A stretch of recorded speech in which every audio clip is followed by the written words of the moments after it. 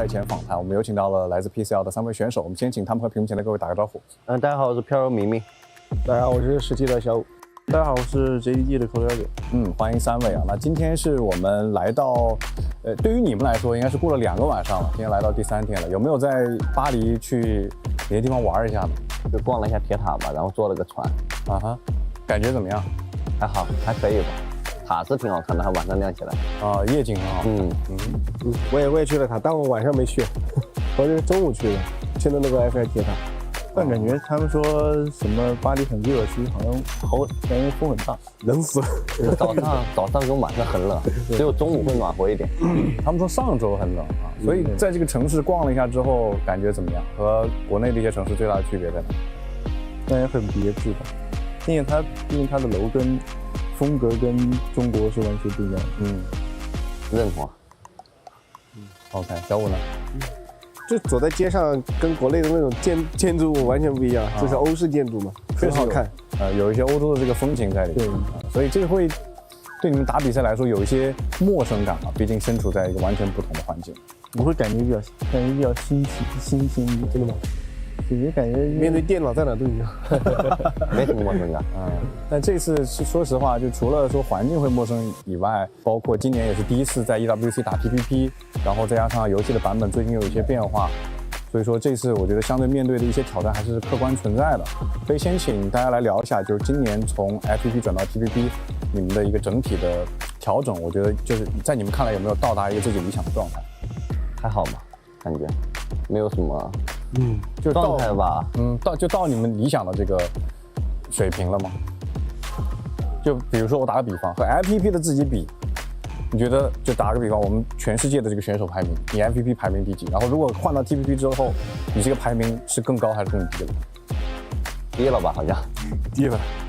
确实，因为适应了，毕竟很长时间的 FPP， 因为突然转变成 TPP， 因为有些地形啥的，就是 FPP 是能支持，但是 TPP 是支持不了，所以就玩的相对来说很陌生。那有没有你们在你们看来就是，这哥们儿 FPP 好像一般般，但是 TPP 打的还可以？有不？你们队不就有吗？算吗？你觉得？这个其实 LPP 打的也不差啊。但是 TP 我说实话，个人感觉真的是提升了它吧。它 TP 整体水平我感觉比 LPP 要高的。我想问小五，就是你看来，天天打 FPP 和 TPP 是同级别的选手吗 ？FPP 我们跟他打过。对啊，我就说你作为他的对手的角度上来说，当时 FPP 的话，没感受到过，可能他当时在 CG 就是成绩不是很好啊，没啥印象。那是不是变相的会觉得说，天天在 PVP 上面的一些才能还可以？毕竟你们可是刚刚拿了 NN 解说杯的冠军，对吧？枪法很牛逼，很硬。但其实我感觉我们队可能苏泽他可能 TVP 要比 FPP，就转变过来以后，可能他 TVP 会更显眼很多。因为确实，怎么说呢？真的假的？我怎么查不此人了？查不此人吗？没办法，毕竟是我兄弟哈，毕竟是队友，天天看的没毛病。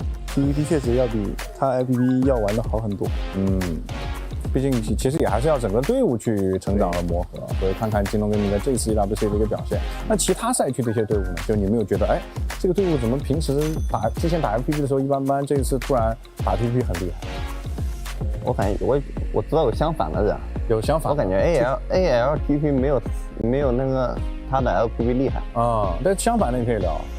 还Trace 也是这样，Trace 啊，对，像什么像这欧美队伍，可能是因为他 FPP 比较厉害嘛，所以这种转变 PVP 可能没有那么适应。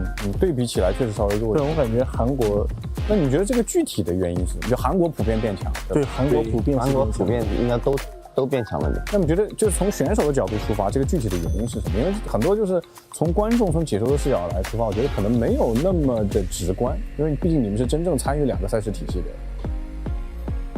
我感觉是赛区的问题，他有些人就是能适应 TVP。你像我们 PCL 那边其实玩 TVP 的也多，他有些人可能 FPP 就没有 TVP 那么厉害。还有观点吗？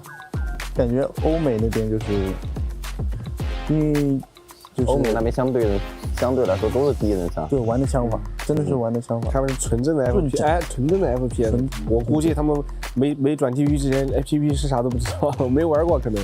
对，可能每个赛区本身它发展的过程当中的侧重点也不一样。欧美可能他们就偏向于像近点钢枪，但像韩国，它毕竟是原始是 TPP，所以它成长就它变化会很快。对，同样在欧洲，当时是在德国的 BGI， 对，那一届就是韩国队拿下了 TPP 的冠军。对，哦，这个确实是。那这次就有没有你们比较关注的一些选手，就是其他赛区的一些选手，就是你觉得哎，他可能会成为我们这次比赛一个比较大的对手？没有关注他选手，好像基本没有，因为没有基本上跳点上没冲突，基本就不会去关注这个东西。然后呢也没有，没有，都更关注自身，关注自己的队伍就行。其实也都基本上也都对战过，跟他们也都打过，都是老对手。对，但是分组每次会不一样，对吧？这个其实还好。你们对自己这次分组是觉得哎这个组还比较轻松，还是比较难打？我没看，都没看。我稍微略看一眼，我觉得我 C 组可能是稍微有点不好打。你觉得你们这一组在你看来比较难应对的对手有哪些？但我略瞟了一眼，好像就看到个17，好像其他也没有了。商业互吹。哎，那小五会觉得京东给你是一个强大的对手吗？当然，必须的。摸鼻子好像这个行为在心理学上我们没有，鼻子今天有点不舒服。鼻子有点痒。对。OK， 就其实你们感觉就 TPP 之后，我们赛区的其实竞争力也是有一些上升的，对吧？那你觉得我们赛区在 TPP 打得好的地方在哪里？好的地方在哪里啊？PGS1冠军，Champion。你们当时觉得 PGS1为什么打得好，后面为啥一次排名比一次排名低呢？感觉打得有点顺吧。打顺了反而不行，就是喜欢有点这个。后面慢慢的，我不知道为什么交流上可能出了点问题吧，就整体配合上。还有上一个冠军，上一个冠军哦，那你咋没有？我没冠军。说了啥刚刚？我觉得你就可以说像比如说天天和文博加入之后的这个整体对你们带来的影响。我觉得他俩给我们队伍带来的就是很直观的一点，就是说我们在前点的突破能力变强了，对，拿分能力更多了。那你的意思是这个小五？我没有 Q 他俩。但是变强的这个意思不就说明没有，上一代不只是说就是说小北和77就是说实力是在那，但是就是偏向于他们俩而言，他们打法比较稳健，就这俩人比较莽。对你这个情商已经可以做解说了啊！我感觉不是，他们莽也有失误的时候，你失误肯定要会，就像稳健打法，别人只会说也会被说，你怎么打都会被说怂，然后你打的莽呢，别人说你怂，对，一样的，怎么样都会有一些硬币的两面，对，都会有着不同的解释，战术的收益它不太一样。那 Code 呢？其实我感觉京东 Gaming 在联赛打得不错啊。怎么来到每次到 PGS 就是一个我们看来的一些问题啊，就是感觉你们首先打得很慢，我头哥宕机了，就是很多时对，而且你们还是就是共用过同一个指挥的这个关系，对吧？但其实感觉阵容现在队伍现在最大的问题就是话太少了，就是大家可能平常个人的性格就是不是很像鹤群一样，就是就比较你什么意思？你 Q 的 SS 就换了他一个？没有，他是本来是因为换之前是有艺人在，但是换完之后就每一全是爱人，大家都不是很喜欢，需要一些开心果。对，需要一个那个氛围调节器。那不我吗？你是个蛋。那你们听了鹤群在 4M 的一些就是放出来的一些语音，对吧？但是有时候表现在这个。我觉得他是在进步的，在我和他当队友的期间，确实，他相比于在 4M 他成长了不少，因为他也在队伍里有所就是担任的一些职责，就是差不多类似。所以现在是有些责任在身上，所以他更愿意去说话。之前是宝宝位吗？我之前是也不算宝宝位，可能责任没那么重，之前就是。我经常听到选手说，对队伍的沟通交流有问题，像Code刚才也说，就队伍里面可能没有这个就是没有那个开心果的这个角色。这个对你们来说，就在游戏里面体现的一些影响在哪里？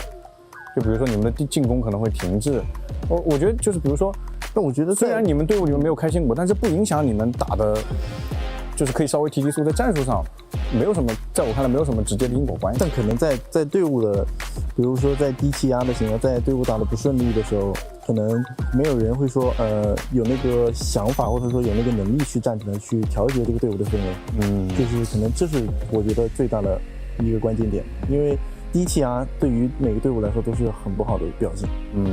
就可能还是如果说你们开局就打得比较顺，对，往后都会更顺利。对，因为开局它只要一顺起来，大家的交流上，大家的就是那个肾上腺素啊也好，就是什么都激发出来，它语言系统就会要比低气压的时候要好很多很多。少了我脆哥，那换一下，我把头给你，你把脆给我。那我不给了。但其实17的沟通在我们看来一直都是就在我们联赛里面是非常可以叫天花板的。不是，也有谦虚了兄弟。客观来说也有打不好的时候，打不好的时候就是说，我就说我自己，我打不好，我可能也会，就是说我之前能做的时候，我心情不好的时候做不出来。就是这其实很能影响的一个队伍。那你觉得他们这个情况，你有什么建议吗？我打好了就行了。那这样会有一个认知，就是我前几场我一定要打好。那这样的话反而更不平常心。你不用那么去想，你打好了你自然会说的。但其实我之前也说过，第一把上来每一天比赛第一把是最重要的，因为它不仅能帮你打开手感也好，就是队伍氛围提上去，能如果这一把打得不错，那你今天就不会很差。对，一般基本上都是这样。所以还是想搏一个好的开局。对。OK。那说到刚才我一直会去提到京东打得很慢的一个原因，也在于在最近的版本做了一些调整，在圈型的刷新速率上，对吧？所以现在其实强制大家打的要比原来起码要快个30秒左右。我想对于这个新的版本，包括其他一些调整，像这个就是可交互式的烟雾弹，你们是怎么来看最近版本的一些更新的？炸烟啊，炸烟用车撞烟。炸烟这个我感觉还是比较合理的。这个是可以的，因为炸出来烟刚好，如果有人在烽烟救人，你炸一颗雷嘛，你可能没把人给炸死，但你把烟炸散一样能打到。你们会更倾向于现在用雷炸，有一个人专门去做破烟的工作吗？现在有做这种分工吗？没有，一般看情况吧。一般感觉前点雷，一般大家都是标点烽烟了，再就是一般都是集火雷。对，可能就是集火雷炸烟。最近的训练赛也都倾向于这样的打法，因为最近训练赛其实也在开这个赛点制的训练赛，对吧？但赛点制训练赛的冠军没出现在我们这疯了。对啊，没出现在我们这嘛。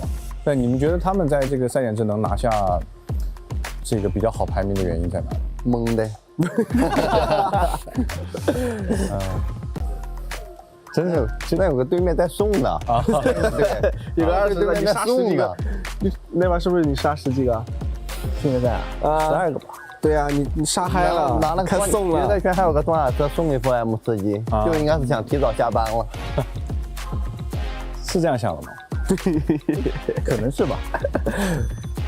也不是想送吧，因为感觉打开了，什么事都做得出来，好吧，兄弟。那你们这一次就是针对体积烟有像刚才他有说就靠雷炸，你们也是同样的这个策略对吧？我都不知道有比赛有这个东西。可能交互的话，可能特定的地形嘛，那比较平的地啊，能开车过去，进来就车就往烟里滚就完了。这个我们 EWC 有可以撞烟炸烟，可以的，因为专门跟我这里专门写的。对，可以。那在网上好啊。因为我在正式服，我记得他的这个功能一出的时候，我用车撞了一下，你一点烟都没有。它是直接看完了，这样两边散开，然后一下就合回来。中间就是那1秒全空，你就能判断它在左边还是右边。对。所以这对你们的这种团战的策略应该会产生一些影响啊。就是烟雾弹，你们现在还会把烟雾弹的战术地位放到那么高吗？烟雾弹肯定还是比较重要，还是高啊。对，这个肯定还是重要的。就现在可能投入要包里可能带更多了，因为雷炸烟，然后包括保载具，这些其实对这个作战的细节要求都更高了啊。对防守更有利了。一般我是5雷5烟。5雷5烟。对，因为我不喜欢配闪，因为我觉得闪没啥用在 PVP 里面。然后接下来我们聊聊关于赛点制啊，因为之前一直说要改赛点制，包括咱们联赛也打过一次，那现在终于是要在实战一次世界性的大赛上用这个赛点制，你们对赛点制的看法是什么？赛点制看法，就整体感觉对那种中部呀那种人都会有更，就是夺冠几率都提高了吧。我是觉得，怎么说？因为它赛点制跟以往不同，因为它是必须要，因为以往的是必须要，吃鸡，必须要拿第1名才能截止，就是产生冠军。但这次好像不是6把，这次是打到多少把积分最高，也是冠军。是的，是的。所以这次赛点制，你们应该都觉得信心还蛮足的。我相信对于选手来讲，一个新赛制的改变，大家都觉得自己是最有机会的嘛。那说说关于这一次的一个预期和目标吧。进决赛。目标放的，你刚才很狂啊，然后一聊到真正的目标，说个进决赛。我觉得冠军进决赛这个词不好听吧，兄弟？那你要干嘛？你最起码前4啊，对不对？没完，你得冠军。我是你的，我也先进过决赛，因为我说实话，现在这个游戏运气跟实力，我说实话真五五开了所以我说没运气的话，换谁来都进不了决赛。在我们这儿，我感觉3-7开，运气7开，反正你们也进不了。你不是认同他，你就把他的观点解释了一遍，对吧？那你们目标呢？我们可能前3，我们就进决赛就好了。对，都你刚才说他们俩太谦虚了，然后你也来进决赛，不是？你是害怕我头哥宕机吗？对我荣誉不一样，对不对啊？那我们是世界赛没有崭露过前几的这种队伍，富山脚下。哎，我不允许说我这么兄弟啊，说我兄弟不允许啊。OK， 好，那也感谢3位的分享啊，也希望大家能够真的是完成自己的这个想法吧，因为我相信你们虽然说目标是进决赛，但心里肯定还是奔着那个冠军去的。而且这一次赛制的更迭加上版本的一些更换，大家其实都很有机会，也希望能看到各位在比赛里面的一个精彩的表现。那以上就是我们这一次访谈的一个全部内容了，我们比赛里面见真章，再见了，拜拜，拜拜。All right, there's a lot going on here at the Esports World Cup. However, the greatest challenge yet is still to be ahead of Clinton, paper thin, as he now tries to challenge one of the biggest hurdles we may have ever seen here at the Esports World Cup. Without further ado, it's time to go. This is now rearing up for it. He's going to be gearing up for exactly the challenges and just to test the waters just a little bit here. Going to be approaching the first step here. See if he can do it. Okay, he's on. He's on. Is he going to be able to keep his balance those enough to be able to actually make this work? As he's going to be taking a few more steps here, moving up on forwards. He's trying to find a little bit of his footing once again. He's able to find it. Whoa. Okay, a bit of desperation there, but he's been able to stabilize. Not too bad at all. Seeing if he can really get his head in the game. Moving on forwards a little bit further here to be able to try and actually take this last step and see if he can be able to make it. Will he be able to do this here for the Esports World Cup? Yes! Oh, what a maneuver! What a maneuver! Oh, what a play by you. What a play by Clinton. Unbelievable scenes here at the Escalator World Championships. I want to get your thoughts about that performance. Yeah, I mean, it was a tough start there. You could see that, I really had to get a feel for the speed and the momentum of the stairs. Like, this is one of the most challenging events we have here at EWC, but we got there. We got there in the first step. Do you think this is going to contribute to the club standings at all? I mean, I don't know. I really hope not, because whatever team I'm on is definitely hurting after that performance. It wasn't my best. Clinton, thank you very much. We'll join you for the next event in just a few moments' time. Thank you.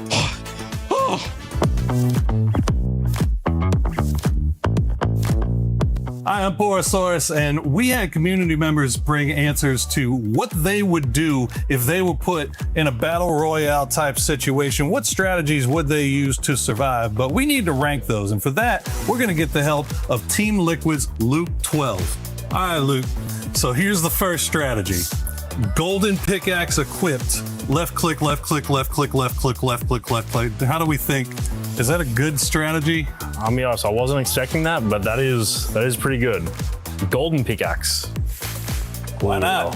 Why not? I think I know what I want to save number S for, but I'd say this is a pretty good option right there. We're putting it right in the B. Okay. All right. I don't mind that. All right. See this? Okay. I'm not going to. I'm not telling you what I think about it. Find some adrenaline pills and then hope for a glider. I think this might be Cowboy that have actually entered this. Yeah, I'm gonna go I'll go D. You know, maybe you have a bit of fun, but See, that's I like about that it. one. I feel like you're staying above the action, less likely to get shot at. Maybe, I don't know. More likely to crash. That's fair. That's actually. what I'd say. I'd be prone and not moving unless the blue zone was tickling my feet. All right, I just don't like this person. You know, I find that actually very ironic, considering you guys spend more time in the blue than just about anybody. We don't like that, you know. Well, maybe this one might work better. Tactical pack plus tons of first aid kits and an EMT. Hide and do fast heals in the blue zone until endgame. I guess I probably should have switched those slots. Would take. All right, well, only 2 slots left, so. All right, these are some good ones. I'm just hiding until the very end, lol. I'm playing for the win. All right, we'll go here. Let's see what gets number 8. So what's the top spot? Dropping school and dying within 2 to 3 minutes. That sounds about right. That's what every pro wants to do. That's 100%. All right. Well, there you go. Well, there you have it, Luke 12 giving you what he thinks your best responses were for what to do if you find yourself in a PUBG type situation. He thinks he can come in here and play my game. He knows nothing. Let's go!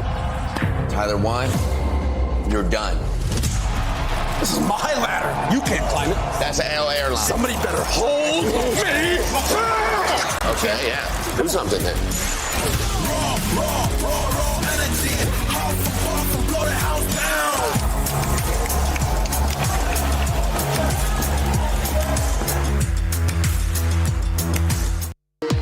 We were there. For every click, every clutch, every respawn. We were there for the years of grind. And we're here. Now. The proud founding partner of EWC. Powering the biggest event in gaming. Shoulder to shoulder with the world's best. Making history. Greatness deserves a stage. Lenovo Legion. Reach your impossible.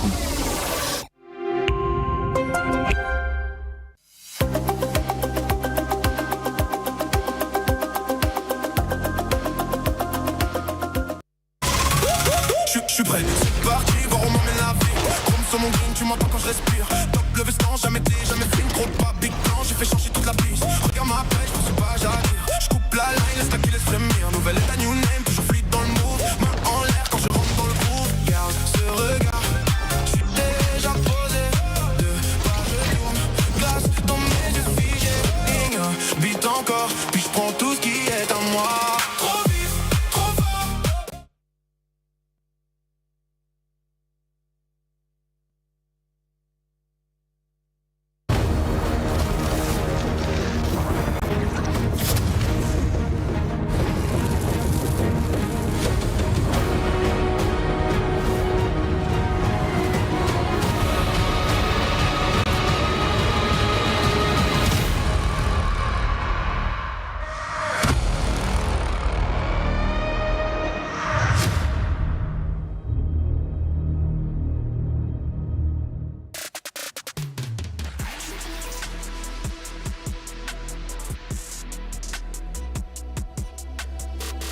What an amazing day here in Paris, enjoying the wonderful and just great looking Eiffel Tower.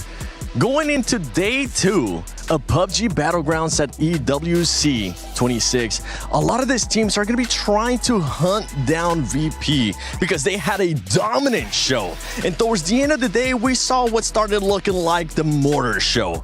Today, ladies and gentlemen, it's about teams wanting to stop VP from just making it impossible to catch up, as we do have the amazing people right here with me, none other than Godspeed and Toffees. But just to recap what happened in day 1, here's the STC recap.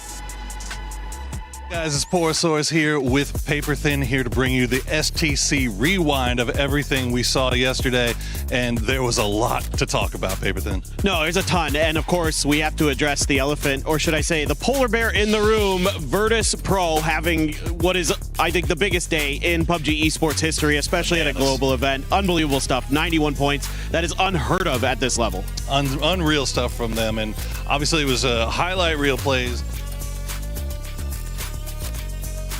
Right behind them, Team Falcons, I mean, they had 60 plus points on the day as well. A fantastic day by anyone's standards. gets a little bit overshined by how well Virtus Pro does, but Falcons still in a great spot. Yeah, I mean, the Falcons normally would be really happy with that 60-plus point day, right? You're averaging over 10 points a game. That's usually what you need to be in the hunt for that championship. But Virtus Pro so far ahead. I'm very curious to see if that's going to change how the Falcons play today, if they're going to be even more aggressive, because we saw them start out the day very aggressive. They were looking for kills, and it did end up working for them.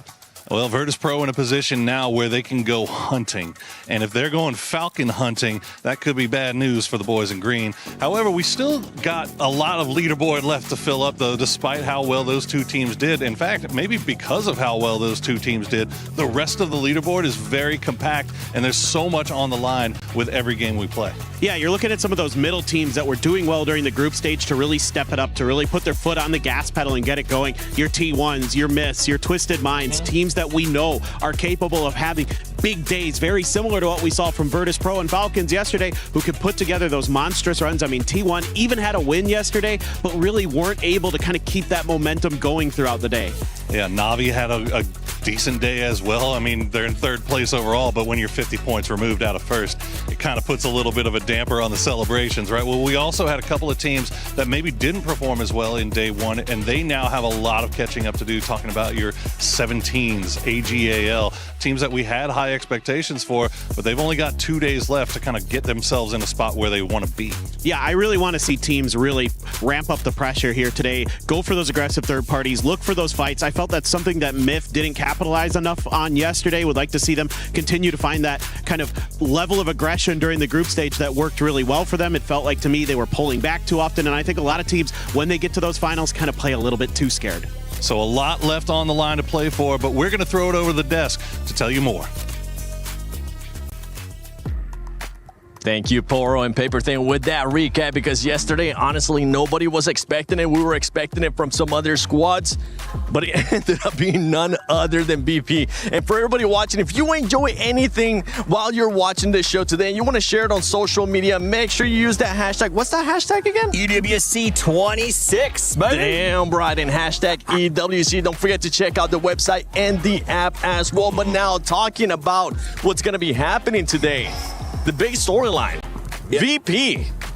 I'll tell you what, right now, VP, everywhere in the world, polar bears are an endangered species. Well, right now, they're also the apex predator because these guys outplayed, this feels like an incredibly high watermark. Is this possibly the best performance we've ever seen? Yeah, so I think for any team coming out and just having 91 points in a single day with this level of international competition, at EWC no less, is just honestly unheard of, right? We've had teams get a lot of points in a day, you know, even regionally, probably surpassed, but 91 on an international stage like this is absolutely disgusting. And even if you see Falcons, who did have a great day, not even just a good day, a great day at 68 points, they still even feel inadequate. It's absolutely wild how many points VP got. Yeah, to find yourself in a position on day two where 63 feels like it wasn't good enough is actually a wild experience. And I will say, you know, from an analyst perspective, sitting in the breakfast room, walking around with the players, there was a sense of, I don't want to say like listlessness or sadness, but a lot of those teams have a sense of like, well, I feel like maybe this is going to be a really hard thing for us to do. Honestly, talking about that specifically, at the end of the show, we were talking about something too that I wanted to bring up today. And it's about those teams that are towards the bottom that just probably have zero chance, honestly, if we're being honest here, to make it and become champions. And we saw with AGAL versus Geeky. They ended up hot dropping, and it seemed to me like it was a bit of throwing in the towel by hot dropping. So there's two things I think that come into play. A, if you're hot dropping because you're arguing about what you're going to have in your region for future PGSs and things like that, and you're like, well, I can't win anyway, maybe that continues. But I will say, on that note, when we talk about catching up, there is good news because of what VP has done. Sure.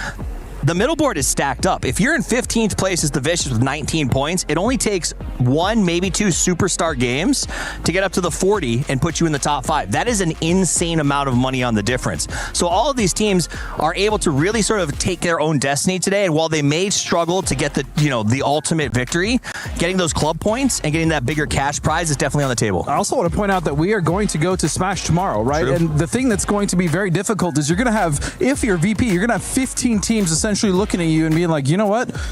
we're just going to put a target on your back. And then on the other side of that, the flip side, you're going to have VP looking at second place, probably trying to keep them pushed down. You know what? If the lobby's going to stop us from getting first, we can stop second from even catching up to us. Yeah, I'm glad you brought that up because tomorrow we do have this smash rule in effect. But that's until tomorrow. And if you don't know what the Smash Roll is, we'll just do a quick little recap. Today, what's going to happen with the Smash Roll is that whoever ends up being in first place, let's say BP just goes insane again, ends up with 150 points. Starting tomorrow, they will need to reach 10 plus. So they will need to reach 160 points as we're looking at the overall. Keep in mind, this is just an example. We don't know quite yet. This is why today is so exciting because that threshold will be set. Yeah, and I think that is really puts the onus on VP right now. Yeah. This is saying, like, yes, VP is way ahead. Everyone's worried about it, but they still have to hold their ground. I recall your mind back to group stages when 4AM had a really good first day and got, I think, 4 total points or something like that on the second round. So there is a world where VP could let that lead slide and open the door for 1 or 2 teams to catch up, but it is a long shot. My job is to build hope, and I hope perhaps that we get a little bit closer here. You know what? On the flip side of that, on the other side of you, I'll kind of try to take the hope away, right? VP has been grinding so much. Nixie specifically has been saying things like, you know what? Since the change, a lot of people are complaining about first person. I'm just going to put my head down. We're going to grind and we're going to put out an insane amount of hours into the game and feel good about it. That way, when we get to the actual competition, we're going to dominate. And that time has showed. They have put so much work in since this year. They've been so dominant overall. And now coming into EWC, that grind that Nixie and the rest of his team have put in obviously are paying off. And it's going to be a damn hard task to stop those boys. It will be now for you guys as we're looking at the overall right now. Which team do you think needs to end up showing up in this first 2 games to even be within striking distance, right? We're kind of hoping, or some teams might be hoping that VP just does what Myth ended up doing yesterday, which wasn't the start that everybody was expecting out of Myth. Yeah, I think our best shots, I think are Na'Vi and possibly Myth, right? Because we know that they can put up big numbers. Na'Vi had good positioning, but wasn't really winning the fights I wanted them to win. So if they can clean up their mechanics, I think they have a shot. But again, it's a tough order. I guess the only good news is there are at least, 12 teams that could possibly be that person?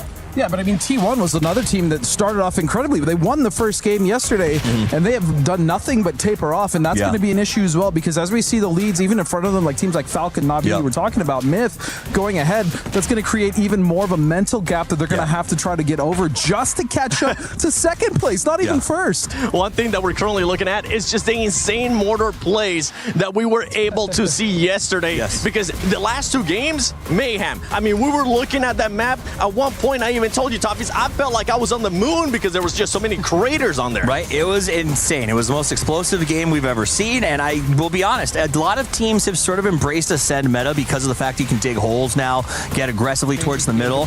And now, though, after what we saw in 5 and 6, I think some teams had to go home and rethink that, because it's not just about getting to the middle, it's about doing it at the exact right time. Yeah. It's difficult to say, because when you look at the explosions and again the destructible terrain and how it works, do you go early? Do you send it late? Are you one of those teams that waits for the very end on edge, which we saw Falcons do in that game, and it's why they won? And with Traversely in another game, the Falcons almost got wiped, but then got saved because of a mortar when Myth got forward out completely. I mean, that was just absolutely insane. And the problem is there's no right answer, because the right answer is what are the other teams doing, right? Because if too many of you take this, the let's go quickly strat, then you fall apart, and you got to figure out where am I in this list over the course of 5 games as it changes dramatically. To go with these guys, because you go game 5, too many people went quickly, too many people went early, they got massacred, right? Then you come back to game 6 where we see Myth coming in a whole lot later, and then boom, mortar in your face. And that's the problem, because you're making adjustments, but then all the other teams around you are making adjustments on top of the terrain that's now being destroyed and other teams getting in the pockets. We've seen the pickaxes obviously come into play huge, which has created, I think, one of the coolest changes since PUBG has come out has been the destructible environment. It's created just points of interest and just for teams to survive where they just could not survive before at all. It ends up switching the whole meta, especially towards the end of the game, and we have seen it. And I'm not going to be surprised, honestly, if we do end up seeing teams readjust 100%. And end up using the mortar even more. Today, it's going to be even more mayhem, as those teams, as I said earlier, they will be trying to stop BP. Now, you're continuing to see some of the mortar plays right there. I think if we do end up getting a montage tomorrow, it might be twice as long. You can predict that. You cannot predict how many mortars are going to be here. But one thing that you can actually do on the EWC website and the app is predict who you think is going to be winning, who you think is going to be performing good. I'm not going to put you guys on the spot of saying which team is actually going to end up getting the first chicken dinner because last time you guys got it right. So now I'm going to be throwing you a curveball and talk about some players that you guys actually think are going to be doing good. We saw Falcons yesterday. It wasn't just Tig. It was the whole squad. Kickstar, remember, he was the one that was able to kind of just kick him in the butt and kickstart that team. Kickstar, if we're talking in terms like we're in Paris, right? So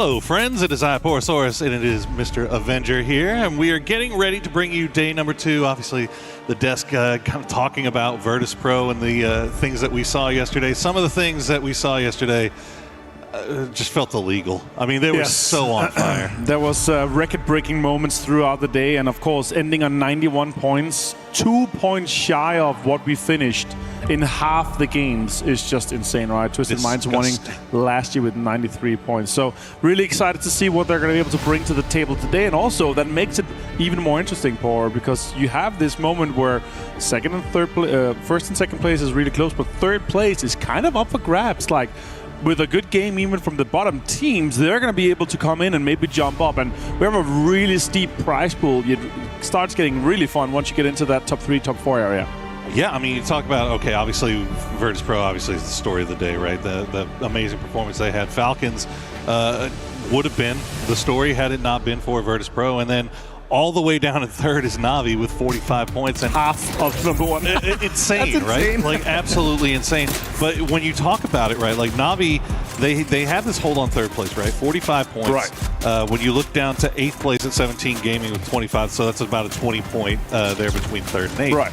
But you start looking at a team like Navi, it's been kind of feast or famine for them, hasn't it? It has, for sure. I mean, again, they got one before twice, but still the games leading up to that, especially the game where Perfectix was able to do it, they still had kills, but for me it felt like a little bit rushed at moments where there are situations where it's like, okay, they realize that there's kills on the edge that needs to be happening because otherwise they're just going to try to drive into the circle and maybe not get there. But the time it takes often to wrap up some of these fights here, it delays them so much that they have no chance to engage in the later stages of the game. And yeah, sure, you kind of lock that down. It's the amount of time that they have. So yeah, I'm really hoping that they're going to be able to kind of wrap things up quicker and realize, okay, we can still win the game if we have a kind of wider rotation or something like that. Yeah, well, looking at Navi, 45 points has been around what they've been averaging the last couple of days through group stages and everything too. So that's honestly really good. Like, you would never be too upset with 45, but we do have an interview with Mr. Calaris, so let's throw it down to him. Hi, I'm here with Beamy here for day number 2 of the finals. Beamy, you, Virtus Pro, have looked insane. So talk to me about that first day. Talk to me about those results. I mean, we just overall did got a lot of good rotations, and we just capitalized on the opportunities we had in front of us, and we also got a bit of circle luck with us. Fair. Coming into day 2, I guess there's not really much of a game plan change per se. Are there any teams in particular that you're concerned about, that they've given you a bit of a fright yesterday, or is it just par for the course here for you? I think there's no specific team standing out to us for now, so we're just gonna play our normal game for day 2 and see how it goes. Who just threw a really in there? Get out of here. All right. I couldn't hear who it was, but it doesn't really matter too much. So beyond all of that, I mean, how does IBI as a component of your team kind of factor in? When you're between games, what are you guys talking about game to game? I mean, especially when the games are going so well like that, what's going on? Or I guess when the games aren't going well, what's IBI giving you guys? Mostly it's just like to make sure that we're focusing on what we worked on in scrims up to these events, like making sure that we play together, that we keep talking with each other and how like we have to approach these circles, and just all like just hold the pre-planning up, because that's usually like when we're strong. All right, thank you very much, Beamy. One of the GOATs here. Thank you very much, and we'll let him get back to his team and ready to go for day number 2. Thank you, Calares. And if at any moment we did end up freezing, that's the beautiful thing about doing this live and doing this from the Eiffel Tower in Paris. That stuff like that It's a dream, can't man. happen. I'm sorry to interrupt you, but the three of us standing here doing a desk in front of the Eiffel Tower is probably something I never thought I'd ever do. So I just want to also give a huge shout out to EWC production and everyone for just making this happen. This is incredible. This is truly incredible. So thank you guys for making this happen. 100%. Now, when we focus towards the first game, a squad that I was kind of joking about groups. You convinced me on it. I know you have an idea who I'm going to be talking about. Shadow Esports came into the finals just barely. Honestly, just barely. We didn't expect them to do much. They ended up getting a win. That could be a squad that's currently playing with just no pressure. They put them up there in 30. They got 30 points. They're in 7th place. And here, yes, this is exactly right. Everyone else is here to represent their squads or to their teams, their organizations.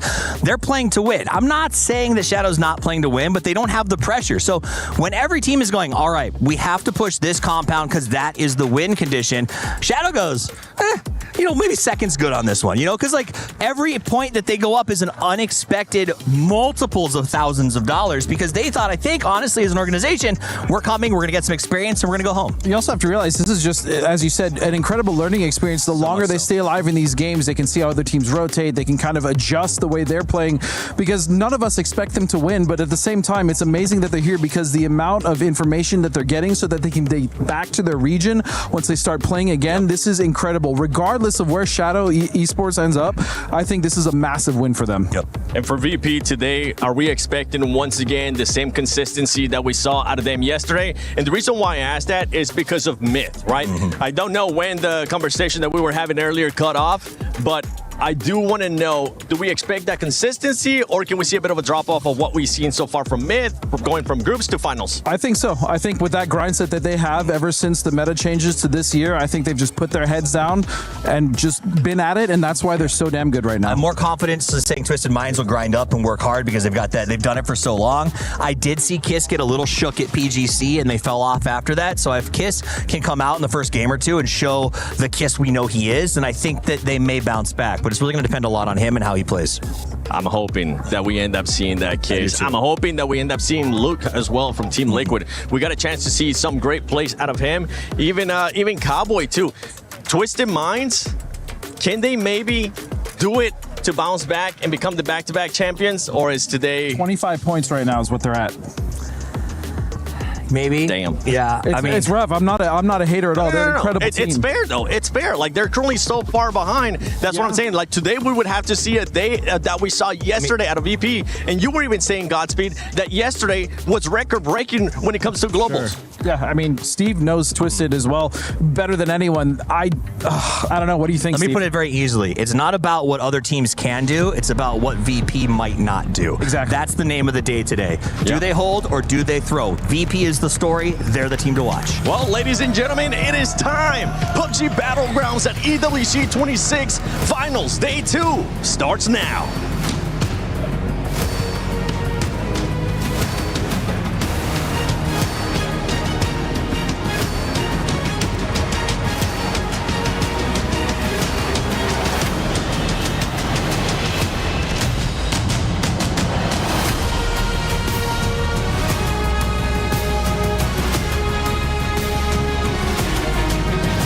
Mesdames et messieurs, bienvenue. Welcome to our second finals day of PUBG Battlegrounds. The 16 best teams in the world are waiting and ready to fight again on the stage here at the EWC Paris. That's right. We said that their composure and their consistency would be tested, and teams like Virtus Pro and Team Falcons really stepped up to the plate. But can they keep their foot on the gas? And I mean, not everyone at the start they were hoping for, and we need to check some teams because like Twisted Minds, Full Saints, AGL or Team Liquid, today Bunny, they have to go big. That's right, you can feel the tension increasing as we close in on that $2 million and of course this stunning trophy. My name is Barney Banks and I'm your host alongside the awesome Looty, and just 2 days remain for our finalists. So join us in welcoming them to the Gadia City grid, starting with your current leaders, Virtus Pro!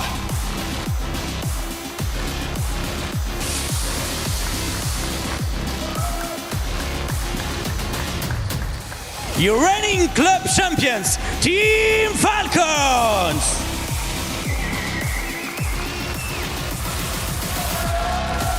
Myth!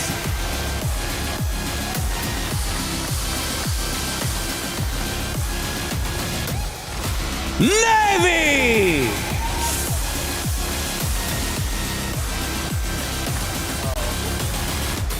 T1!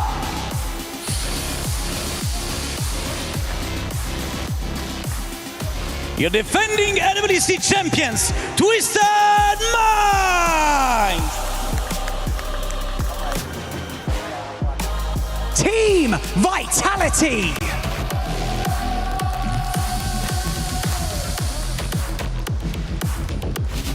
Your reigning world champions, Full Saints!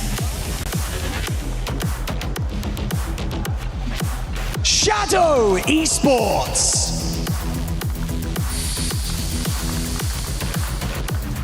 AGL!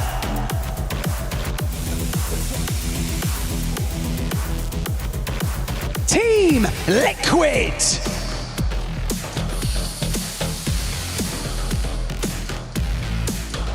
The Vicious Esports!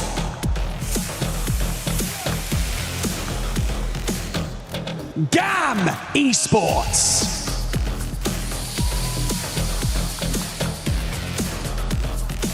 Genji Esports!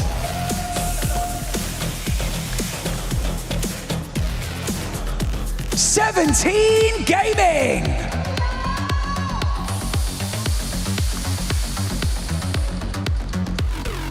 And finally, Geek Esports!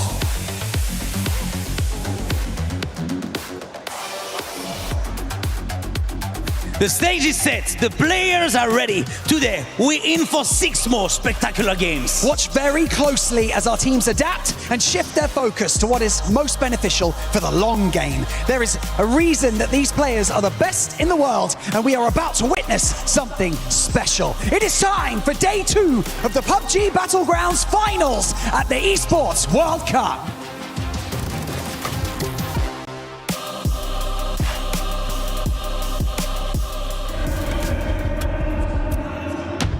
I think the top teams have a target in the back, because if someone doesn't stop them, these 2 teams, especially how they've been able to play with Falcons and Virtus Pro right now in the lead, they're gonna just run away with it, and there's gonna be a 2-horse race, and I hope we can avoid that. You know, if we have an opportunity to win, we're at the threshold, we're gonna do everything we can in our power to win that game, but you know, you can't always control winning in PUBG, you just have to get as many points as you can get. Just in time to avoid dying, and Kickstarter takes them all down! Мы находимся в достаточно хорошей форме, но пока что не можем это показать. Perfectix is right there. He'll get 1, he'll get 2.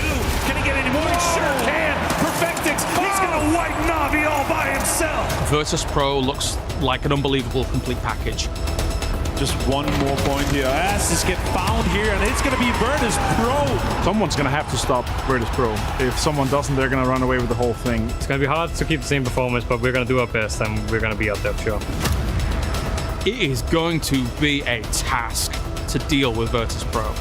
Я достаточно уверен, потому что мы всегда справлялись с сложностями. Мы же Twisted Minds. We're here to dominate the lobby. The trophy is ours. Ну попробуйте забрать наш титул. Welcome back, friends. Once again, it is I, Porosaurus, it is he, Mr. Avenger, and we are getting ready for day 2 of these EWC 26 finals. It has been the Virtus Pro show so far. Virtus Pro show. That's fun to say. Virtus Pro show so far, but the question is, can they keep that show going? even if they don't, even if they just have a mediocre day, their 12 games lead and the amount of points that they're going to be able to build onto here is just going to still break records, right? So it's going to be wild to see here. I'm excited to see how deep they can take it. And even though if they just focus on the kills, they don't need placement points, they're still going to break 100 in the first or second game, it feels like. I mean, and it also feels like one of those things where when you do have a lead, that's that great. Right. And you're playing with no pressure, essentially, at all. It feels like things kind of tend to go your way in PUBG a little bit more often. Yeah, and especially considering how much they were just laughing and having fun with it yesterday, alongside getting chicken dinners, alongside killing almost everyone in the lobby. That's just been next level. Again, we're talking about all of them has double-digit kills, 10, 12, 16, and 18 kills on the guys, with Nixie taking the lead here. Obviously, we saw Kiss in the group stage being able to also get 18 in 6 games, but getting 18 in the finals, with him also having 1 or 2 games where he didn't get much, is just an absolute insanity level that we're able to see here. So the performance from them hopefully continues today, because then we might be able to crown them on the 3rd day quite quickly. Yeah. I mean, Nixie by himself right now would be in the top 8 just on kills. Right. Like he's got as many kills as Team Liquid and Gen G do currently. Yeah, Shadow Esports is 14 kills, 16 placement points. The 14 kills is across all 4 members, and that is 7th place. So wild, man. It's just next level. It's unheard of. We're going to be starting with Wrangle, of course. We're having 6 games today as we continue our finals in PUBG Battlegrounds. Well, we are ready to start our day, and we are going to start on the grassy pastures of Erangel. We see all the boys are in the plane and ready to go. Pretty nice plane path to start things off. Should be pretty fair. We are playing for $2 million and $25,000 as we're giving $25,000 to our MVP too, and it's looking really good for the Virtus Pro boys to be poised for that. We're going to be starting over to the northwest and going all the way down over to Novo here. So basically one of the easiest and best plane paths for all the teams to get into their locations.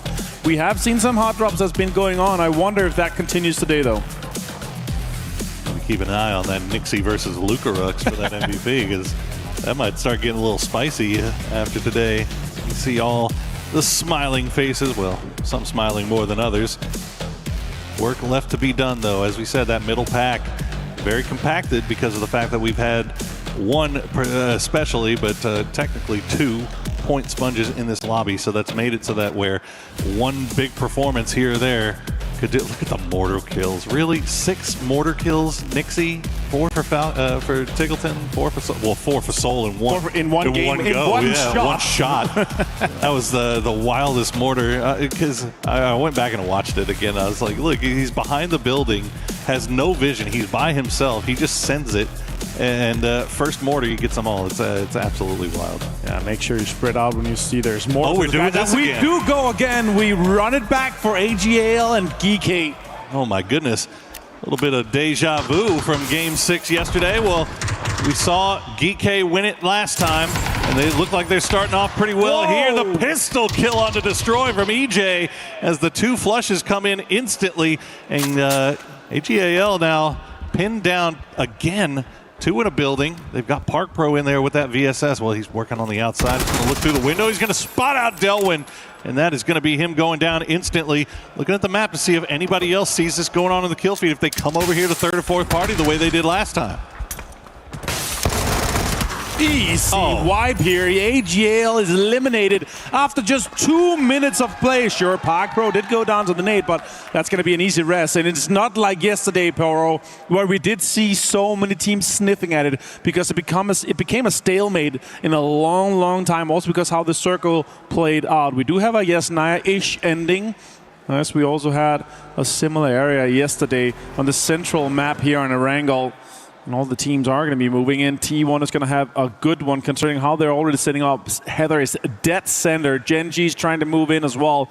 And Twisted Mind, sure, they did get pulled up on and got baited into some shenanigans with BP yesterday, where they left with 3 cars from their apartments and left Beamy behind. Beamy got 2 knocks of the 3 remaining members of Twisted Mind. So what a play we saw from them. There's some throwable kills here as well, with Heather and Type leading that. But Nixie, the top damage dealer, almost 3,000 damage. Beamy with 10 kills, 2,500 damage, and Heather, what a standout performance he's had so far as well here at Esports World Cup 2026. We'll see if they can keep that train rolling. Like you said, very similar circle to yesterday, the final game yesterday, but a different playing path, right? So a lot of these teams just in different positions. Obviously, nobody in a position to really third party onto that Geek fight. Geek didn't even give him time to third party onto it and immediately hop in vehicles. They're going off back over to Overt's mansion to loot up a little bit more, but you see Na'Vi and Boostic starting to lead their way over here from the south. Most of the teams, there's like 4, 5, 6 teams that have somewhat prior to get in and research and get information in there towards the center. And I gotta say though, I'm a little bit surprised with AGL and Geek committing to this, considering the amount of money that's on the line. $650,000 for first, $300 for second, $200 for third, $134 for fourth, and $100 for fifth place. Considering how close it is, you look at AGL, 23 points. We're talking only 22 points up to Na'Vi, and that is $200,000 instead for 30-some. Surely it's worth playing for to get the most out of every game. And now they lose a second hot drop here in Erangel. Sure, it's 18 games, but you know, 1/3 of our games is played on Erangel, and it feels like it's just not worth throwing a little bit of a lottery ticket when you do a hot drop, especially against Geeky. They've been so concise with their own and the way that they're approaching their games. Yeah, we'll see if they continue that. I mean, obviously we got a few more games to play. Sure. Going to that final game, though, we'll see what things are. We'll get a kind of a better picture of what that mid pack is looking like. So, opposite side of the coin, they win that hot drop. Yeah. And all of a sudden, they're jumping up the leaderboard. So it's a tough call to be sure. But Geek, they're going to be happy. They're now right there, tied with AGAL, as we see Vicious making their way in from that northern side of the lake. They got Gen G just to their south, but it looks like they're avoiding each other for the most part. And out of the 23 points Geek now has, 8 is purely on AGL.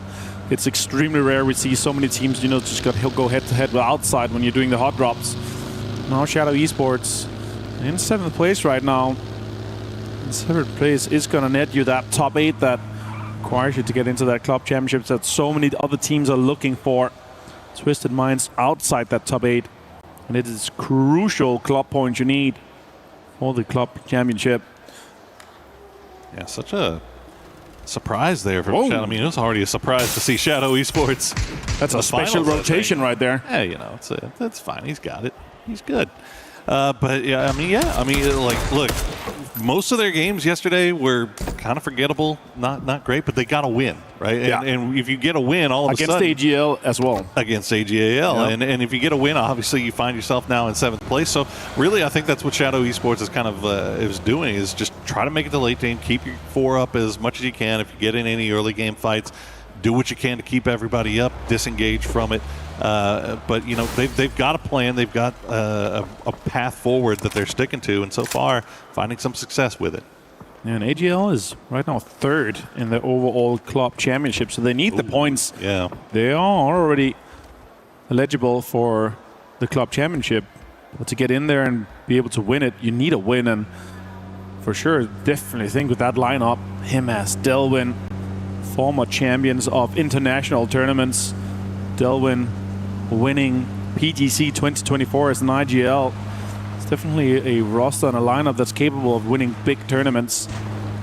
So let's see how far they can go for the rest of their campaign here in the final. Before tomorrow we start the grand final for sure. Oh yeah, okay. So they've got some secret keys to open things off here. That's actually kind of wild. Let's see what they're able to get out of this one here, Paul, because it's a rare sight to see. There's a ghillie in here. There's plenty of loot. There's a C-fall. You're gonna grab that, put it in the car. What else did Shrimpsy get? He's probably also got a 3 vest from this secret room here. So going to be an interesting one for them, especially also because they're coming in from the southeast. There's quite a lot of space ahead of them. They leave quite a bit behind them as now the circle moves through as well. And you can see Gunnar as well. It's like, oh, what's in there? What, did we leave something behind we could have used?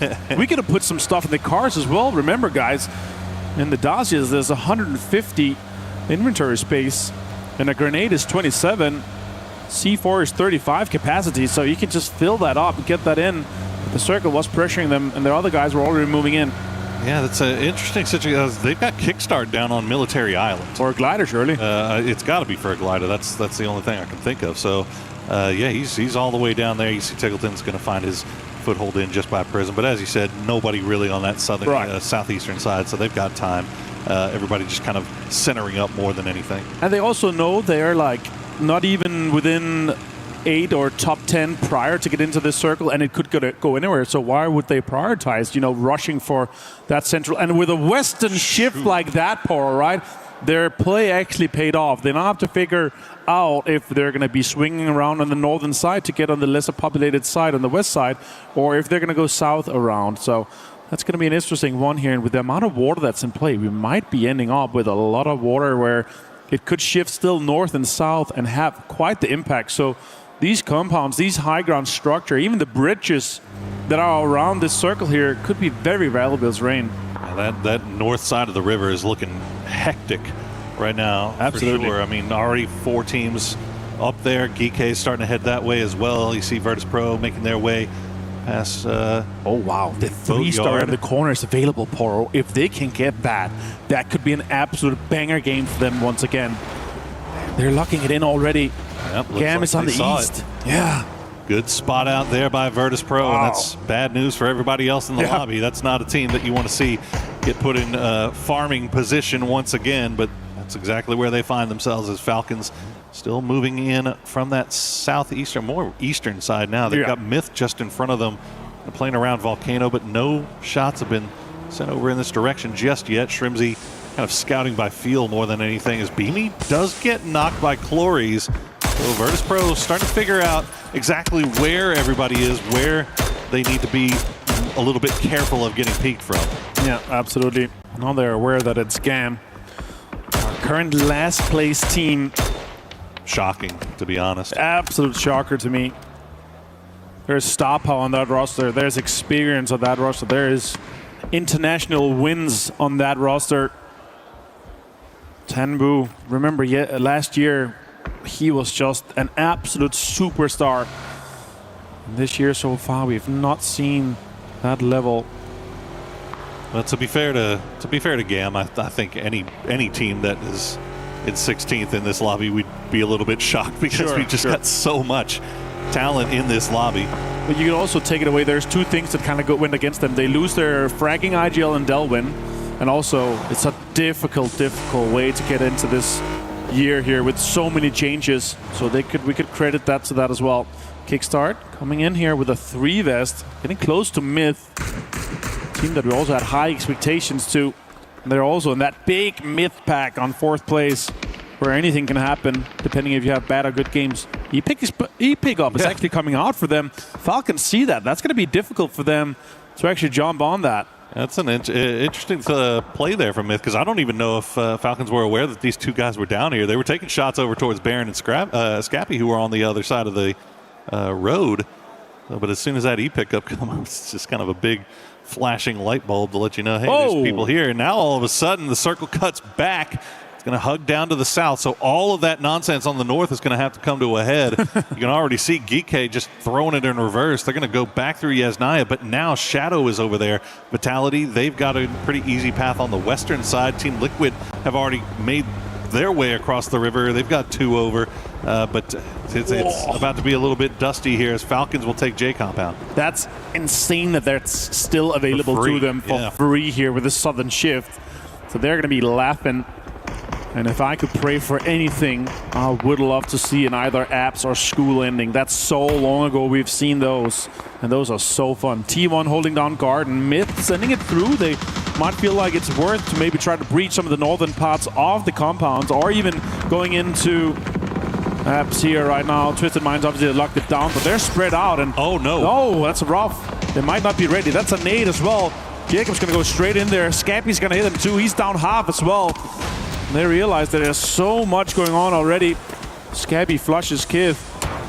And then Jacob goes down to Petulins. That's a really rough pull up there by Myth, but good work by Twisted Minds, learning lessons from yesterday after they got taken by surprise by Virtus Pro, and you see Na'Vi, they were playing around on the hills to the south, and they're going to use that opportunity while Twisted Minds is distracted to make their way into apps.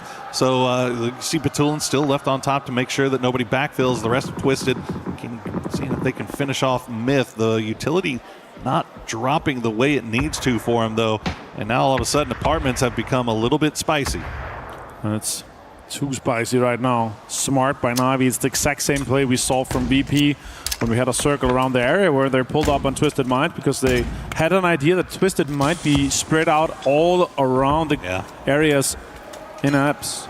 And this is why it's so scary. As we see VP and Team Liquid have a battle here. Pretty Curdy goes down for a flush as well. Nixie's knocked to Luke 12. And VP is going to continue this fragging power as they do. We know they have.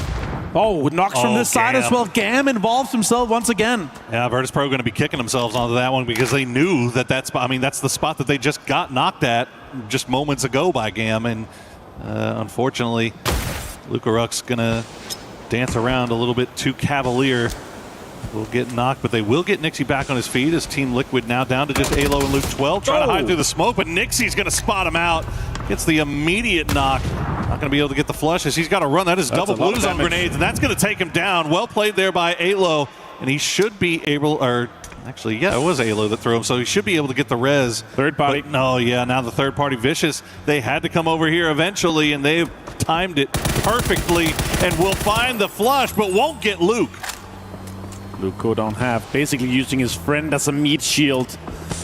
Halo being flushed here to Tycon. This is a great third party for Vicious, but it's nowhere near where the next circle when we're dead center on the got apps. your wish. The rest might be able to come off for VP. Luke finds Pow, and now Team Liquid's going to be out with Pow's nade going on to Luke 12. A tough start for Team Liquid there, and we'll see if Vicious can actually reset this. The good news for Virtus Pro is that they were able to get up here to Luca Rux, get him back on his feet, but now they've got to make their way through Razak to get to this next zone. We see Gen G actually taking an E pickup into apps, and they're going to get everybody down on the ground. That is some smart play there from Gen G, just realizing that the likelihood of everybody being able to look at them from inside the apps was very low, so they make the high risk, high reward play, and it pays off. Now Shadow is also sending it in. Vicious is rotating just behind VP, and VP crashed into the fence. They see people coming chase towards them. They get Tycon down. Dogma and Pow is trying to make it around. Dogma gets multiple members down as well as Pow is super low. More shots come in here. Can he connect onto Dogma? Beamy has that sniper, the bolty in hand, waiting to see Duckmai's head just peek through the window. Won't find it, but you see the damage being done by that blue zone. It's starting to tick pretty heavy at this point, and this is kind of mutually assured destruction for these guys. As Duckmai will find one, he'll find two. Whoa! And then Grenade is going to fall just shy. No, the last one is going to get him, and it's going to throw him even further out of the blue. Now Pow, the last player left alive for Vicious. And they're actually going to end up getting a few kills from this as they bleed out. And even the 4 kills with Corexi getting that last one here, they end up at 95 points. It took them only 6 games and 16 minutes to break the record that Twisted Minds had yesterday. But Vitality's in a fight with Gen G, and Twisted Minds is right here with Myth.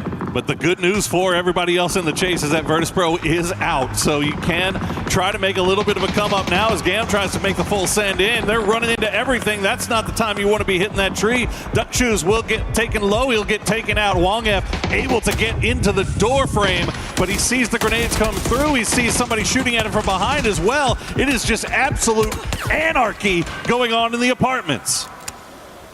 Scabby tries to get back up here in mid.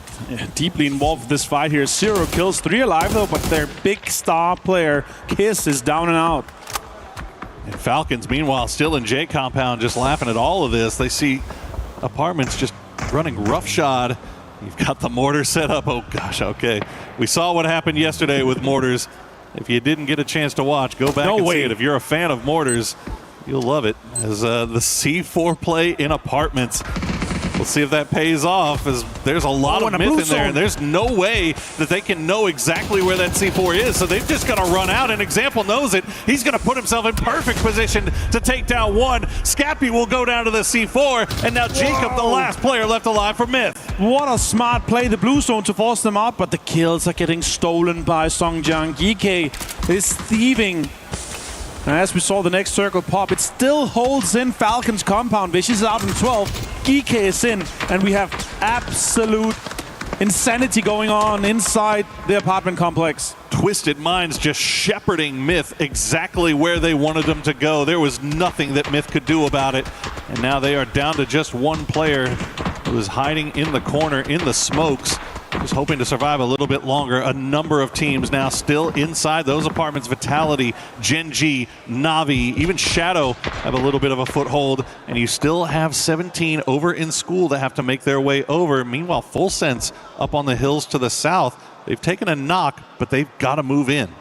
And they have to pull up on either one of the complexes of the apartment or go to GK or Falcons. Falcons on an edge compound. Makes no sense to do that. So either they're going to join the fun inside apartments or they're going to have to go to GK. Let's see what they end up doing. They have some riches on the southern side, out where the shacks are too. C4 onto Jexy. Jexy gets Chan down.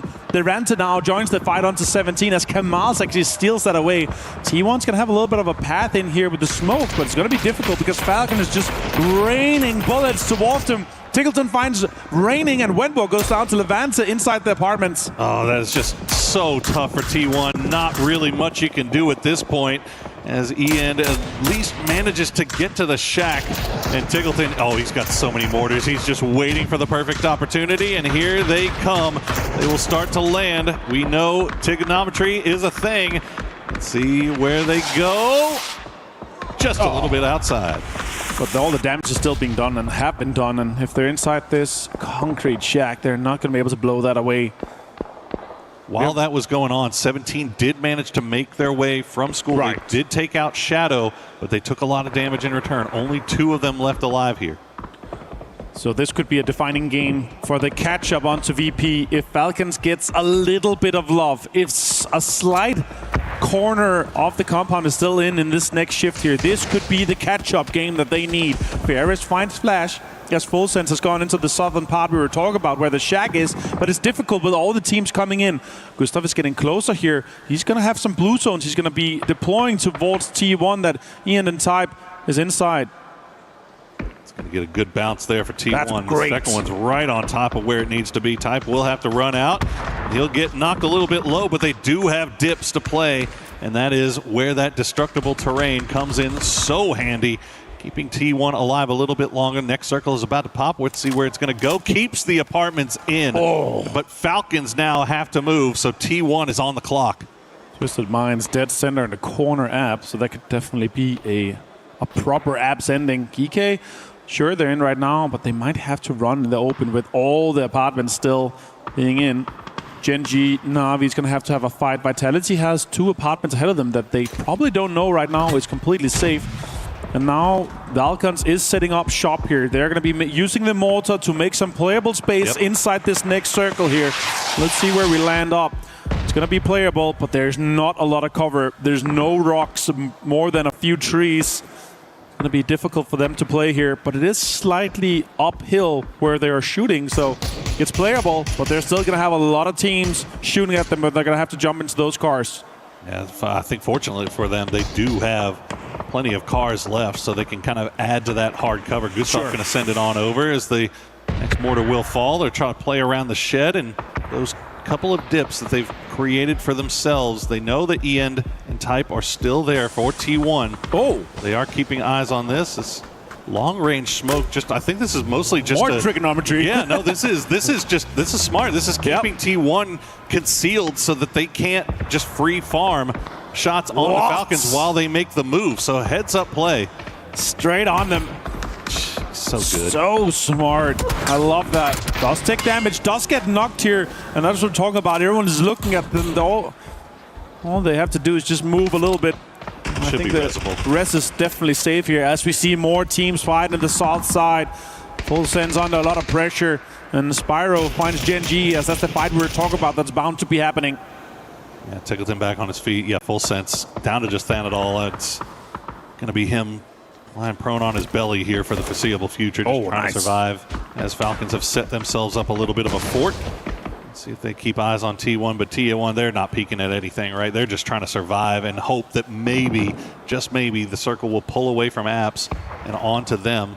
so they can live a little bit longer. Everybody just kind of sharing their apartments right now. You hear the shots being sent back and forth through windows. Gen G actually going to send Salute over to try to get a little bit closer, but a Hackatory is right on top of it. We'll spot him out before he can get close. Yeah, and Ferris on the top of the roof here has the absolute insane corner. Levante continues to put mayhem out with the MG3. Bean goes down 2, and Nate drops from Bean, takes down D, and Chan joins in onto the fight with Na'Vi.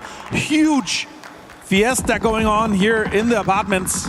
This is a really aggressive push by Gen G. I mean, their apartment building was still in at the time, but they try to make the push over into Na'Vi, and as a result, they're going to take a couple of big losses there. I think Bean, or Soul rather, the last player left alive, Hackatory, they're going to get him back on his feet as the circle is going to land right on top of Apps. So Falcons, Geek, T1 all have to figure out how they're going to get into this, while Twisted Minds is just staring daggers at them. There's still one app available on that southeast side, but surely Na'Vi is about to be breaching and moving into that. Geek also has the same timing, and this is where you have to realize and think, how are we going to approach this? Can we get a slither of this next circle? Or are we just going to have a fight with Geek, because that's where there's some more points available. Utilities being deployed, that's going to do a lot of damage onto Falcons.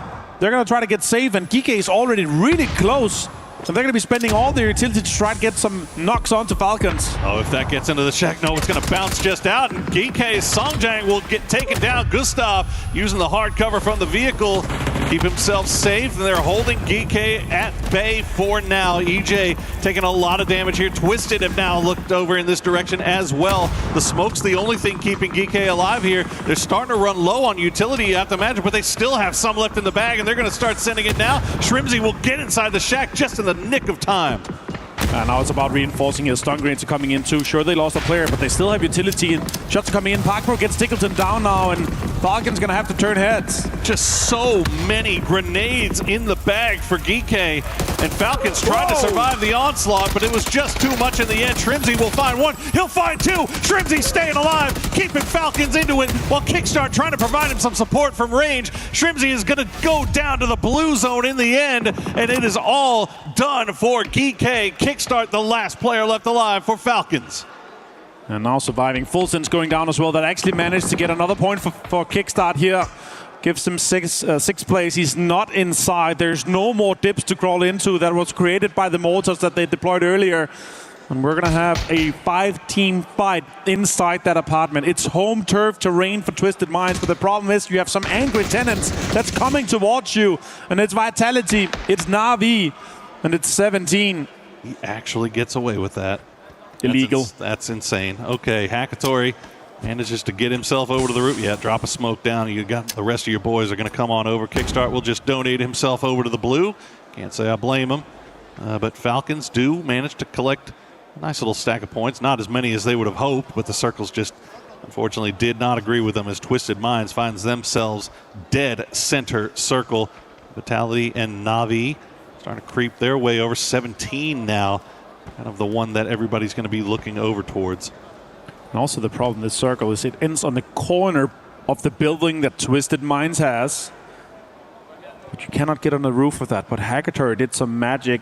He spread his wings and flew over to the second best, I would say, right now, area where he has high ground. And he's going to definitely try to get some damage done onto Vitality as Vitality try to defend this smoke push that 17 is right now doing.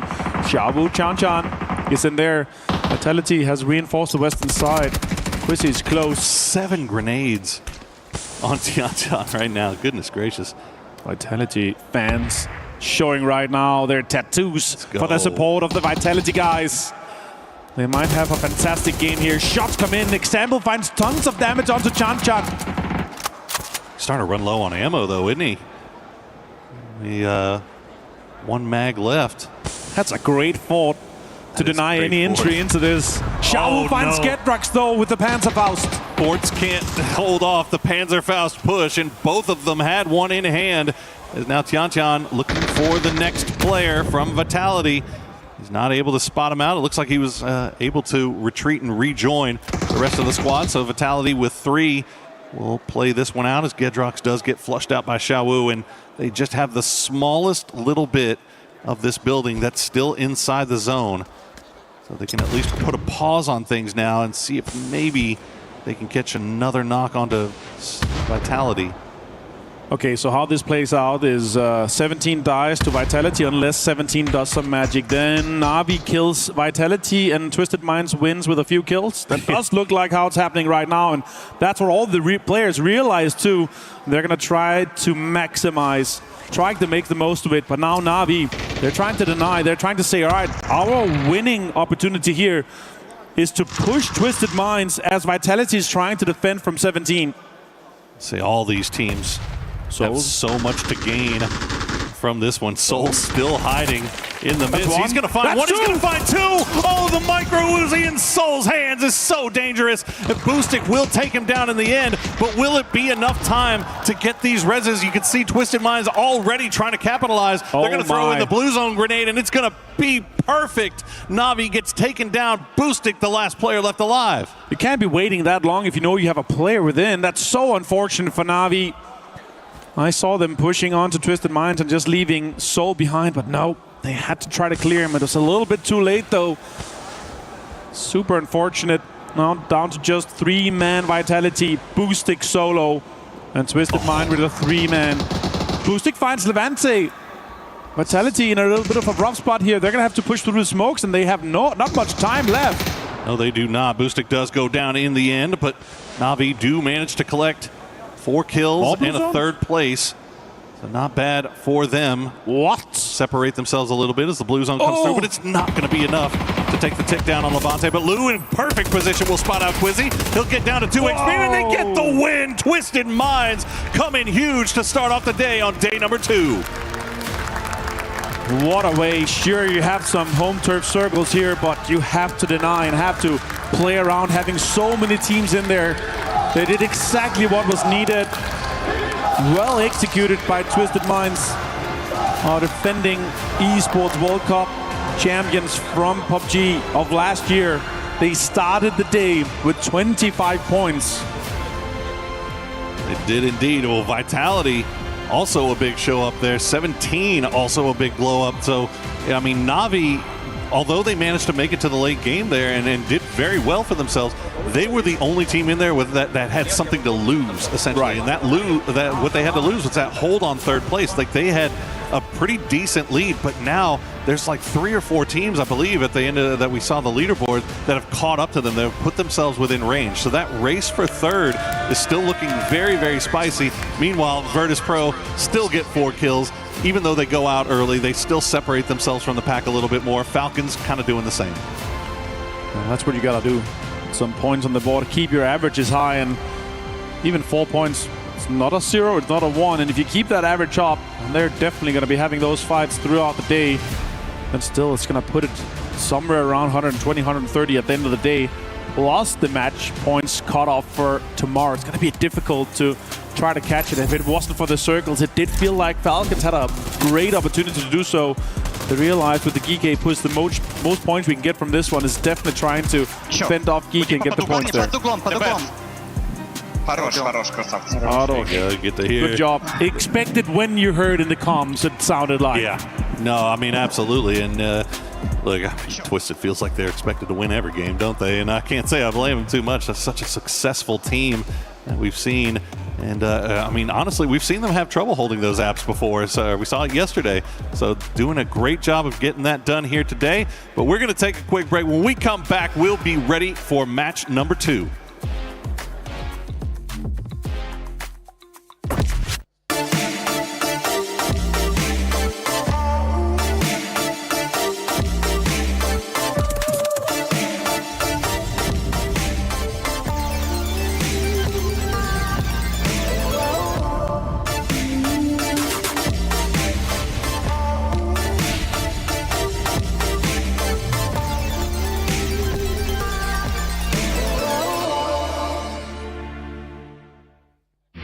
A lot of people are haunted by their past. I'm inspired by it. They're not just playing for themselves, they're really playing for their entire family. They have defeated their demons! They have crushed the curse! Where did that gremlin go?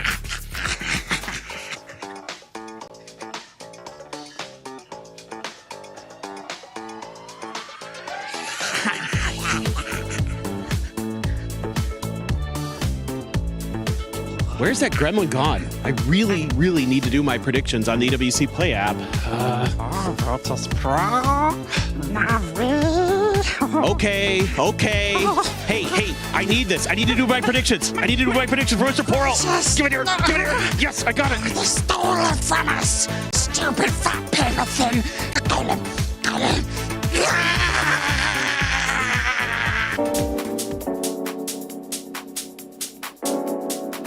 All right, guys, we gotta let you guys know what time it is. It's game time, baby. Let's go.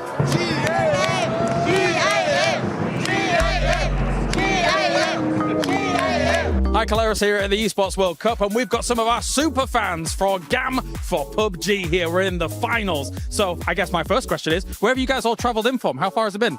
Oh, it's quite far. Like, I have traveled for almost 20 hours. Oh, wow. But I feel happy to be here today. Absolutely. How have you guys been enjoying EWC so far with the tournament, everything going on around?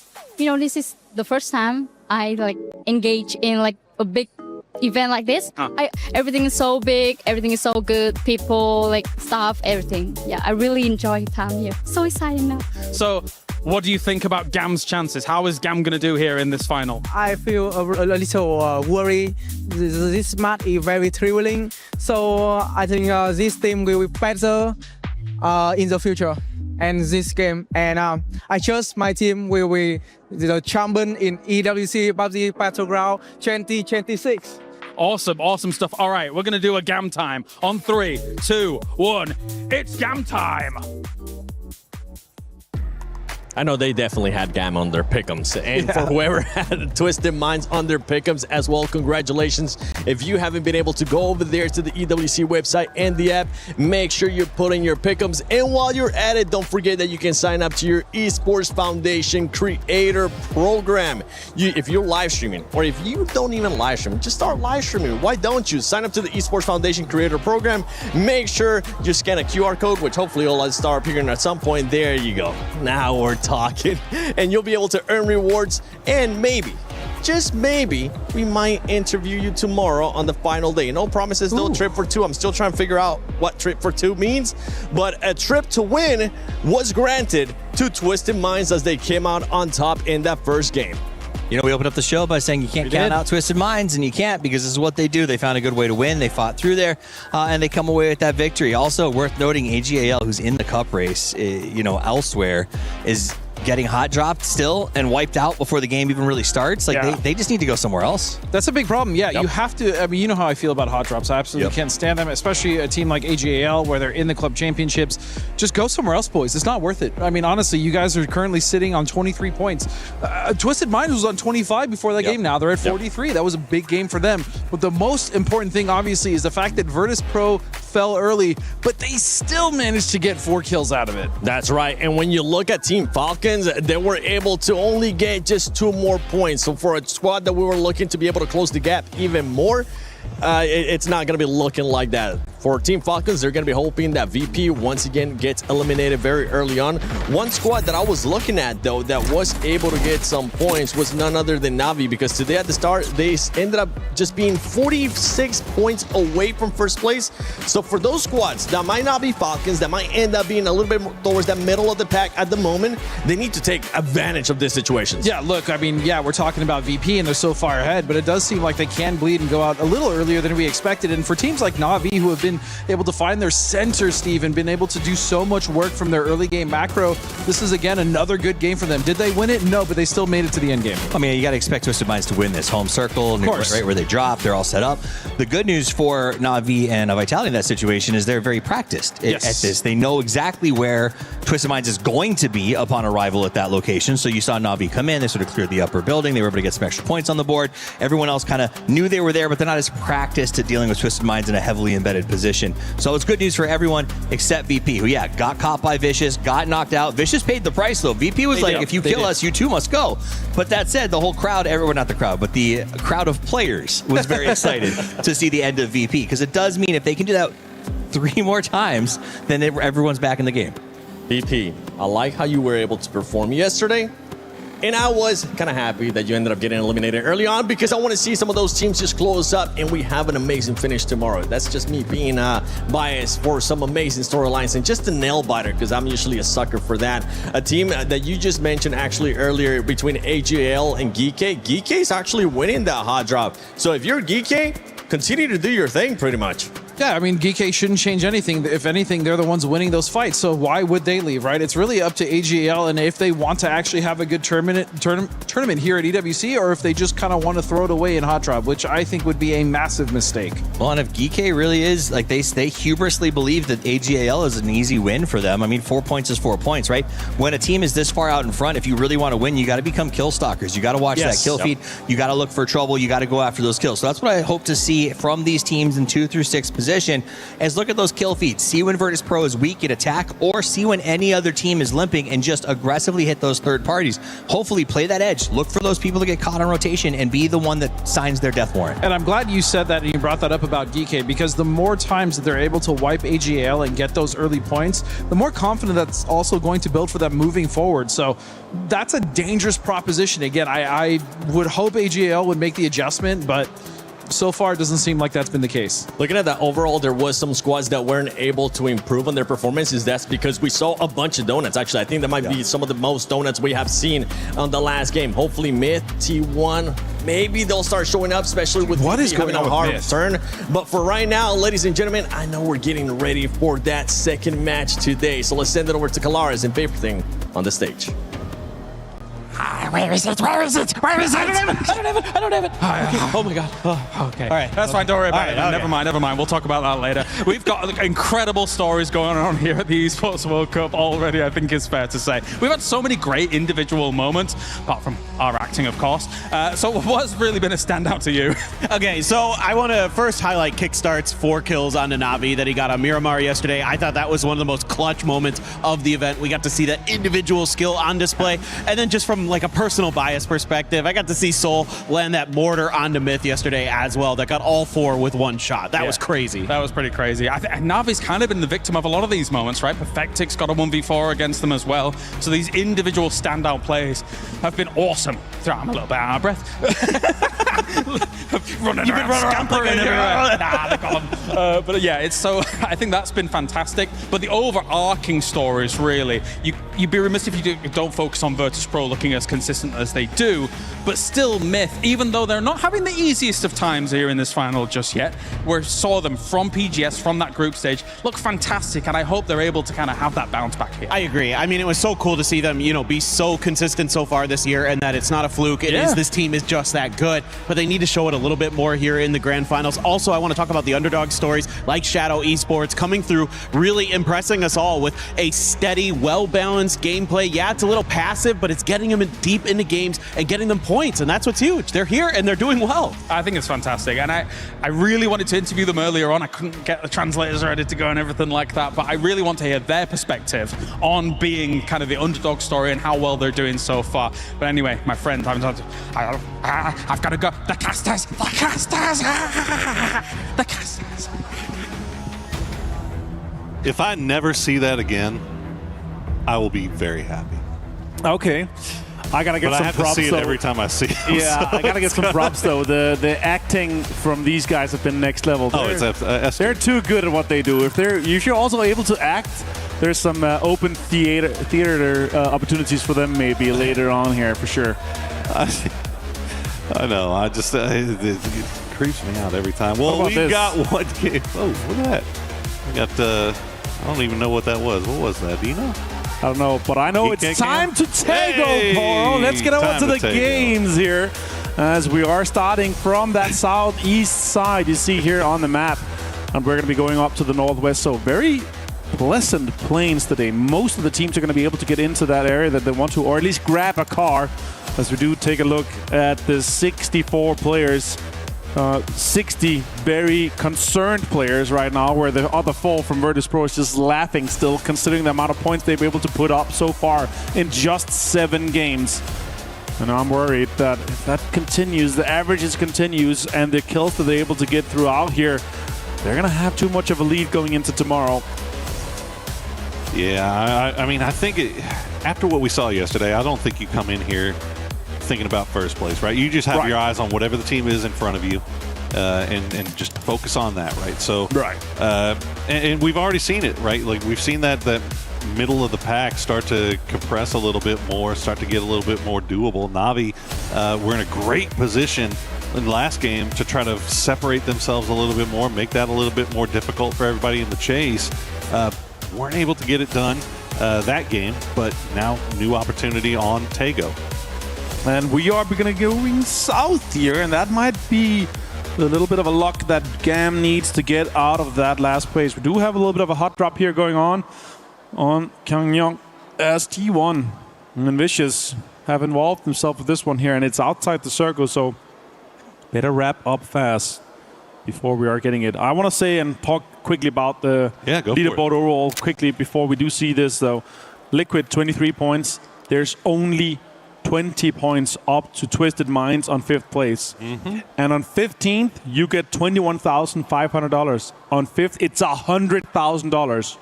You can more than quadruple your money by just having one good game. So that's why it's so crucial for all these teams in our mid and bottom pack that everything is still open, because our big sponges at the top in VP, Falcons, and now a bit of Na'Vi, they have taken away so many points. There's just so little left available for everyone else. Yeah, I mean, obviously you talk about Liquid, AGAL both sitting there at 23, but even GAM in 16th place. One good game is all it takes to put yourself back in the conversation, to increase your payday. And to be honest, they're not in a terrible spot in this zone, playing up from the south side, playing around the coastline. As we check in with T1, they've managed to avoid each other for the most part. Now it's really just a question of information gathering at this point. And I don't know if Heather is looking over there. I don't know if he spotted Simon T or just maybe they saw Simon T go into that building and he's just looking to reveal himself. But Simon T just lying prone on his belly, not wanting to give anything away just yet. Could be a little bit of a stalemate here. There's no aggressive pushes. And obviously in a hot drop you often are aware what area, maybe not exact buildings, but what area that the players have dropped in. So it's very much going to be a stalemate. So let's go over to some of the teams that are going to be rotating in and talk about those, because Gen G here on a big Western rotation. They're going to be having both Team Liquid and Falcons likely coming in from the same direction. So it's going to be interesting to see how much further they can push this one here. VP, one of the worst possible circles for them. Lukaruk's now already going across that bridge. They need to get some information. And once he gets a little bit closer, he's going to see teams that are having called some emergency pickups already. Glory's fans here in the arena. Our PGC 2024 MVP. And of course, Tanwu, the top fragger from last year of PNC. I think I can get Finzer to do one for me. I want a portrait. A portrait? Yeah. One up. Well, Gen G, we saw them just a moment ago as we check in with Falcons. Another secret key back-to-back? That's kind of crazy. Look, hey, they're taking their time. They're all the way up in the Northwest, right? They have no rush. No rush at all to get in there. And the big thing is there's big chance in those secret rooms to also get an E-pickup. So that could be a play for them as well. So let's see how that rains out for those guys. And VP, of course, coming in. They're getting a little bit deeply involved here with the terminal teams. We're back. I don't know if... Oh, here we go. Okay, Vicious starting to engage, and Heather's around this corner. Okay. Playing around the fence line. Not spotting anything. Just pre-fire. Oh! Wow. Type will go down to himself, but he takes down Simon T in the process. Now Heather goes down. Duckmite going down. So trades abound here for Vicious and T1. They try to figure out exactly where everybody is, but well played by both squads so far. Ian just managing to duck outside before that Molotov hits. Yeah, now 3 players left standing here for T1. No heals at all on Ian. He's left on 22 HP. And Pao, he's going to have that M249 in hand and be ready for a potential push as they actually get the res up. So that's going to be big for them. It's going to be a 3v3 effectively, but they're even closer here, and Pao is shadow stepping towards the end. Just doing his best. not reveal himself while getting a little bit closer towards that edge. But Ian, as he said, no meds to speak of. He's going to go ahead and play the wall. Just wait for Pau to make an appearance. But Pau being very disciplined on his own, raining, keeping eyes on the other side of that compound. So the offensive smoke coming out will again pause down for a bit in that fight as we check in with Twisted Minds, who have arrived in Buksan-sa. Vicious. And we're back. Dogma back to a push here. Ian less than half HP on this corner with the AUG. It feels like Pau is aware. He've heard him step around this corner. Nades comes in though. Type is trying to help Ian get out of this mess. Oh, he gets hit by Tycon with the barrel. An easy angle for Tycon to get. The flush comes in too, and now it's down to just Raining and Type. Really well done there by Tycon. We expect no less. Oh my goodness. That grenade landing right in his pocket. It does not manage to take him down. Duckmai will survive a little bit longer as Type looks like he's going to retreat a little bit further, and Raining is just going to watch the wall to make sure he can get away. As you see, Tanvu, actually it looks like Gam's going to run into Gike, so that's going on that coastline. Remember, we saw Gam in good position, and it looks like they were in good position to camp or catch Gike in the middle of their rotation. They're actually getting followed by Gen G as well, so we'll keep an eye on the south side while we keep an eye here on Vicious as well. Check back in with Virtus Pro. Yeah, VP will be rotating on the northern side. There's actually quite the space ahead of them here. Type did find Pau. No more shots come in. And the Type is left to a little bit of HP as the other guys push in. Dogmai's going to jump out. Half the Type just turns with the MP5 and Dogmai goes down. He's so good. Type, 432 damage here. And now Vicious finds themselves down to one player left alive, and it's going to be Tycon. That is a dangerous man. Fortunately, Type does have some heals for himself, but Tycon will take down Raining in the process. We'll see if he can get Pau back on his feet, as Type will throw the grenade. It's going to land a little bit short. That blue zone, no, that's a flashbang. Never mind. Type trying to see if he can reposition himself. He's just trying to cause problems, right? Don't give him the time to go for that res, but unfortunately, it just doesn't have it now. All right, great. Let's see where this circle goes as T1 and Vicious is just involved in some mutual destruction. We do go north here. The vast majority of the teams is actually more south-southwest, so a lot of teams have to move, and Buksan-sa, that a big area that's just completely open here, could be an easy interest from these teams. And Twisted Minds knows that Buksan-sa is free because they just came from there and left, so they know that unless they were getting backfilled, they should have a free place to play, as we get a replay of what Tanvu was able to do to Gike, taking down EJ, flushing him out as kickstart back in the skies. Falcons, remember, coming in very, very late. They're coming in from the west, and they've got AGAL that are actually pushing right through them. So we'll keep an eye on that just in case they start fighting each other. Team Liquid looks to be trying to get involved further in this circle too. Red zone here, AGAL and Falcons, two teams that's high up on the club championship leaderboard, is not trying to get involved here. So Sololsi turns out and trying to get some shot, tries to pop some tires on Tickleton as his teammates turn around, and Shrimsy is on the other side of the road too. AGL is just super aggressive here. They're trying to push around. Kickstarts shooting, lots of damage being done here from it. And it's really trying to get this disengaged, and the blue zone is pushing him quite aggressively. Delvin's car is so low, both on gas and on HP. Seat swapping from the sky are the Falcons, as they'll look like they're going to disengage for the most part. AGAL off to the south, and the rest of the Falcons are just going to retreat back off to the north. You see a few parting shots being traded, but no harm, no foul, as Falcons will just make that long wrap up to the north, which could eventually push them into Virtus Pro. They have got a wide split on the northern side, nobody else really up there. And wouldn't that be something to see our first and second place team currently here in PUBG Battlegrounds for Esports World Cup go straight up against each other. It's day 2, of course. We are playing a total of 18 matches if we don't get that smash rule in effect. But right now, VP is doing all they can to make it difficult for anyone to catch them. So once we conclude the day, we're going to put some points on top of it, and that's going to be the cutoff point for that smash rule tomorrow. 1v1 there between Type and Tycon. We'll check back in and see how that ends up as we're Currently looking at Liquid holding down the line on the western side. They've got 2 in the compound, 2 on vehicle, just hugging around the edge to see if anybody's coming in. Gen G is making their way in on the south side, just between Team Liquid and Shadow, and backfilling Full Sense. As we see, it looks like AGAL, after disengaging with Falcons, they do find an E pickup. They're going to pop that and try to make their way in as we wait and see where this next circle takes us. Yeah, and that's the last kind of chance to do it as well, because the next circle pops, we go from circle 2 to 3. That's 1 damage per second, so they're going to have to rush in. We go with dead center here. Buxonsa is still in, but it's very much open terrain. Sure, there's lots of good ridges. There's so many rocks around this area here, but there's not a lot of hard cover. A lot of teams are going to have to try and drive in or drop in into this area.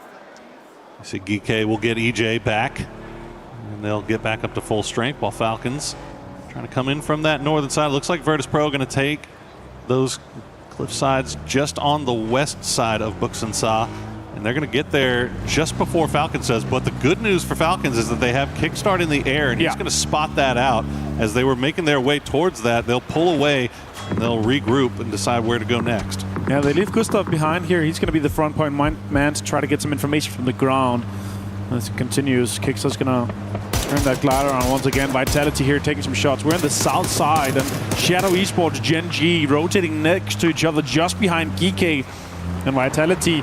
They are spread out there. IGL is further north, and Soul gets involved with Vitality as Hello Might Bat goes down. Vitality maybe a little bit too split up here as the circle collapsed. Weren't able to get everybody back together in time. They've got Gedrox uphill, and it looks like Levante and Quizzy will be able to escape the compound. So Gen G, with that knock and that flush, will secure themselves a spot in the zone to play, and Vitality will play forward with 4. It looks like Fairest will get revived as well for Na'Vi. So Na'Vi back up to full strength. See if he can get a little loot for himself as well, as he's kind of scouting for the rest of the boys as they make their way in. But Twisted Mind's already in this position where they're headed. And then it looks like they've dug out some Foxhole. Now they peek out, shots come in, and it connects quite a bit. Good Foxhole here for Perfectix, and he's around the tree. And again, it's a multiple effort from the guys, but Tulins gets it. Everyone is contributing towards the damage being done towards Na'Vi. They actually end up stopping just next to them as this circle gets extremely congested towards the south and central area. AGL has been able to get the east side of Buxonsa as VP has locked down the west and north. Team Liquid moving in behind on the west from Falcons, pushing them towards each other. And as we see, we're going to have potentially a fight between Falcons, Team Liquid, and 17 on that western side. Yeah, it's starting to get really, really packed really quickly. But you see the wooded area that we're dealing with as Boostic will get spotted out as, once again, Na'Vi just running afoul of Twisted Minds. 3 men from T1 are back after Type wins the battle from the early game. And wouldn't you know it, Buxonsa completely empty with the exception of Delwyn from AGAL. So all 3 members of T1 back. They might be able to get fully looted up here in Buxonsa unless AGAL, and now the circle's going to go that direction as well. Yeah, and Solalzi finds T1, finds Heather. Delwyn was aware there's birds in the sky. That's going to turn them around. They're going to be aware that there's just points available. Perfectix does find Hagatory Flush here with a nade. So Twisted Minds trying to maintain control. This is going to be a difficult circle for everyone trying to get in from the western side. Twisted Minds realize that that is their perimeter to shut down. And that high ground that 17 already has, it's being called towards that. Little Ridge is going to be another King of the Hill fight here as Falcons also gets involved here. There's going to be a huge fight on the western side. Shots already come out, and Batulins finds Zilghost from 17. This could be a farm game for Twisted if they play their cards right. They've been dug in here, perfectly positioned. The grenade will come through, but not before the meds do for Batulins as the grenades start flying over from 17. They're not finding the mark, but Batu gets the double, and all of a sudden Xiao Wu is all by himself. He's got a UAZ and some smoke to keep him alive, but that's about it. Twisted Minds holding the line on the western edge. Shrimpsy stolen Wenbo here as more nades come out and shots coming in too here towards Xiao Wu as he's disengaging completely. Shots connect as well. He's down to nothing and he's driving in blind. He's not going to know what's ahead of him. He's going to drive straight towards Gam, straight towards Vitality. He's going to try to survive for just a bit longer here on this rock, but it's going to be difficult. So many teams is aware because of the amount of noise he made as the car was driving in. Liquid coming in from the south too. They're going to have a fight with Gen G. Yeah, Liquid completely disengaging for Falcons, do the full wraparound on the south side, but unfortunately the path in there is not much better, as it looks like Xiaowu will get the heal off, but he's going to get spotted out by Lu, so Twisted gets theirs in the end. Team Liquid will stop down and spot out Gen G just ahead of them, as Gen G is looking at full sense. And that's the first team out in 16 minutes. We are still at 50 teams. GK finds multiple from Shadow Esports, and Luke 12 finds Bean, as we're talking about it. The southern side is going to have so many fights on multiple ends. Big fights happening all around. Falcons trying to fight their way in on the northwest. They've got Virtus Pro, they've got Twisted Minds all looking over in their direction. The mortars are being sent by Virtus Pro. They're going to do some damage, but they're not going to get the knock onto Shrimzy. Another one falls. Falcons just have to keep eyes on the skies as we see Vicious Esports does eventually go down in the end. And of course, it's going to be E-End that gets it. Why wouldn't it? Example finds Gustav as Falcons is being cornered by both VP and Twisted Minds. Mortars on both sides. Team Liquid finds a few flushes onto Bean and to Lu. That's easy. Soul finds Gam. We're going to have so many fights. It's going to be hard to follow. We're going to focus on some of the most important ones, which is Falcons, VP, and Twisted Minds. Knocks are coming in and damage is being done here. Multiple mortars connect. 56 damage onto Gustav, and he's going to continue to bleed out. And now Twisted Mind gets involved in this one here, cornering Falcons up towards the edge. Those mortars were sent by Twisted Mind, so that was the pre-fire, and now they're going to send everybody on foot, looking over the edge of these ridges. Not over peaking though. They're not full pushing, not full committing. They're just looking to see what they can see from their spot, knowing that there's Virtus Pro on the other side. So they're playing it very, very safe, very carefully. Virtus Pro doing a little bit of the same. They are getting shots sent into their back from T1's E-End, but it doesn't look like they're going to allow that to force their hand. Yeah, just poking, just knocking at the door, trying to have an impact, trying to get those reses and utility used out. Gustav being on second res is having quite the impact here. Nixie getting picked up here by Correxi as they drive away. Shots damaged up, and he actually jumps into the back seat where you're a little bit more exposed. That's something that's also unexpected, so they're going to have to quickly switch over to it. VP still has a way inside and a foot inside the door on the next circle as Lukarux is set up, but Twisted Minds flexing out in the west, trying to corner and trying to hold down Falcons. They both know that it's teams that's worth to chase down, especially after Falcons has hit 70 points so far in this game. Yeah, Falcons' clock is definitely ticking, and Virtus Pro, they have nobody else in this lobby to really be concerned about other than Falcons, but Tiggleton will win that 1v1 against Beamy. Stays alive with 3 HP, but Nixie will spot him down, and that'll be it for Tig. Not flush just yet, but Correxi, that's the problem. E-End was taking shots into their back, kind of forcing their hand, and now Virtus Pro, they find themselves down to 2. Lu steals Correxi even here now. Kickstart goes down to Nixie. Nixie gets so much damage done to him. Turns around and Twisted Minds is third party in this fight completely. Shrimzy goes down to the blue and now it's down to Gustav. What can he do? Is he going to deny? Is he going to do something? Or maybe just go all the way north, try to get into the northern side of Buxanzar.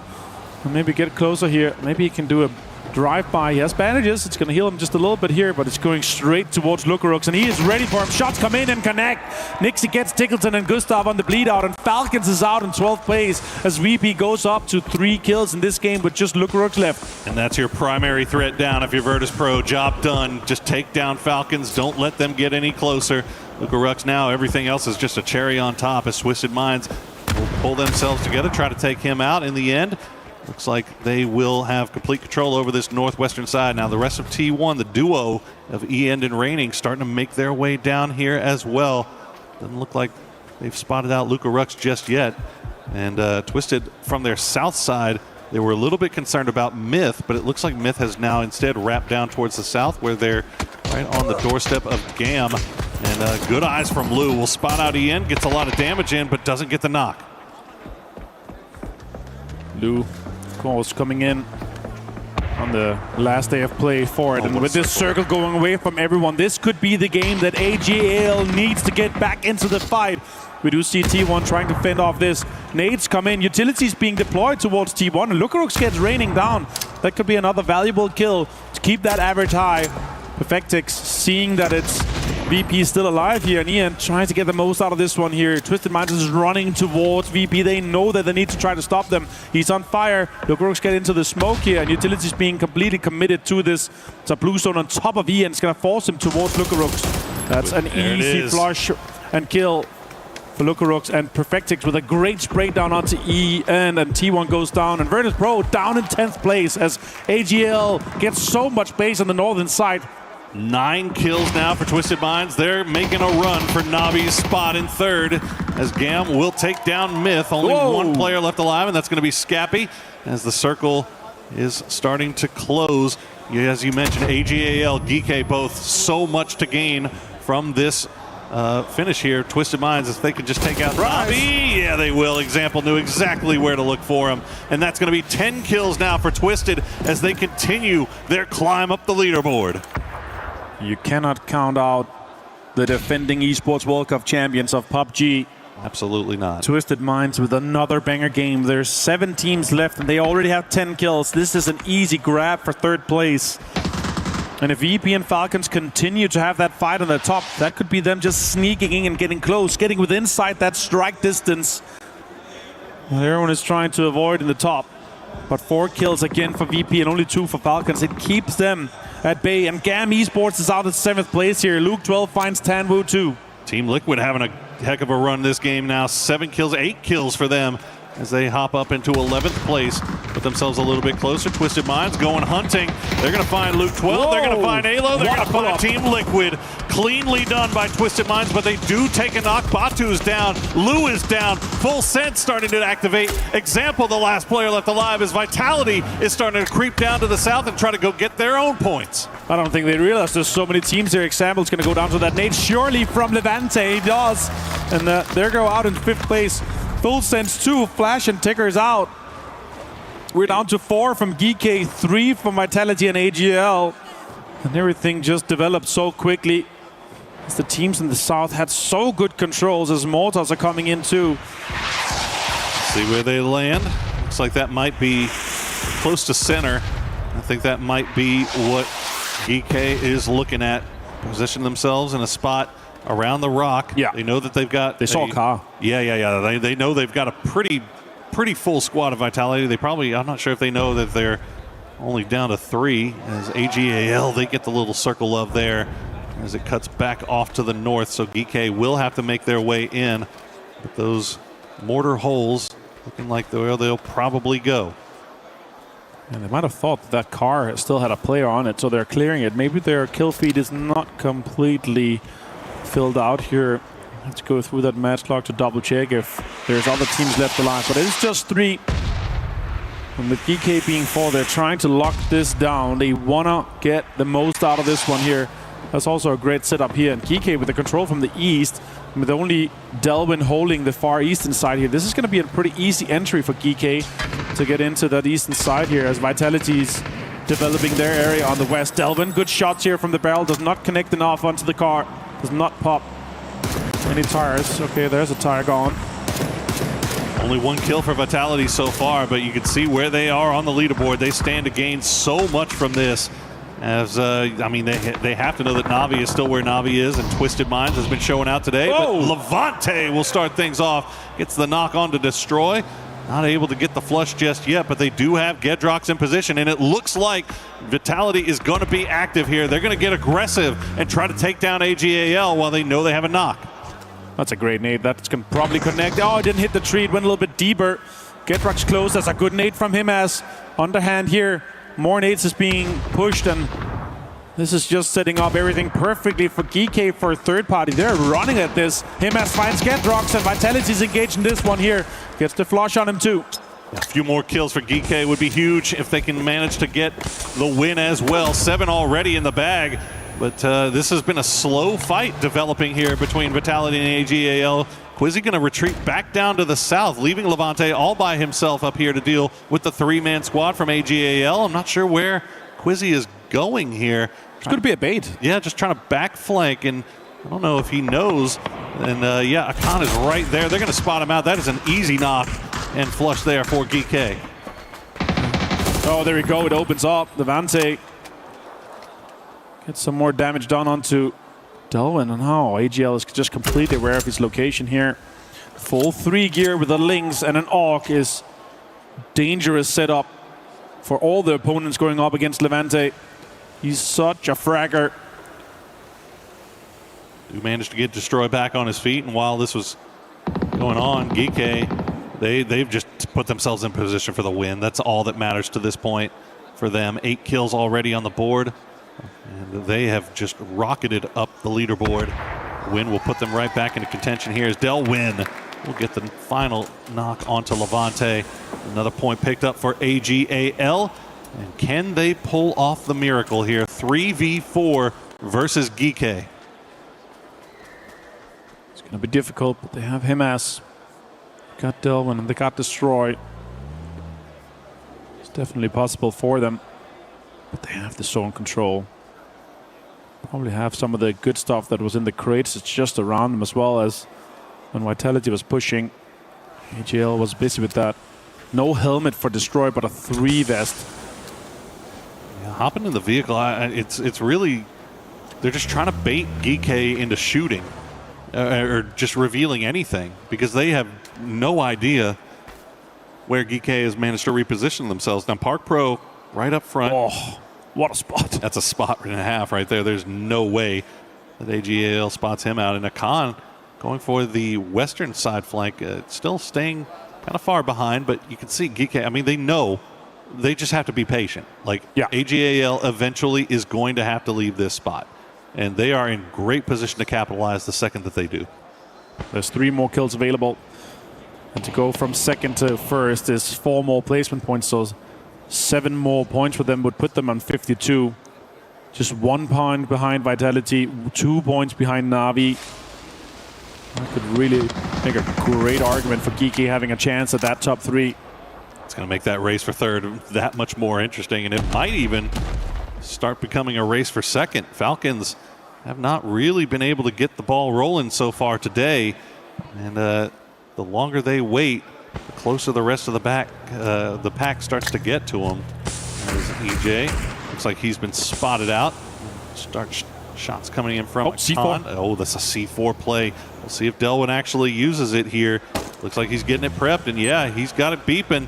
Where is that UAS going to get aimed? He's got the smoke wall laid down. Send it downhill. Hope for the best. Let's see how close they get. Oh my God. It will hit the tree, but it looks like Geeke already on the move. Will spot out Delwin, take him down. The C4 will not be successful. They tried to nade it to disable it, but EJ pushed immediately off that. Delvin going down. Pakro finds it as well. That's going to be Geeke taking the win. And they take it against AGL, the team they have just been hot dropping 2 games in a row from today and yesterday. And they lock it down again. Pushing the challenge for podium. I'm telling you, man, that Geeke versus AGAL storyline is starting to come pretty spicy, as it started off with the hot drop yesterday, and now it has turned into a leaderboard battle that I don't think any of us were expecting. But once again, Twisted Minds with a boatload of kills. They hop up and they are right on Navi's heels now. And the mascot is in there for Geeke. Sung Jang and the boys have done it again. Been able to lock this one in here. Again, that was such a great game, so smart. And if it wasn't for Twisted Minds being so aggressive, they were the only team that was 4-4 alive. They thought that the Liquid push was so easy. They thought that no other teams were close, and all of a sudden they had Vitality on them, they had Geeke on them, and boom, Twisted Minds were out.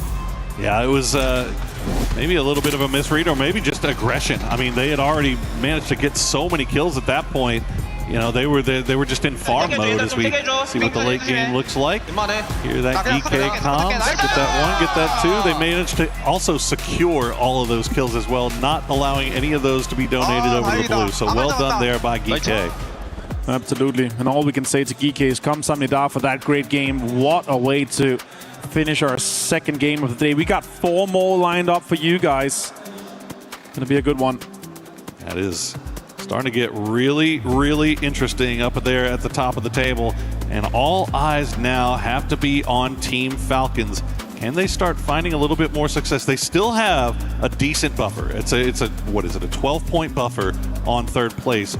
But that was a lot bigger at the start of the day. That's the thing, though. If VP continues to have this kind of high focus when they finally find Falcons. You can see how much they're cornering them. Yeah, they're not going to slow down. No, that's going to slow down, and that means that Falcons is going to be held a little bit. And then for third and down, Na'Vi, Twisted Minds, Vitality, now GK, now Twisted Minds, they're going to make an argument to try to chase down that second place.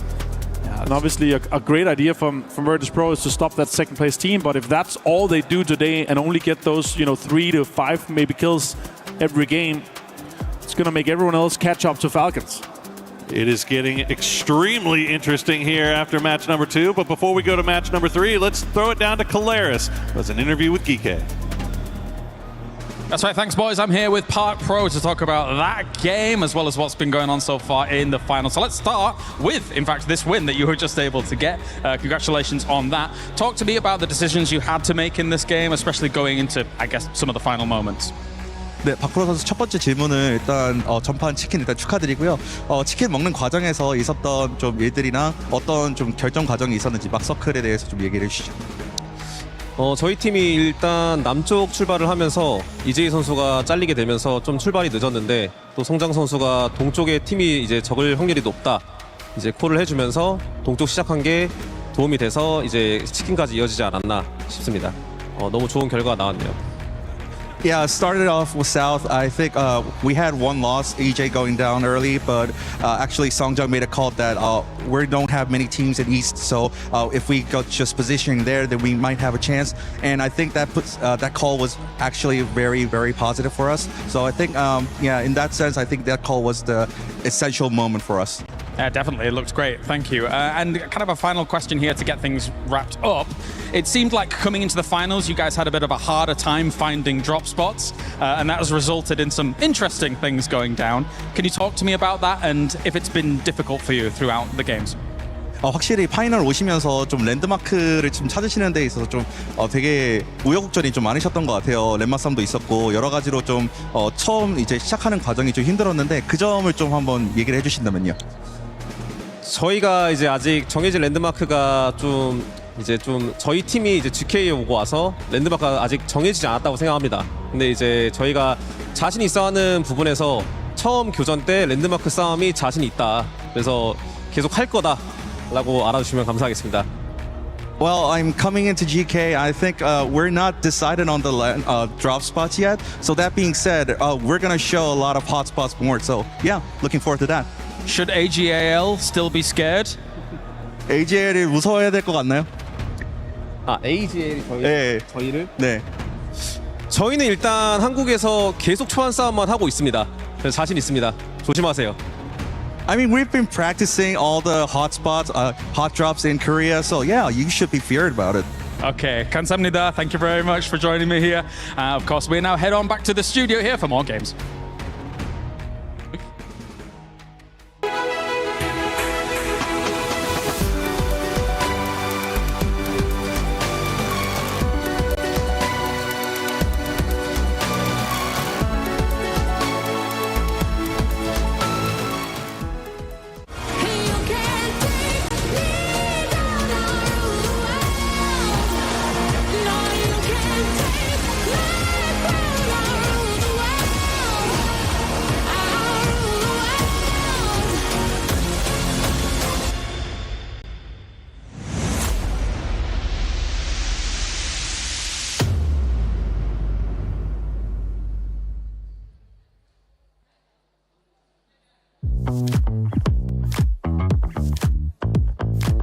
Hey guys, it's Porosaurus, and we had the community decide strategies that they would use if they were put into a PUBG type situation. Well, we need to decide how good those strategies might be. So to do that, I got some help from my friend over at Team Falcons, Mr. Tiggleton. Hello, everybody. I'm ready to pass judgment. Pass the judgment. All right. Strategy, Tig. You get to rank this. Tactical pack plus tons of first aid kits and an EMT. Hide and do fast heals in the blue zone until endgame. All right, look. Honestly, this might be S tier, but life is about, you have to have a code of honor.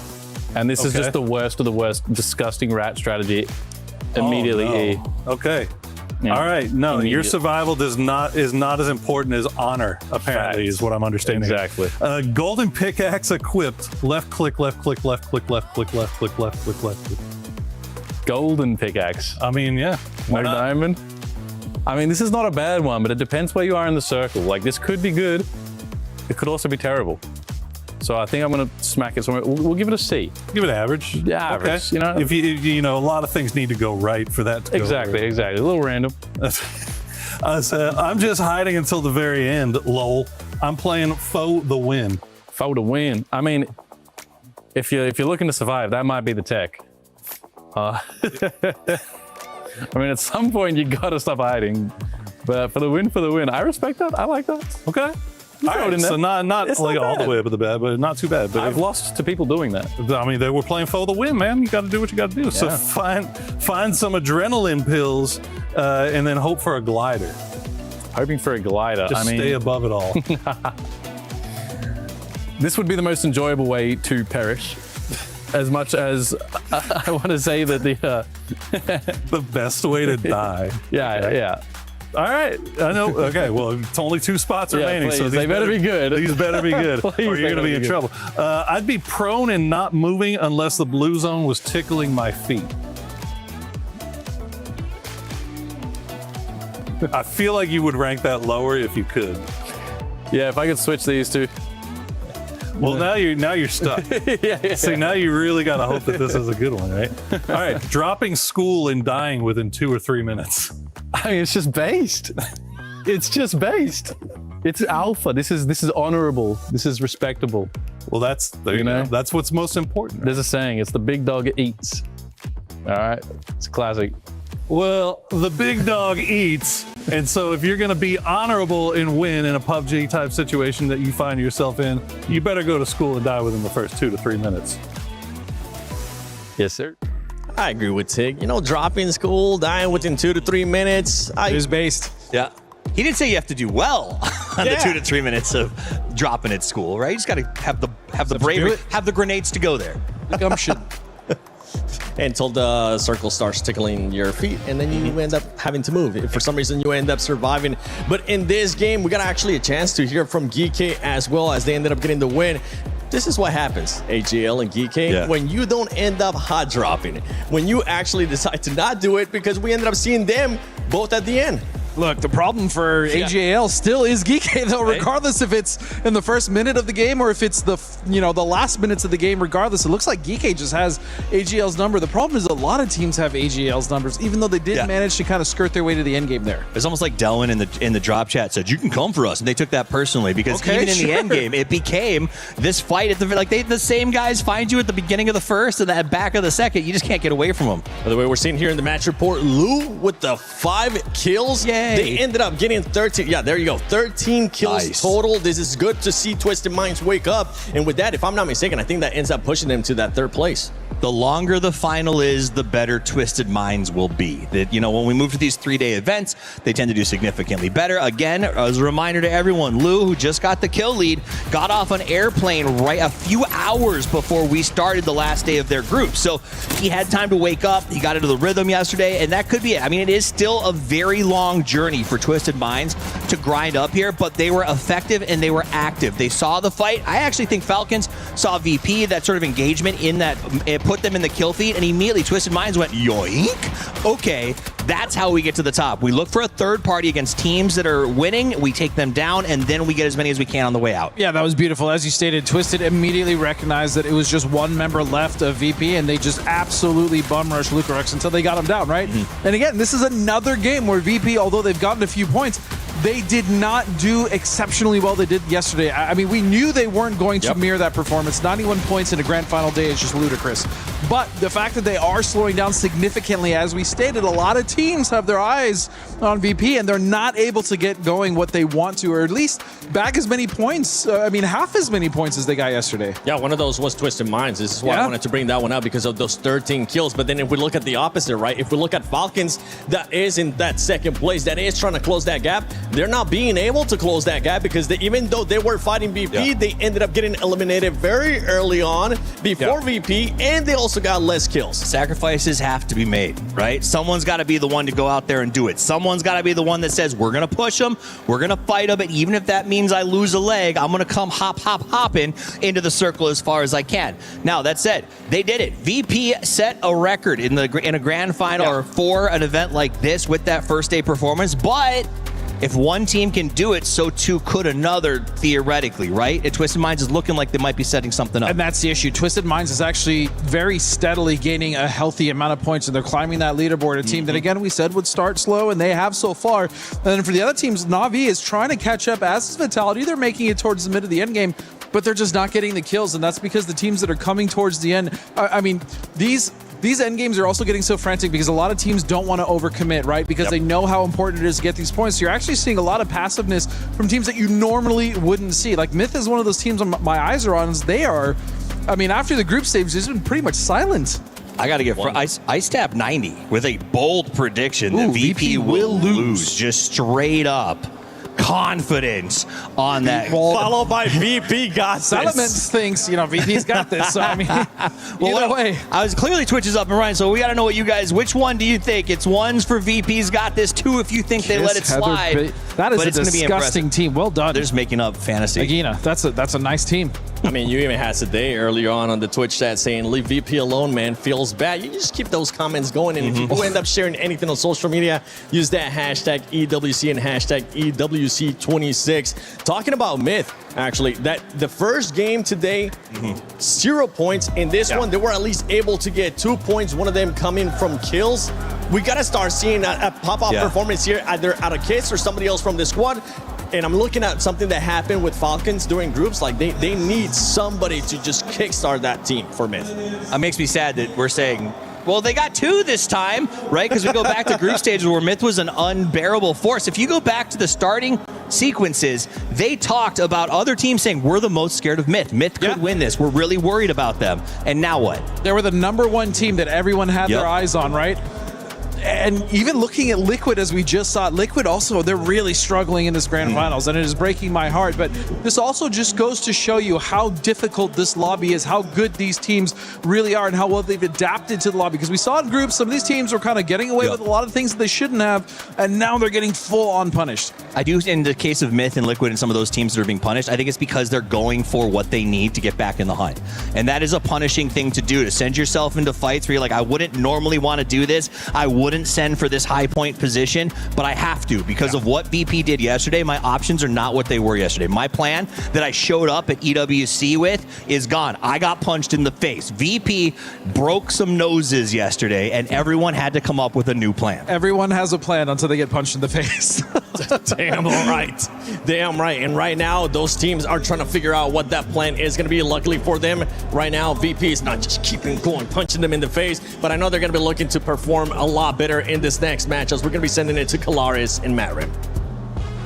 Yes, we are. Just want to talk about the points and how things all line up here for this, as well as maybe even also the club championship as a whole. But what's great about day 2 of the finals here, Matrim, is that we have opened things up a tiny bit here with Virtus Pro at the top. Not been the easiest of times to start. I mean, yeah, a little bit. It's down into them and Falcons. Falcons not necessarily having the best day either, so that's allowing some come-ups for squads like GK, Twisted finding some successes in this one. Yeah. Because when we look at everything moving into tomorrow, the Smash rules I know a lot of people are kind of confused on. Remember, it's whoever's in first at the end of today, then plus 10 points. And you can't get the 10 points in one game and then get the victory. You have to get the 10 points, and then the game after that, whoever gets the well, if they get the chicken dinner, then they win. And then everybody else has to catch up to that point total.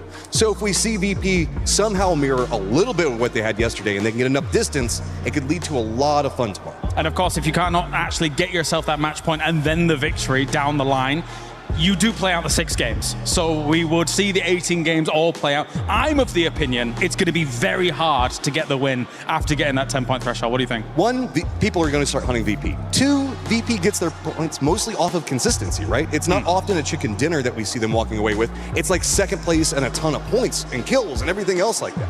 All right, well, I'm going to send it on over to the commentator team here now for yet another game to get things rolling. Day 2, we're almost at the halfway point. Yes, indeed, sir. We are 1 game away from the halfway point for today, and we've got 2 games in the bag. 4 more left to play, and Virtus Pro have been hunting down Team Falcons, while that hasn't allowed them to increase their lead, it's allowed a lot of other teams to start creeping up right behind the Falcons. Yeah, that's the problem with this amount of game that's being played. And we're going to know, after this game, once we're done, we're going to be at that halfway point for the overall tournament. And potentially, if we do play all 18 games tomorrow, as you know, once we're done, we're going to have that top team. We're going to put 10 points on top of their points. So let's say Virtus Pro end on 120 today, or 130 today. If it's 130, we're going to put it. The cutoff is going to be 140. We're going to have a minimum of 2 games tomorrow, but it could go all the way to 18. As we do have this circle, all the teams and all the players ready, we're going to be starting from the north, going all the way down to the southeast. A little bit difficult for a lot of the teams to try to get into the usual spot. Difficult to get into Jamacera, to Monte. You're going to have to steal cars or go to some of those alt drops. We know that is in play for most of the teams. That whole western side of the map really kind of cut off. Well, so far today, Twisted Mind's been having a banger. Geeky also really showing up today. 33 points in 2 games. Not too shabby for Geeky as they've put themselves right back into the mix. Absolutely. If it wasn't for a bad day yesterday, then it would have been looking even better. Yeah. I mean, look, how much of that is having to do with AGAL donating a few points over? But yeah, I mean, 8. Not even. Oh no. Okay. What? He jumped over it? Sure, let's go with that. Luka Rux will get back into the compound, and Spiro is just laughing about it like, whoa, I had him. He's laughing too. I know he was dead. Well, Luka Rux, the rabbit's foot in his pocket, will manage to live this one out a little bit longer, as Spiro will get a few parting shots sent over in his direction. This is all happening just north of Los Leones. In and around Los Leones is where Virtus Pro decided to go. They've got Team Liquid over there as well. But it looks like Liquid are going to grab a vehicle and get on out of Dodge. With a northern circle like this, though, it's going to be difficult for our teams in the south to get in there. A lot of them with this plane path here, with the alt drops that's going on, have already locked down space. And as we saw yesterday, Shadow Esports getting a great game, and right now they're dead center on that map. They can have another one. The team with not much expectations coming their way. Twisted Minds. And you know, when the power grid is not even inside the circle, you know it's a wild one. You know it's somewhere crazy, because Power Grid and Picado is dead center, and those 2 cities are out currently with a water treatment somewhat dead center circle here. It's looking good for GK to have a back-to-back game. And they are rotating straight into water treatment to try to get even more loot and lock down some of those central locations here. Difficult though with water treatment, because you have so many high ground compounds. Yeah. And you have the gas station to the south, you have to the east as well. So you have to figure it out. Are we either going greedy here to lock down as much as possible, or we're going to try to keep water treatment to ourselves, or at least know when other teams are coming in. And now it's 17, of course, in Picado. They're going to have to figure out what is their way of entry, because a lot of teams have already dropped out. Yeah, it's. I mean, water treatment is kind of that same issue that Twisted Minds had, trying to hold down exactly the same. Right? Yeah. Like, you know, you can try, but it's just too big. At the end of the day, it's just too big, and you know that you're going to get crashed at some point, and have to deal with that. So we'll see how GK plays this one going forward. As Gam. Long F getting a little bit close to Hansi here, and Hansi, he's got no idea, does he? He's peacocking. You hear shots, but he's peacocking. There's no idea from Hansi that we already have Gam. And look at that, Doctor's coming in now. That might be a bait here for him to run to the direction that Hwangf is in already. He's not okay. Hwangf is actually running a bit after him here. As Hansi is running, he might not be able to hear his steps. Hwangf is chasing. Hansi is trying to get disengaged from this, because they already have really good locations. Now shots come in, and it's a drive-by. Hansi's down to half HP. Oh my God, this happens that quickly. You see, I mean, you saw Hansi, he was just running around inside the warehouse, peacocking, taking shots. All of a sudden, he hears just the faintest hint of a vehicle, and he's just like, no, I gotta go, and immediately runs to the car. And the second he gets away, he's just surrounded by getting shot at by GAM players. So that's how quick it can turn in lobbies like this. As we check in, Quizzy gonna get taken down by Gen G, and fortunately Gen G able to collect that point for themselves, because I know, you know, one of my favorite stats, especially when we get to these points where every point is so important, is that plus minus, right? It's kills that you steal versus kills that are stolen away from you. Right now, Gen G is -7. I have not seen a number that high. And look at where Gen G is on the leaderboard. 13th place. Before that kill, we're 31 kills. 7. You add 7 to that, they're in 9th. And the difference in money that you get from that, the difference in club championship points you get from that is so incredibly huge. So it just goes to show what a priority these guys need to be placing on securing those knocks when they get them. And looking at Vicious here in 28 points, just 6 more points. They're jumping up into 9th from 15th, right? We're talking from $21,000 all the way up to 37. You're effectively doubling the prize pool you're taking away for this. And you have a 3-way tie on 34 points. If Liquid gets one more, it's a 4-way tie. That's just absolute insanity how our mid-pack teams are trying to chase down each other. Lou is trying to get up here, but Simon T is already waiting. It's a straight and easy kill for Simon to get down Lou here. And it's not even central location, it's not even priority location, but Simon's just ratting it, trying to get that 1 point, and it paid off. Really well played by Vicious here to have an idea that Twisted Minds often do these high ground scouting locations. It's the absolute jump scare material there for Lou as well. And Lou is such a big voice in the early game and mid game for Twisted Minds, so it's such a big voice to lose as well. Very unfortunate for them. Well, Simon T gets a motorcycle delivered to him, at least, and yeah, that's I mean, additionally tough because the likelihood of them going back for that blue chip obviously pretty small. As no chance. Simon will be looking and seeing where Twisted Minds goes, feeding that information over to the rest of the boys, and they'll go ahead and make their way a little bit further into circle while also avoiding Twisted. So only a couple of teams still making their way in. Team Liquid, Full Sense, all the way down to the south. AGAL coming in from the eastern side, free and clear. But 100% playable circle means that, you know, the likelihood that you see a lot of early game scrapping pretty low. Yeah, all the teams, they know what priority they have into this circle here. If you're early, you can get that center. If you're not that early, you're going to have to get info. You're going to have to take the scraps. And the most importantly is the teams try to get in and they try to get information. If you see teams that are in 2-2 splits leaving those compounds, that might be a playable area for you.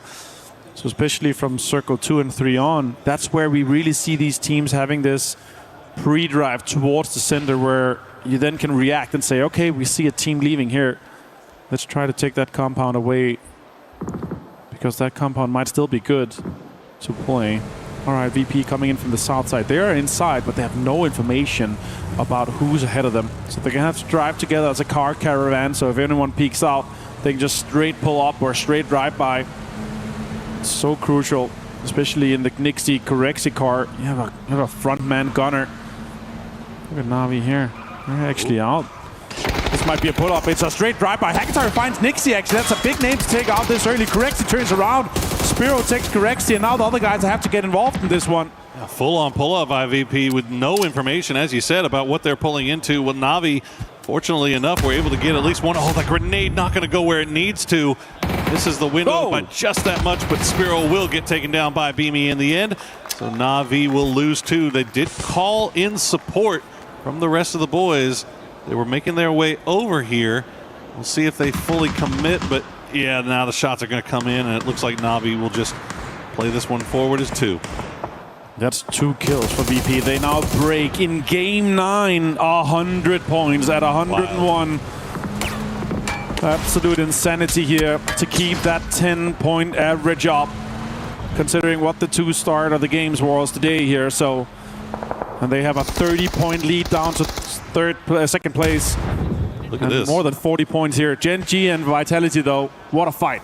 Crashing right on top of this magnet compound that we've seen get so much love in the past. Falcons were in here, but they have since moved off to the west. Did you see that sign? I did not. I could not see that sign. That looked funny. Was that Calaris? It might have been. It was Calaris. Look at that. Who is he cheering for? Yeah, it should be. He's joining in on the fans here. Look at that. He is. It is. I couldn't recognize him without his jacket and with the sunglasses on. Because all the lighting in here is already red and orange, so I couldn't tell it was him. I couldn't tell it was him because I didn't see him eating fish raw and wriggling.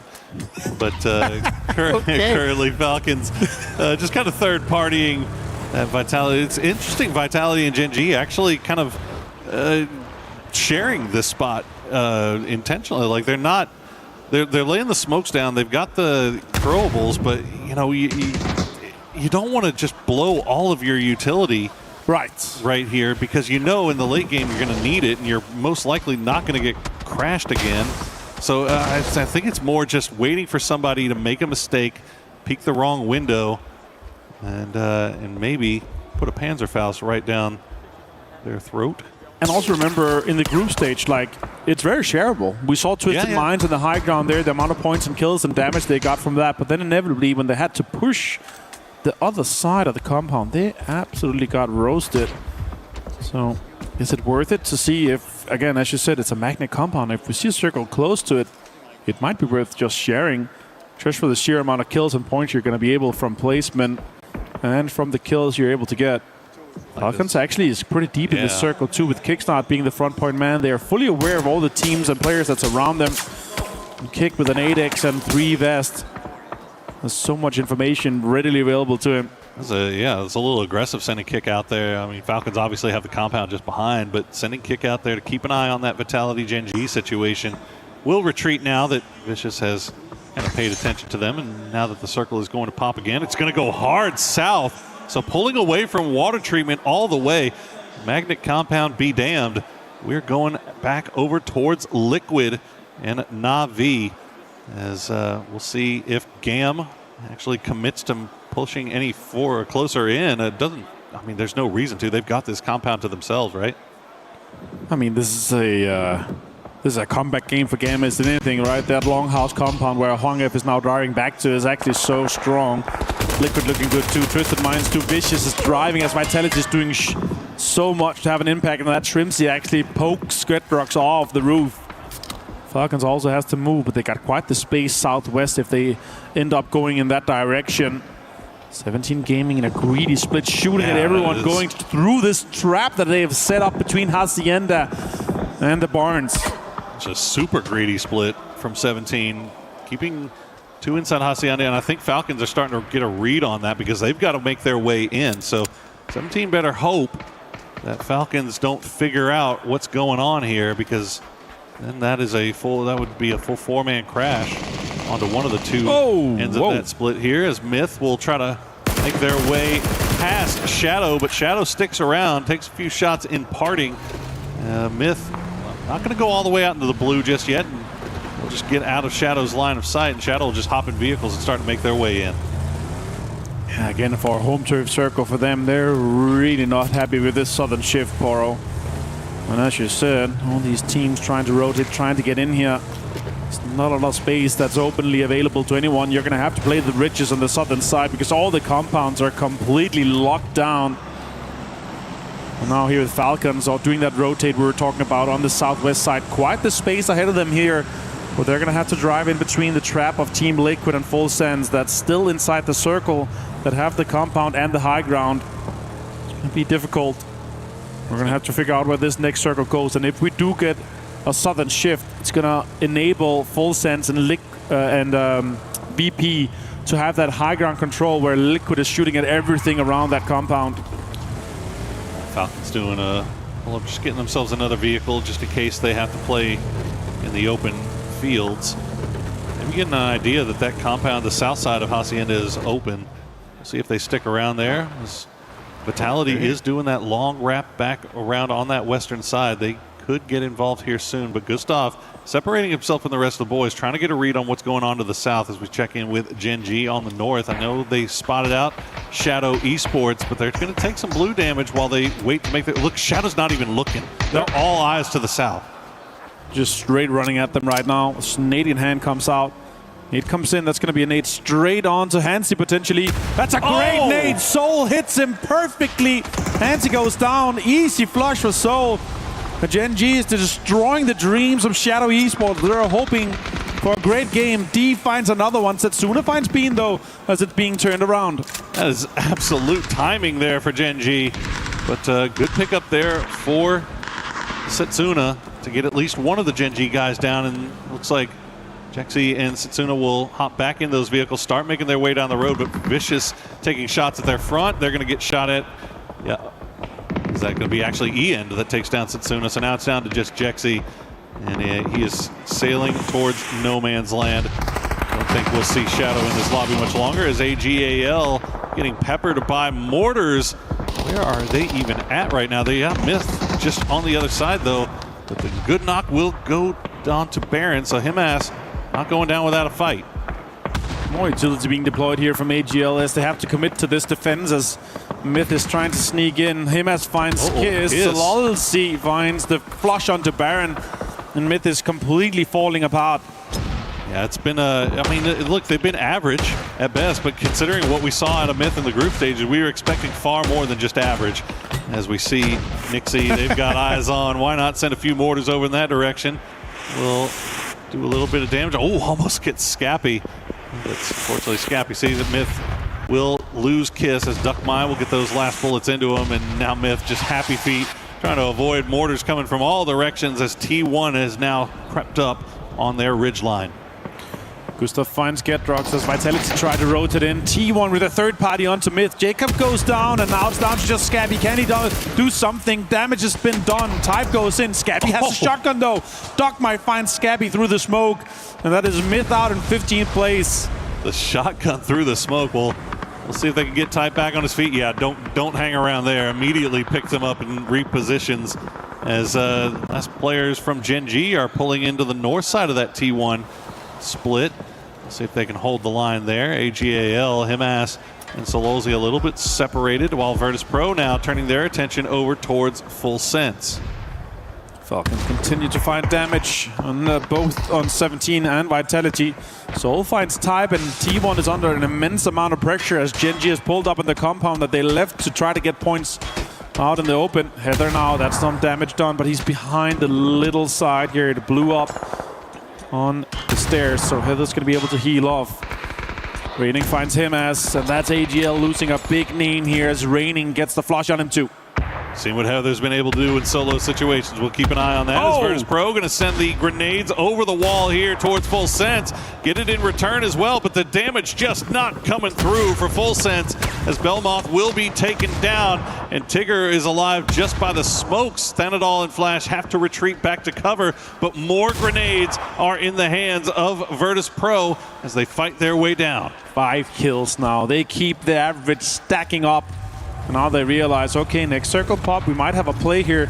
We can either third party or pull up on something. There's 2 members left on Full Sense. Are they going to go for the kill for a drive-by? Lucarux finds Flash. That's an easy pull-up for them. Tannel turns around, but Beamy gets him. That's Full Sense out by the grace of Virtus Pro. They're up to 7 kills.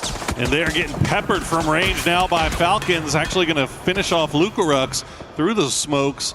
Falcons just outside of zone right now. They know they have to deal with T1. AGAL does get eliminated in the end as Virtus Pro continue to reset. We see that helicopter coming through. That was an E pickup popped by Geeke, but ain't no way they're taking that, right? They still have to find a way inside the zone, however, from the north, as Falcons will get a little bit closer now to Team Liquid's compound. You see Cowboy on the mortar. Cowboy, it's going to go for a defense here, 170 meters here. That could be a little bit too far, in my opinion, here. As they're only about 120, 130 meters away. He's going to go in lower. Okay, okay, now he's going down. 130 could be around where they are for the further shots, but let's see if Falcon is ready for this impact here. Falcons keeping eyes on the skies, but they're getting shot at from range by 17 as well, so they have to keep the happy feet on. Mortar's going to fly just a little bit too far. So no danger from those for the time being. Meanwhile, Virtus Pro going to send it right into Navi, and Navi is ready. Ferris gets 2 with a well-placed grenade, well-timed grenade. Beamy now the last player left alive for VP as he is down to half HP. Another couple of rounds coming in his way, and he will go down, but job done for Virtus Pro as they have now 7 kills sitting on 106 points. Here comes the push from Falcons. Yeah, utilities being deployed now from Falcons here. Blue zones. Luke has to heal, and now Nate's coming in to follow up here. That went out. It hit the other side. So unfortunate. Now defensive utilities being deployed here as well. The circle is still on top of the compound here, so they have plenty of time to fight here. You have to have the really well-placed utility to try to get those knocks. Damage coming through on the Liquid, but no knocks for Falcons. But they at least open the door. They're able to get in closer. Flashbang from Alo. He's going to go and try to turn the corner, but Shrimzy's waiting for it. He gets the knock. He gets the flush immediately following. So Alo maybe a little bit ambitious on that flashbang peak. The rest of Falcons will reset, have to remove themselves here off of that blue zone, but the grenade will take down Purdy Curdy. Now Team Liquid falling apart. Great utility here, though, from Team Liquid. Now Twisted Minds is sneaking ever closer. Yeah, they're getting here. There are 4 kills now for them, and they get close to placement points too. T1 being out, that's 1 placement point for the top 8 given to everyone left alive. And now utility is being deployed from Twisted Minds. They know that Falcons is that next team to try to chase, as they are in 3rd place. Just 16 points behind currently. It is doable. Example finds Gustav. He drops a nade. That could be it's an immediate flush on him and does some damage to Kickstart too. The point man with the Groza and 3 gear. Super unfortunate timing there for Falcons as Luke 12 will go down. Drop shot and flush. Cowboy will try to return the favor. Gets Shrimzy, but Kickstart is going to push with that Groza and will finish off Team Liquid as Chan will take down 2 members of GK. The Mortars coming alive once again. And with the chase being now in play, the equal amount of kills for both VP and Falcons this game, but 1 more placement point. And this is the game where they can try to catch up. Now Na'Vi try to defend from the push from Twisted Minds, but Ulin goes down. And those teams are also always fighting. 15 points difference from 4th place to 3rd between Na'Vi and Twisted. Dr. Stotfine equally here.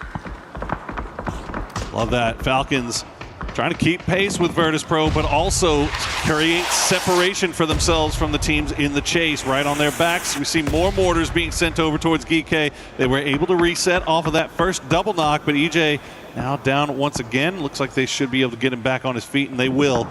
But they are still on that northern side of the zone.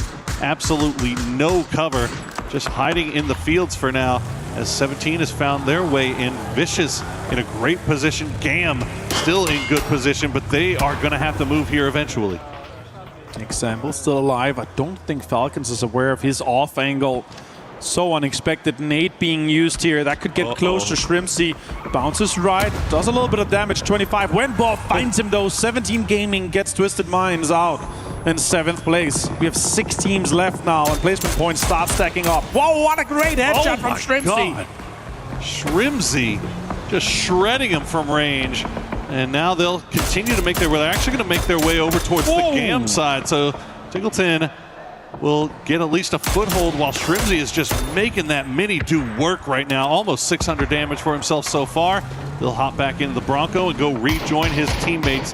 While Gam, you see what they're dealing with. They send Tanvu on the other side of the road, and that might be actually what keeps them in this. That's going to keep Falcons pressured here. And you know why this is smart? Because they don't want to go to Na'Vi to potentially give them points. Gam is not a team that they're directly competing against on that leaderboard. So I get the idea that they don't want to try and pull up onto Na'Vi. They have the information that but Gam has been here the entire time. They have all the utility they need to put pressure onto Falcons. Shrimzy goes down, and now blue zones, and more grenades are being absolutely sent in the direction of Falcons. Shrimzy gets knocked by the first one, but the rest of the barrage not able to take him down, as you see that blue zone grenade ticking. Clories getting a little bit more aggressive, keeping eyes over them as mortars continue to fall on GK. They've somehow been able to survive in this wide open field whilst getting mortared. Another grenade will provide the next point of call for them to go to. Shrimzy back on his feet. Gam, the utility not going to be enough to take down the Falcons. They have now survived the barrage, and now there is so much cover to be able to be played. 17 now. They turn their direction towards Vicious, and Tycon finds a nade and a knock with the Famas. Just beautifully executed by Vicious, but the grenades in return will take down takes down Tycon very low as well. Lil Ghost now the last player left alive for 17. Shrimzy and the rest of the Falcons boys turn their attention over towards GK. Gam has retreated to their compound. Falcons get to stay inside this little ridge line that they've created for themselves, but Gam have to leave. Yeah, Gam still has some cars. They want to get it in on one of the safer spots inside this compound here. Clara is considering, do we go deeper now? Do we try to take the ridge on the other side where Tanwu is already set up? 17 Gaming's out in 6th place here. One more placement point for the remaining teams left alive. Gam still on 0 kills. Unbelievable that Falcons have been able to keep 3 alive this long. Geeke even more unbelievable as they're asked once again to do the impossible and make the run across that wide open field. And Vicious back up to 3 strong. And they are just staring over in that direction. The FAMAS will sing out, take down Akan. They'll secure their 10th kill as they continue to climb up the leaderboard. They are now in 9th. Prime Tiger is back. Simon T, though, he does get the final shots. Glorious finds Songjang as both Gam, Vicious, and Geeke is having so many fights across each other. And the benefactors are Na'Vi and Falcons. They managed to survive for 1 more point. Top 4. 4 teams left alive. Gam is 1 man down, and now Utilities being deployed towards Falcons. Next circle about to pop here, Poro. Look at Vicious just rocketing up the leaderboard. Now up into 8th after finishing off Geeke. 13 kills. 13 kills and still 3 alive. They now have to leave their garage, though, and that is just nothing but wide open field. A little bit of roadside and a very small portion of Navi's compound still in. Boostic and Ferris can keep looking in that direction as Long F will try to take out Falcon's vehicle. That might actually provide them a little cover more than anything here. That was definitely the play that Falcons went for. To deploy a little bit of playable space, but yeah, it's going to be difficult. Both teams have to leave everyone. I think the last team, though, of Gam, or the last players, is Tanwu. They're in a pretty decent spot where Cloris is to shoot at Falcons. The question is, do they go for a deny here once Kickstart has been knocked with a Molotov? Is it even worth to try to send it in? Because it could be teams that you're directly competing against later on here. As Na'Vi could also maybe get some of the kills where Falcons is trying to deny the chase. 83 points, 22 points ahead of Twisted Minds. Just keeping themselves separated from the rest of the pack right now while also doing their best to try to do the impossible and catch up to Virtus Pro. Tiggleton, the last player left alive. He's got some hard cover. He's got the deployable shield, but Gam is 4 strong. They've managed to get the revive onto their knock player, but you see the damage coming through here for Tig. He's causing problems. The only problem for him is that he's not inside the zone right now, so we'll spray through the smoke, does some damage, but not going to get the knock. They're aggressively pushing this one. Tanwu fighting on multiple sides. Wangeth finding Kickstart flush here. That's important. Ferris finds Simon T. Na'Vi gets involved too, and they do have 2 members left alive. Clarice gets Vicious down to just 1 man standing as Tiggleton gets some shots towards Doc Juice, but he does go down to the blue zone here. A point denied towards Na'Vi and Gam. All right, Gam managed to keep all 4 alive, get them across the road. Tycon has the Alm and a little bit of cover. And a Famus. And a Famus. That's dangerous stuff here, but Na'Vi, look at that. Boostic and Ferris up until the very end. Tycon will get the knock and not get the flush on the Tanwu just yet, as he's down to about half HP. We'll see if Na'Vi can make the run, separate themselves a little bit more from Twisted Minds, from Geeke and Vitality, as they have had a good game to start off here. Tycon will go down in the end, but Tanwu not going to be rezzed. Gam now in a 3v2 versus Na'Vi. And Na'Vi has been out and aggressive on towards this one here. Docus disengage here with the fight. Shots come in and Ferris connects with the handball. An insane headshot. This is now the possibility for Na'Vi to potentially win the game. It's effectively a 2v2. Shot come in and connects. 3 Vest does get him a little bit low here, 44 HP. And they're under a lot of pressure. And Utilities being deployed. A fantastic nade from Boostic.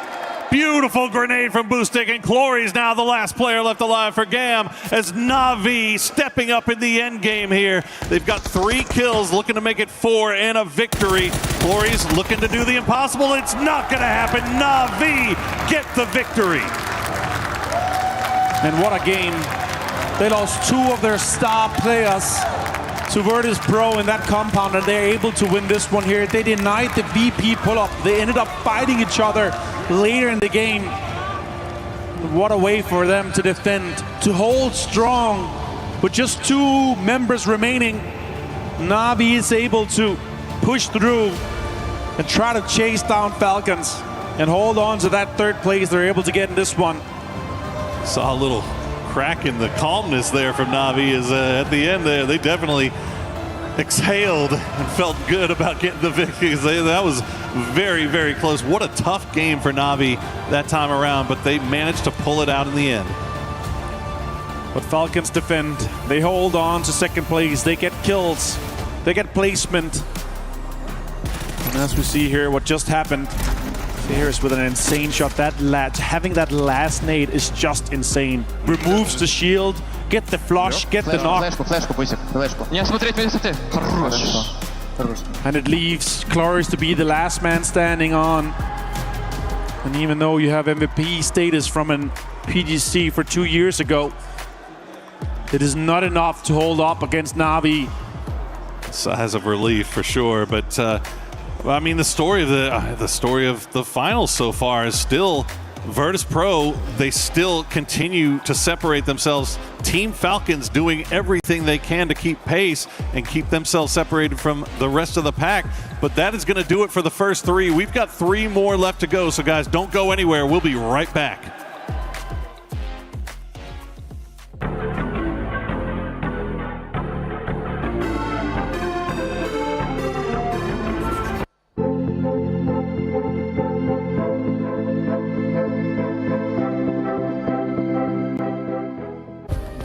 Play is in our DNA.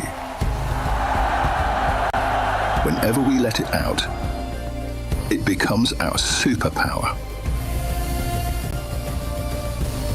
Now imagine an entire city being built to supercharge it. Kadir City, powered by Play.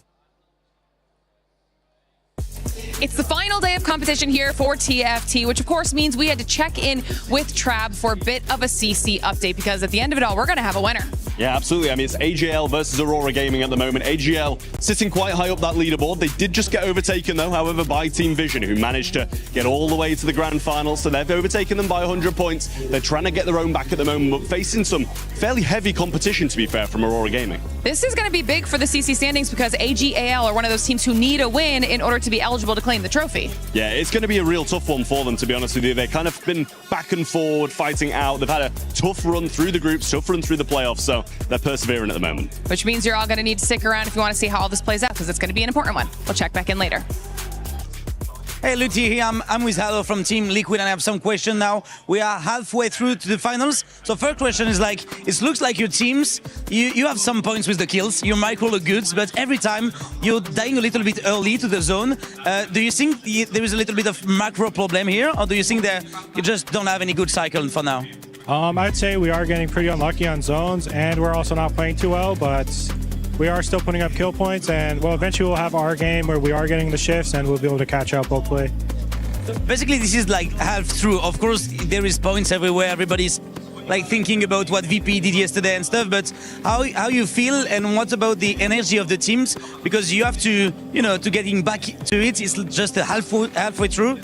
How do you feel? It's pretty demotivating having a bad day one, of course, but the only thing we can do is focus on climbing the leaderboard. We can only look up. So we take one game at a time, and we're hoping for the best each game, basically like that, Trying to be positive and friendly, not being negative. Yeah. Is that any pressure representing America, because there is not a lot of team representing NA right now, or you're not thinking about it? I'm not thinking about that. It's more pressure for wanting to do well for my friends, my family, people who support us and stuff like that, but yeah. I mean, good luck. You can still make it, actually. There's a lot of game going through, so yes, thank you for the interview, and good luck for the next games. If Team Liquid wants to catch up, they're going to have to start doing a lot more, because right now they're 72 points away from first place. As if we do end up playing the 6 matches tomorrow, this is the halfway point of the finals, but we don't know if that's going to be the case, because we do have Smash Rule at play. This last match, honestly, I want to talk about the Sony story of the day, which is none other than BP just doing what they need to do to continue on this gap. At the beginning of the day, they had a 28-point lead to Falcons. Right now, after 3 matches, the lead is at 23 points. Yes, Falcons has been able to close that lead, but after 3 games, Not that much, to be completely honest. The problem is, again, we said it in the last week. VP just continues to find points where realistically they shouldn't, right, Steve? And that's what's making them so strong. But yes, Falcons have narrowed it down by 3 points. Yeah, okay, 5, technically. Sorry, 5. Right? But let's say you did that on every 3 games, you narrowed it by 5, they continued their gain of something in the ballpark of, I think, 3 per game.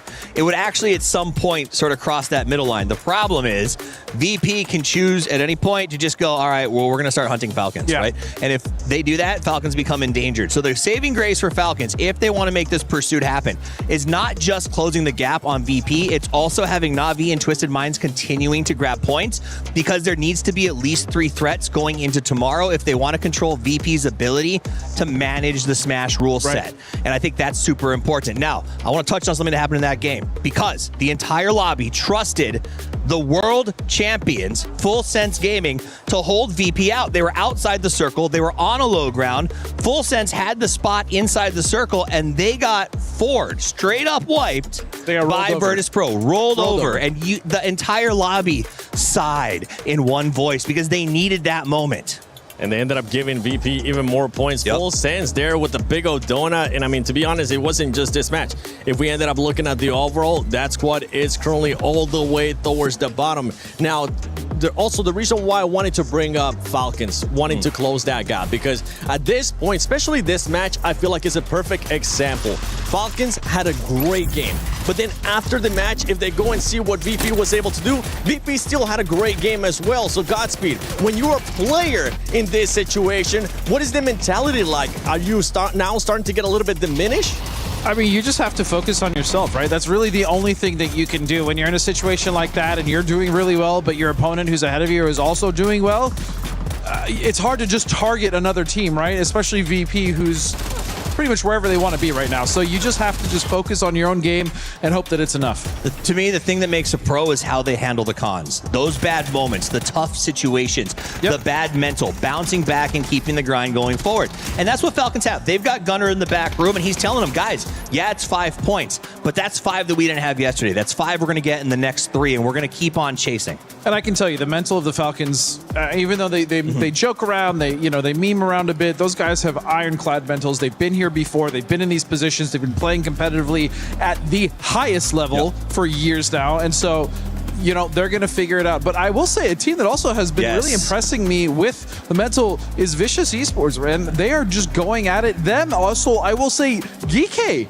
The confidence. Hey, we'll hot drop anybody. You want to come for us? Come on down, boys. We got more than enough for you. Yeah, I think Geeky is out to put some regional dominance on the board and say, hey, you got to respect us when we go back in a few weeks to start up those new series again. Falcons has looked good, but yeah, Vicious has moved 7 positions today. And that is something we talked about at the start of the day. It is so compact because of the amount of mopping that we saw VP do yesterday, that middle pack is fighting for club points, as we saw, but also a massive change in their prize pool. And that's what you want. You want to make sure that you are getting as much as you possibly can.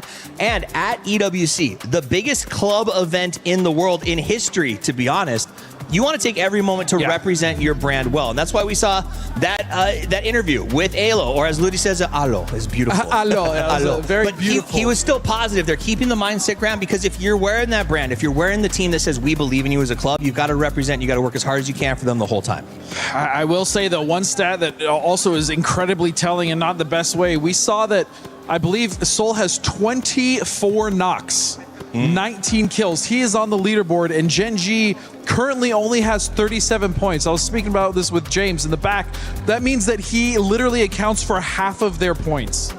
Yeah, and when you're looking at this overall right now, you have Geeky now. I mean, with the performance that we've been seeing out of them, those hot drops, winning them, and then also putting up great matches as they were able to win the second match of the day today. They've been able to jump up all the way up to 5th place. By the way, you were talking about that money, 5th place, 100K. Yeah, they're going to be quite happy about that. You're right. So that's also, we're going to start to see that as we get towards the back end of this. Teams that are starting to shore up and say, I got to make top 5, right? Like maybe my race isn't going to be a top 3 or a top 2, but I'm going to lock in that $100,000. You want to make sure you're in that race for 3 so you don't have to worry about it. I mean, that's why EWC is my personal favorite event of the year, because not only do you have the implications of just not fine, you're not placing first, you can still get second, third, fourth, fifth, still paying out, but you also have the clubs to worry about, right? Who you're representing, who's here in the other games around EWC, and that is what makes this event so sick, because you not only have them competing for their game, but other games as well. Now, I want to talk about AJAL for a second, because we saw Glitter sort of talking at the start of this about that Club Cup, and they need some points, they need to get a win. What really has to happen is they're in 13th, and they need to push up to 8th as soon as they possibly can. The good news for them, though, is it's still so compact in that group up to 5. They only need to pick up 15 to 20 points to move themselves into that top 8 position, which, again, that's sort of a success scenario for a lot of these clubs. So AJAL does still have a shot at doing what their club needs them to do, but not doing what we expected them to do. And a lot of these teams, you guys just mentioned it too, it's so compact there towards the middle. There's a lot of money at stake. People that were talking about money last time, it was none other than Barney and Luti. Hey, Barney, I have to tell you something. What's happened? Yeah, do you remember what I told about the zoo ID I have? Ah, yes, the pigeons. Yeah, I figured out it's really hard to catch, actually. Yeah, Luti, they can fly. Yeah, that's why. So I have a new ID now. It's a better one. Oh, God. Okay, what is it? I got it from Virtus Pro yesterday. They gave me the ID. Okay, this is going to be good. Yes, it is. Chicken this time. Chickens. What? Yeah, but everybody's speaking about chicken dinner, so I figured out I need to get one. And I get one now. Oh, my, okay. Speaking of chicken dinners, so far today, Twisted Minds have got one. GK Esports have one as well. And, of course, Na'Vi with the most recent one.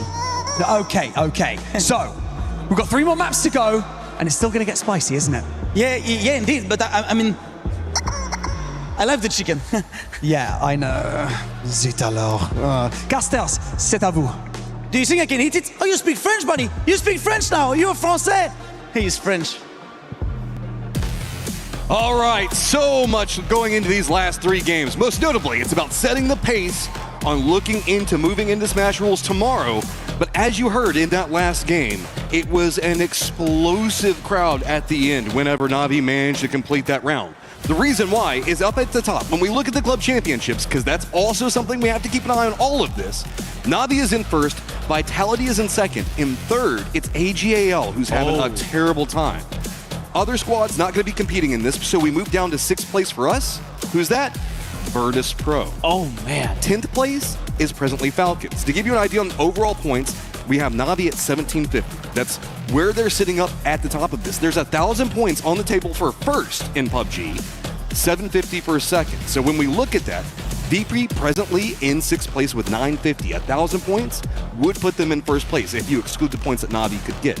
So if Na'Vi can hold on to a 3rd place, 4th place, somewhere in that category, Vitality still staying in that same conversation. That's why there's so many people now starting to show up, showing off all the Na'Vi and the Vitality stuff, because if we see Virtus Pro and Falcons stay 1-2, that is going to have massive ramifications for what we're looking at in the Club Championship.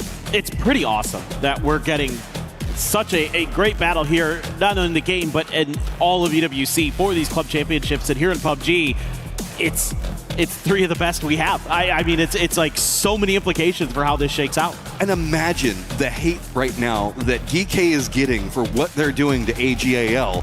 But that said, I love seeing it, man. Like, throw a little bit of banter out, have some fun, and GK riding it strong right now as we are looking centered up on test track for our circle. It's going to be Twisted Mind, Na'Vi, great positioning, but eyes back over to Stadium. It's Team Liquid and T1. Oh, this is curious here.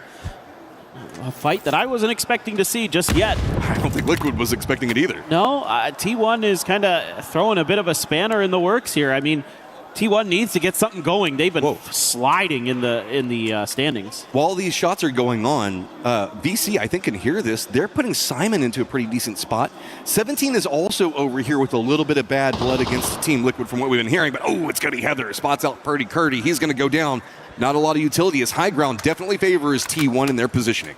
Yeah, and you can see they're pretty aware of potential wraps from around the outside of the building, and Heather is just going to be locking that down. I mean, Purdy knows he's there. You can kind of see him, so Heather now doing a little bit of checking. Meanwhile, Raining heading up to the rooftops to try to figure out if there's anybody inside of the stadium. I mean, it's really difficult to go through the middle of the stadium proper, so a lot of it is going to be through the halls and passageways of the building. try to find your opportunity. Raining no helmet here, though, either, so some of those guns are going to one-tap him if, like, the AK or the barrel gets spotted. And for now, Purdy trying to scooch away to safety. Heather not fully tracking it. He's just kind of waiting to see if there's going to be any reinforcement. When we look at the leaderboard, yeah, T1 is in 7th place with 48 points, and it feels like it's massive when we look down at Team Liquid down in 14th. But really, it's not. It's 34 points right now for Team Liquid. So just a couple of decent firefights can really throw this off. So T1 trying to vie for control over a position that could be useful for the remainder of the year. But on top of that, just trying to get the steamroll rolling, man. T1 was very aggro at the earlier sections of the games, and it just has been lost so far whenever we've gone into the finals. Yeah, they haven't really found their confidence in their team fighting since the first match of the finals, basically. Ever since then, they've been kind of struggling. I am seeing VC now chasing 17 off screen. Sure. It's like one of those moments where we've seen this already in this tournament where so many teams are keen to try to get a surround on an early hot drop to try to, scoop up some of the extra points that are left over, and instead they end up bumping into each other. Bro, we are presently just watching Tycon get his groove back, and I'm loving it. Jumps up into the face. Little Ghost at least managed to get the knock on Simon, who's having great finals of his own. But here comes the rest of VC. These guys are completely vicious. Powell's going to spot out Little Ghost, get the knock on him. They're going to continue to push along, and yeah, 17's trying to regroup, get back over here, but the timing is just so bad. Yeah, Tian lands a pretty decent grenade, but he's going to take decent damage in response, so pretty even exchange there. But that follow-up from Duckby is right on point, and that's going to be another knock here. The flush confirmed as well. Who's the roaming bandits that we've been seeing through the early game? It's Geekay. Geekay, here's this firefight. They're just on the outside of this. It looks like they were trying to rotate through this field, and suddenly they could find themselves with a perfect third-party opportunity as Gen G is setting up a round stadium. I think they've heard what's going on with Team Liquid and all that other noise. Yeah, I think here as Geekay, it'd be better to get ahead of both of these teams in the next circle and kind of set up your camp from that direction and try to lock them out. Wenbo has Duckby for free, but the spray is awkward with the QBZ. That was, you needed to hit that one in that situation. That's a massive problem now as he is revealed. DK has gone continuing passing by this point. So now 17 position revealed, getting punished and vicious. They came into this hot and heavy. They know that they have the man advantage. I don't expect this to stop. Yeah, and for Geekay, you're hearing these shots, but... Oh, that's how you do it! Simon T2 getting in there, and Wenbo is down, and piece by piece, 17 is being sent to the lobby. Just can't seem to find anything out of this one. Zhao Wu going with the hero stand. He's going to go down. It's Simon that manages to find it. And Vicious just on a come up right now. I love it. Rotate still can be continuing for DK, and that puts him right on top of Shadow. Yeah, and this is more of what I want to see from some of these teams is this early aggression, looking for those moments where you can get some clean points. EJ going to take Kamal's out of the seat. No hope there. Oh, Hanzi actually wins that. Akan is going to get him in response. So Park Pro did go down, but GK looking for that res. Setsuna's just going to send it. He's got confidence in his aim, but he's going to put himself in a crossfire. That's punished, and now just one up for Shadow. Do GK want it? Are they going to chase it down? Looks like they know, and yep, they're going to go ahead and finish that out. GK early is just vicious, man. Love it. I mean, this is what you need. Like, everybody that's in the middle of this leaderboard should be looking at the top and saying, look, even if we may not have a hope of winning necessarily yet, we still can get ourselves a lot more money and a lot more points for our clubs if we pop off here in these next couple of games. Eyes back over to Stadium. As you can see, it is going to be T1 and Team Liquid all on top of each other, with Gen G still roaming around the outside. Soul's playing over to the northwest, while the other three are kind of moving more into a gatekeeping position, try to catch out whatever's going over here. The economy's gotten a bit better for Team Liquid. I'm not certain how T1's is sitting. We saw earlier not necessarily having helmets, everything like that. T1 has moved out of Stadium proper with everybody except for Heather, and I think that's just to kind of secure some more loot, get a bit better off. But remember, there's only 2 up for T1 as Team Liquid is kind of starting to turn this around. Yeah, Luke 12 able to find 2 kills when we were watching some of the skirmishes off screen. So this fight can kind of continue for a little while longer. Now it's Gen G's turn to try to set up a bit of a barricade around this. Alo doing a little bit of peeking outside to see if there's anything going on, anything amiss that he needs to be watching out for, but not any players that are going to be visible to him just yet. Meanwhile, there you can see Bean up on the hill. I think Ian is safe from his vision for now. Seems like he's just tucked in and maybe Gen G's going to tuck away. This is phase 1, so technically Team Liquid can hold out here for a little while longer. That tends to be their strategy whenever they get caught in these situations. Eat some blue zone, kind of wait out everybody else. I don't know how much of a commitment we'll see coming out from T1 or Gen G. Gen G could use a couple more points. Vicious making their rotate right now is going to be close to that GK positioning that we were talking about beforehand. Everything seems to be pulling a bit more test track as far as play goes, so Twisted not having to move much. Navi that we saw playing over in Neox Factory. Down to the south, VP, our leaders right now, are going to be next to Full Sense yet again, as AGL is just happy that they're not having to deal with GK early, but they are getting pretty close to him yet again. If there's a fight between Full Sense and VP, I want to see Full Sense get a little redemption there on what was a... I want VP dominance. I'm not going to lie. Give me the Polar Bears right now. All right, yeah, that's fair. The Polar Bears, right? I thought you were going to say because they're like around. Okay. They're in the pole position. Oh, okay. Yeah. Okay. I'll give you that one. That one's right. all right. That one's all right. Myth, who are all still waiting to come alive, is down in the southeast while Gam's going to be regrouping with the circle the way it's popped. Guess what? More test track. Everybody knows how to play it. Everybody's seen it. We're losing a lot of the high-sided hills. They're still kind of in play, but that's why Vicious is going to be coming down. Falcons in no rush. They're over next to you, Lin. They are going to find the southwest pretty open in that path and a couple of hills to play around, but that is going to put them next to VP. I hope this just goes straight into either the test track or the Neox Factory, or goes north. We see a lot of circles, or we used to, that went south of the Neox Factory, so it would be a lot more fun if we got something a little bit different. There's not going to be a fight there just yet, but Beamy already into a foxhole. Baron very, very close. I mean, this is a big, important fight right now. Myth pretty spread out. VP kind of as well, but they're going to be well aware of Myth's positioning. It just seems like right now nobody wants to commit any util. Here we go, Beamy. Look at the trigger discipline. They wait. He's letting Nixie get into another point around the side, using the car, trying to force him back over next to their vehicle, which Beamy already saw. Tries to go for the double knock on it, not going to get it, but it's always so cleanly executed over here. Is now Bith. They're trying to get closer to Neox. They're getting punished. That opens up the other section of what VP already had set up and waiting. Oh man, this is so nasty right now. Still are two players close to Beamy, but their grenades are coming up well short of where they need to. They're going to throw some stuns, finally getting the distance a little bit more dialed in, but that's a lot of utility wasted for Myth in this fight. And that probably gives VP some more confidence to try to start claiming some extra angles that are putting these two players in this hill in a crossfire. VP just doesn't die getting 0 points. They're always going to find something, even if they go out early. So watch how they play this. It's just always so efficient. They have eyes on the prize every single movement that they go for. While we do see Myth regroup, I want to point out that Team Liquid does have Luke that's gotten out of Stadium. Heather's still kind of back over there, but I think it's just going to be a little bit more of a standoff, as that's just going to stay pretty Cold War for the time being. Yeah, it's pretty insane how much space VP just bought themselves off of a couple good grenades and some good shooting to back the other two players, Jacob and Scappy, off a little bit of their angle, so they try to create that extra one, force the two players off. So really smart stuff. As per usual, you're up in the sky. It's the Falcons.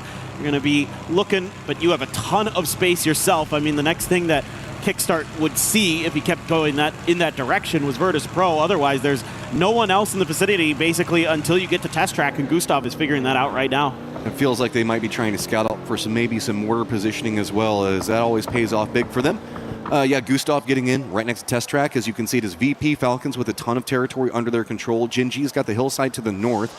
Gam's just kind of playing around Neox Factory, using that lower side as, very interesting shift up into the northeast. Hard shift comes up, to say the least. Gen G gonna love that, but we still keep in some of that hillside over into the northeast, kind of north of where Clarice is playing. I don't know if anybody's going to want to really play around that, so that puts Gen G in this valley position that they can get a lot of control over. Exactly. They should be able to split up here and have a lot of high ground to work with potentially. It's just how much are Bean and Clory going to contest for that area as they're being sent out. Yeah. How many people are going to run straight into test track and Neox Factory because there's nowhere else to go? Well, Myth are wishing that they did because they're running into GAM now. The funny thing is already a lot of teams did. Yeah. So it's just kind of like, it's already pretty packed. So if anybody tries to, they're going to be in trouble, I feel like. All right, Myth, looks like they're going to try to bulldoze their way right into GAM. GAM is kind of letting this one go, but VP is tail-ending right back behind Myth. So if the path presents itself, VP could just stop third party, or they can just try to use Myth as a distraction in front of them. Geekay just trying to get closer to the circle, but Scappy's going to be the point guy, and GAM has just got so much control over this corridor over here. Now with Geekay, DK crashing on the other side of GAM, specifically Glories, could open up a movement for Myth as Jacob's now starting to get punished by VP. Yeah, Myth is unsure of what's going to be a reasonable vector of attack. Meanwhile, VP, because they've been patient behind Myth, could just kind of pick at Myth's backside, look for that moment to third party when they know that Myth is going to have to likely commit to a fight somewhere up on this side, or they might just keep driving north. They might be able to just get around GAM. GAM opts to go for a bit of a 2-2 split here, reinforcing their southern and northern flanks to make sure that wherever Myth goes, they're going to have some kind of damage to be put down. I don't really like this for Myth. They're going to be stuck right up against the zone wall. Duck Juice is playing around over there, kind of watching the movements that are going to be happening. So if they manage to squeak by, that's just going to put them, Myth, most notably into Ginji's positioning. Team Liquid has managed to touch the circle right now. It's going to be the other side of the hill, high ground for Luke 12. It's pretty close to Ginji. Is Kickstart just taking a couple of pot shots at everything that's going on in Test Track because it'd be popping off over there. Yeah, those are a lot of players that are up inside of the control tower for VC, and they've got a lot of kills on the Twisted Minds. It's just Perfectix on a bush is all you're going to be finding yourself with for the team that's been on the up and up today. They're up to 61 points. They've been having a really solid day, but and especially given a Test Track circle, you feel like this is their bread and butter. But there's so many teams that clustered into this area early. It just got too congested for Twisted Minds to make any kind of move, it feels like, and they just got smothered out. Looks like we have maybe a recall coming in, and I think it's the T1 players. Yes, it is. They're going to make a commitment drop right on top of Neox Factory. We're at least reigning in E-End. Heather is still over in Stadium, just having completed the res call, so I believe that Team Liquid kind of managed to get what they wanted out of it, but the question really comes down to, can T1 even make landfall over here? If they can, it's going to feel good, but they've got to loot so fast. As we've moved away from Test Track to Neox Factory, we're in that middle valley position just to the northeast of it, and that's going to be a dirty place to have to fight. Yeah, it's going to be a lot of rolling hills inside of this circle with a little bit of high ground from the Test Track facilities that are still in play, so actually pretty tricky for a lot of these teams. But Falcons, because of that high ground, or not the high ground, the eyes high in the sky, let's go with that, they are able to find some value. VP losing players, Hakatori catching some damage, Beamy already removed from existence right now. Lukaruk trying to drive down the road. This is big. They're managing to get in front of everybody in Test Track who's going to have to try to get out of it. The only downside is it's them and Falcons jockeying for position around that center point hill. While we still have 49 people alive, this is a perfect mortar area. You can already, I think, start to hear them going off in the distance. If you get to this point, yeah, it's pretty all right, but you have to assume that there's going to be maybe 5, 6 mortars coming after you in just a few seconds? Yeah, it could be. Right now, it doesn't seem like any. There it is. There's Park Pro. He should be targeting VP, I would think. Let's see if he's got the... Oh! What? What'd you hit? Did you hit that? Did he hit it like something in front of him? Did he hit his own hand? I don't know. I'm not even sure. I don't know if Park Pro knows. That science is weird. Physics do physics things sometimes, as now Full Sense is going to have to make a wrap over on one side of it. Falcons and Team Liquid going to be containing them, while it's going to be Vicious having a great spot in that northern compound of Test Track. So where do you go? Ginji trying to get out of the high ground, and Tigger's running right up into the face of Luke 12. This is Full Sense, I think, coming into this blind with no idea where to go. Yeah, Full Sense is just sending it off the backside of everything, trying to find some level of safety. Likely they're going to be maybe duking it out with Falcons there. Meanwhile, VP has to cluster up. They've run out of decent options as they're being forced out of every position, so they got to use these grenades to create some extra foxholes for themselves. Was there another... Did he double load? Is that possible? I don't know. I didn't even know I've that never was tried possible. it. That's the only thing I can think of. I have no idea what happened there, but all right, here's the explosions, and VP, no points so far for VP, so this is all Nixie just trying to stay alive. Falcons know who's there. They want him down and out, and they got the BRDM, and they are on the hunt. Vitality actually crashes the other side of it as well. All the squads in the hunt trying to find something for the championship, have eyes on the VP, and Finally, VP don't find points. Yeah, I mean, it took a long time. And now, as the Falcons, you got to be licking your lips thinking, we've got an opportunity. They're doing damage here and there. They're getting knocks onto Team Liquid, onto Full Sense. So a bunch of teams starting to crumble underneath this firing squad that they've created for themselves. Yes, Gustav wants to try to dig out some territory. They have a BRDM too. This is looking really solid for Falcons to get deep into this game and gain some ground on VP. Bait and switch hard shift goes back down to test track, so VC in a great position, AGAL as well. T1 having that remnants of their players still alive, kind of hanging out over there as Twisted Minds kind of gets killed out in the position that they play from off the start. Over in the east, though, we've got Geekay that's going to be fighting for a position on top of Na'Vi, Gam, and Myth. Gen.G's got to come down from the hillsides that they've been playing in the north, and Full Sense, who did manage to survive on their rotate, now also has to come down, and it's going to be contesting against Vitality's position and Falcon's position to the north and center, and BC that's just got a great compound itself. Yeah, nice stuff there from Na'Vi to clean up Clories. So Gam, again, continues to struggle. Only 2 kills into this game, only 34 points total. Full Sense looking to try to put some pressure from the high ground onto Falcons. But again, with that BRDM, with some of that extra little cover they have from the emergency cover and other things that they're going to be able to create for themselves, should be A-OK. GK trying to find some safety of their own. Myth has been beat up behind them, and they're getting tagged from the side by Na'Vi, who's on that eastern side. AGAL, VC, going to be able to continue to lock down the test track. Here we go. Full Sense, not too many options to go. Looks like they're going to send it down into that VC positioning that you're talking about. Does manage to squeak out one position on the side, but the east is just, it's a game of chicken right now. Nobody wants to make a move into the circle, and it's getting scarier. Why Vitality is getting more and more cover. Sure, just keep trying to blow them up. They're doing a great job on just juking out all the explosions and finding themselves somewhere comfortable to play from. Falcons does spot out Belmoth. He's going to go down, and then Soul also managed to spot out Myth.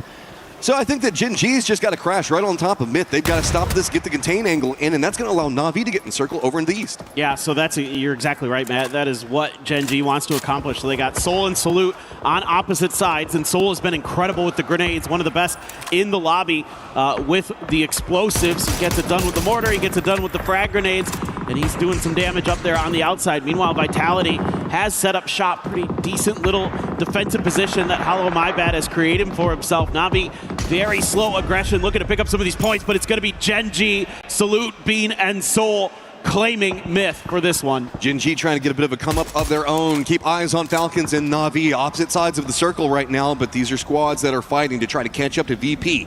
Big potential coming up for Falcons, and they know it. They've got territory control, and really it's Full Sense, the closest squad next to them. Vitality, as far as club championship points go, they're in a great climb position. We can see that they're presently sitting in that safe 7th place, but it just takes a couple of kills. My God, Vitality just decided to stop a lot of what was going on over there. Bit of peace coming up from BC as well, as Vitality starting to get a lot of shots thrown their direction. I think they pissed off a few too many people. Yeah, it is kind of tough when you're in those early center positions to lock them down, and that's why you got to give Falcons some credit. They did a really nice job with that. Salute should be dead here. Yeah, there's no hope of getting to that rock. Now, the good news is that Bean is going to be able to find the res. It looks like there's still just enough time, I think, to get that done. Hakatori setting out some pre-smokes, knows he has to make a move forward, knows that Geekay going to be underneath their hill. So yeah, Gen.G does get their reses in, and Salute going to have to go for that first aid, but he's helmetless right now. Full Sense is causing a problem for Falcons over in the west. That's how come they can't get too much territory control. That's open more over into the east for Vitality. So with these shots coming out from Gen.G, they need to get a knock on somebody from Na'Vi or Geekay, one of the two of them, but it looks like most of their focus is on Na'Vi. That could be a problem because the way that these rocks are kind of set, you can see that there is a directed line right into Geekay, but really Gen.G can't see it too well from this point. So if they wrap directly into the circle, they're going to get punished heavy. If they go to the west, it's either going to be Vitality or Falcons that gets a piece of it. Uh-oh, yeah, and this is what I was worried about. Gen.G is moving more to that other rock. That's going to put him very close to Geekay. Yeah, so Na'Vi has to make some decisions right now. You know, are they just going to continue to harass these teams that are on the edge to clear that out to try to take a more fair fight, but getting a lot of damage in return. They do have that Pico bus, and man, Salute, I thought he was going to keep dialing in on that angle, but smokes are down, making it a little bit tougher for him. Is hitting headshots, doing a lot of damage here to Na'Vi, so that armor going to be continued to be weakened up, and they're kind of thwarted from this attempt to clear out their northern edge. AGAL also has to try to get in the circle, but it's going to be supervised by VC. They're probably going to be in some trouble in a second. A lot of shots coming out. You can hear in the distance going to be at them that popped in a car just trying to rotate past all this. Really, it's about can Na'Vi fight their way into the circle, because we're looking at the top of the leaderboard right now. Gen.G just might have to surrender these over into the blue zone, even though it's phase number 6, because there's just no path in. I mean, I don't even know if DK can get in, and they're still pretty close to the circle. No, I agree. I mean, I think it's pretty much difficult for all these teams on this east side to cleanly get through. That's why Na'Vi has to turn their attention north. They have to try to create the points where they can. They know the position they're in the leaderboard. They know Falcons is still in the lobby, so they have to fight tooth and nail for every inch that they're going to be going further forward. He's got it prepped. The way that Na'Vi are playing this slow, it is punishable. Not going to go for the first part of it, assuming somebody's coming after him. Park Pro's gone down. Looks like he's just trying to go for flushes. Do they know where Zongjong is? Nades starting to come up. Gedrox actually gets the knock on a Na'Vi. Follow-up Nades coming up. Everybody's just getting demolished over here into the east. Jin Ji survived for long enough to walk into the Falcons sight line. Yep, and this is why Na'Vi had to go north, why they had to take these fights, because everything else is just dire. It's unbelievably difficult, and you can see why. Great nades, though, from Vitality, who's making a climb up the leaderboard, up to 7th right now. Full Sense sending it right underneath, but Pau might have an angle. No, not quite. Looking to try to get up there to find one. Tycon having to use smokes to give himself some leverage to get over to the top of this position. Uh-oh. Circle's popped, and it is abandoned that road that we were looking at just a second ago. VC in a lot of trouble now. Tycon, I think, is in the lower section. He's got to keep control with now this more aggressive Full Sense that you're talking about. Full Sense just couldn't find an angle onto Falcons, and that is a massive problem as finally Jin Ji goes down, but big heart for those guys for staying alive in such a desperate situation. It is just Vitality, and I guess they're 5,000 dips that they've managed to have through explosions holding down the circle in the north. To the south, VC trying to get some control, but this is very open over here. Yeah, it's quite the trench network that Vitality's been able to create over here. I'm sure some mortars earlier might have helped with that. More mortars I hear streaking through the air. But right now, Falcons have a tough decision to make. The great news for them, again, that BRDM's still there, so they can make the most of bad situations. Try to let some of these other teams fight. Try to thwart Full Sense from coming on this north side. Make them fight VC. Open up another opportunity to get into the circle. They're all waiting right now for Vitality. They know where Vitality is. For Vitality to start having to take shots maybe at Full Sense or VC like you're talking about. If the Falcons' timing is great, they can use the BRDM to fight into the position that Vitality's been playing from, or they can go more of this Full Sense side, maybe take the fight with VC. Oh, but the positioning there just isn't good. Hello, my bad. Gets knocked onto Shrimsy. That's going to throw off all the timing. Denadol's also over here. He's going to try to get a piece, but nah, Levante says that's mine. That was beautifully orchestrated by Vitality. Those grenades were right on the money. They took Shrimsy down quick before he could do anything about it. Tiggleton was just waiting in the back, and again, Falcons just not able to find the opportunity that they'd like to make a move in this circle. Finally, Full Sense going to be sending it in towards that western edge. Pau, Duckmai as well getting in there. Tycon keeping his eyes on towards the Full Sense members to keep them corralled. Big blow-up opportunity for Full Sense if they can survive, but VC's just been on a climb and 13 kills and more counting. Oh, the Panzer doesn't quite connect. Levante trying to get the shots onto Gustav. He does manage to pick him up, and now Falcons nowhere to go. They just have to run right in between Full Sense and Vitality both.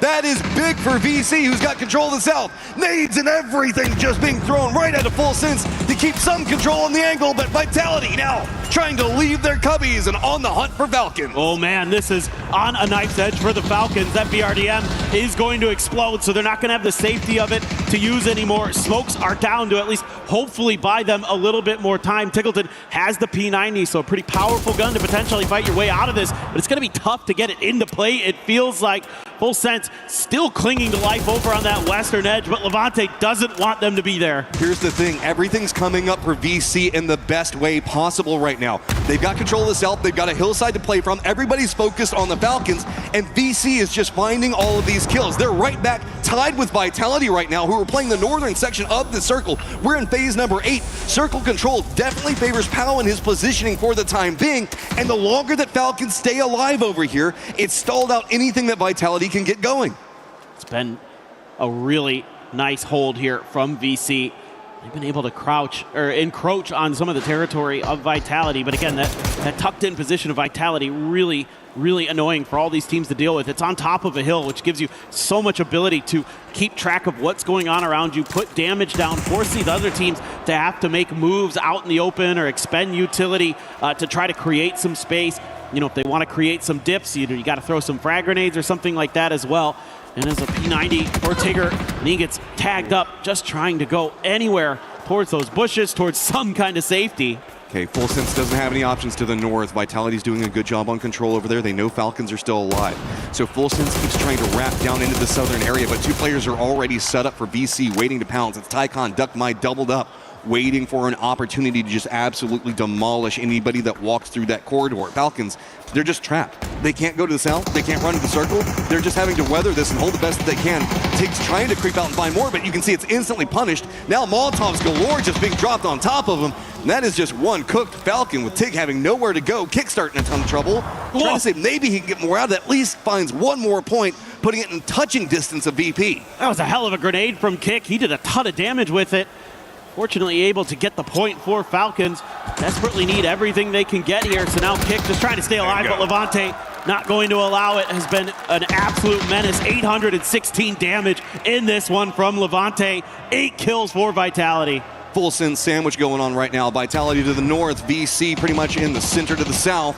Full Sense right up against the blue zone. Exact same position that we saw Falcons trying to fight their way out of. They're going to go down.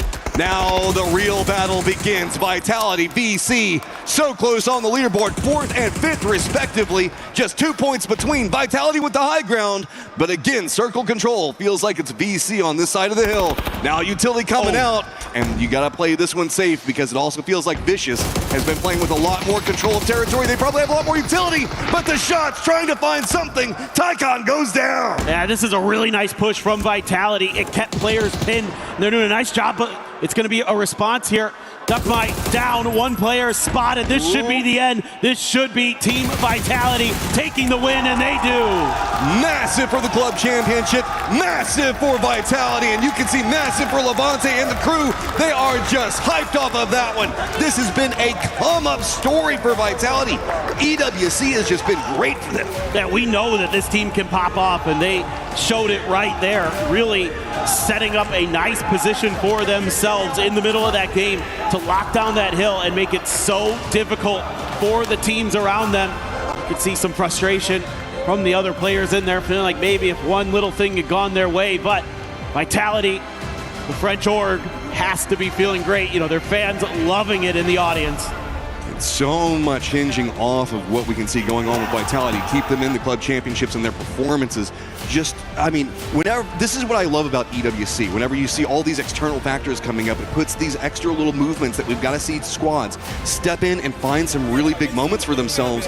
And you love to see it for a squad like Vitality. This is a squad that everybody loves. I don't know anybody that hates the squad. No, and look at that. Levante giving some love to the fans there as well. This is a great little read here from Levante. Knows that Full Sense has to be pinned back there, and he's watching this bush. Nobody's moving, and he's like, they're probably just behind it. I'm just going to start spraying. He was looking for those little pixels out of place. Couldn't quite identify it. Didn't need to. Had the read. Oh, and yeah, let's talk about, they got some circle love. No, they made a run to a position that was desperate, had to fight a squad that was already holding it, got control over it, then took control over all the territory around them. Falcons couldn't move. We saw Gen G having troubles. Everything that was going on the east, everything that was happening to the north and west was all due to Vitality. And so they controlled the circles, controlled the game, and just put themselves in a great point. Even whenever they were having to walk out of their controlled area that they had down into DC, the firing lines were just so good, and they were waiting. They knew where the enemy was. Yeah, for sure. But it's a really nice job by Falcons holding on in that game. But we also had a big game coming up from Vicious, finding a ton of kills inside this one. I think Barney's got us Vicious down on the stage. Oh, here we go. We've got Tycon here joining us from the Vicious Esports. And to tell you what, that's how you turn a frown upside down coming into today, because Tycon, you were in 15th place with 19 points, you and your teammates, and now top 5 and you're fragging out. Why has it taken this long, from your perspective, why has it taken this long to find your rhythm? Hiện tại bây giờ đi đến ngày hôm nay á, đội tuyển mình bắt đầu ở hạng thứ 15 với 19 điểm. Thì hiện tại giờ trong những ván vừa rồi thì mình đã nhảy lên hẳn lên là top 5 luôn. Thì điều gì đã khiến cho cái việc là mình tìm ra được cái nhịp độ của mình lâu như vậy?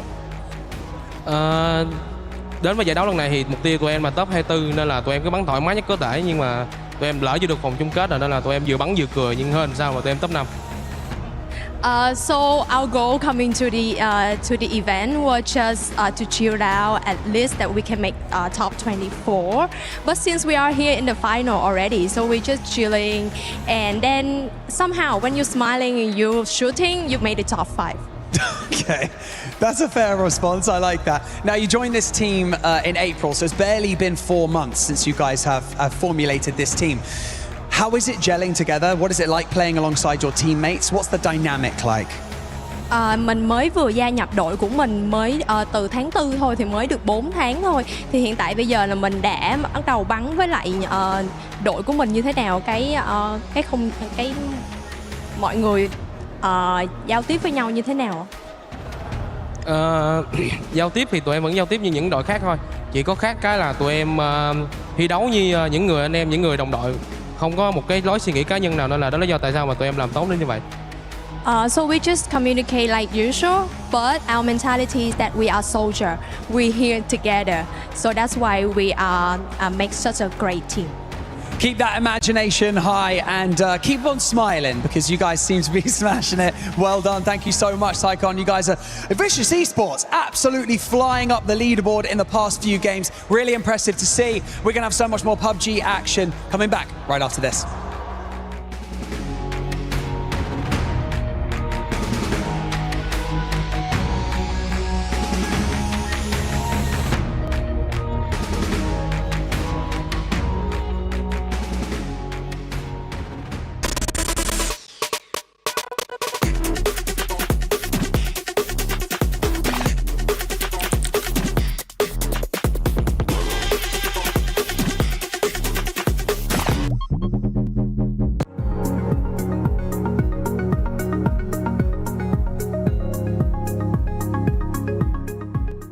Everyone is playing, you're not yet.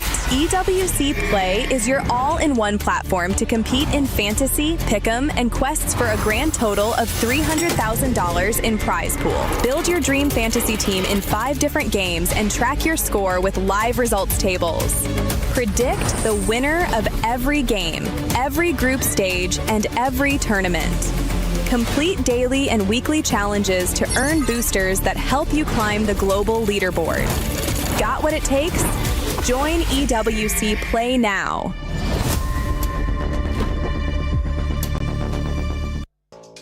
All right, we're here at the EWC Parkour Challenge. Now it's time for the incline slab. Kilaris up to bat. Let's see what he's got in store for us on this one. All right, he's making his run. He's got up there. Oh, the arthritis fakie. He lands it. He's done it. He makes it.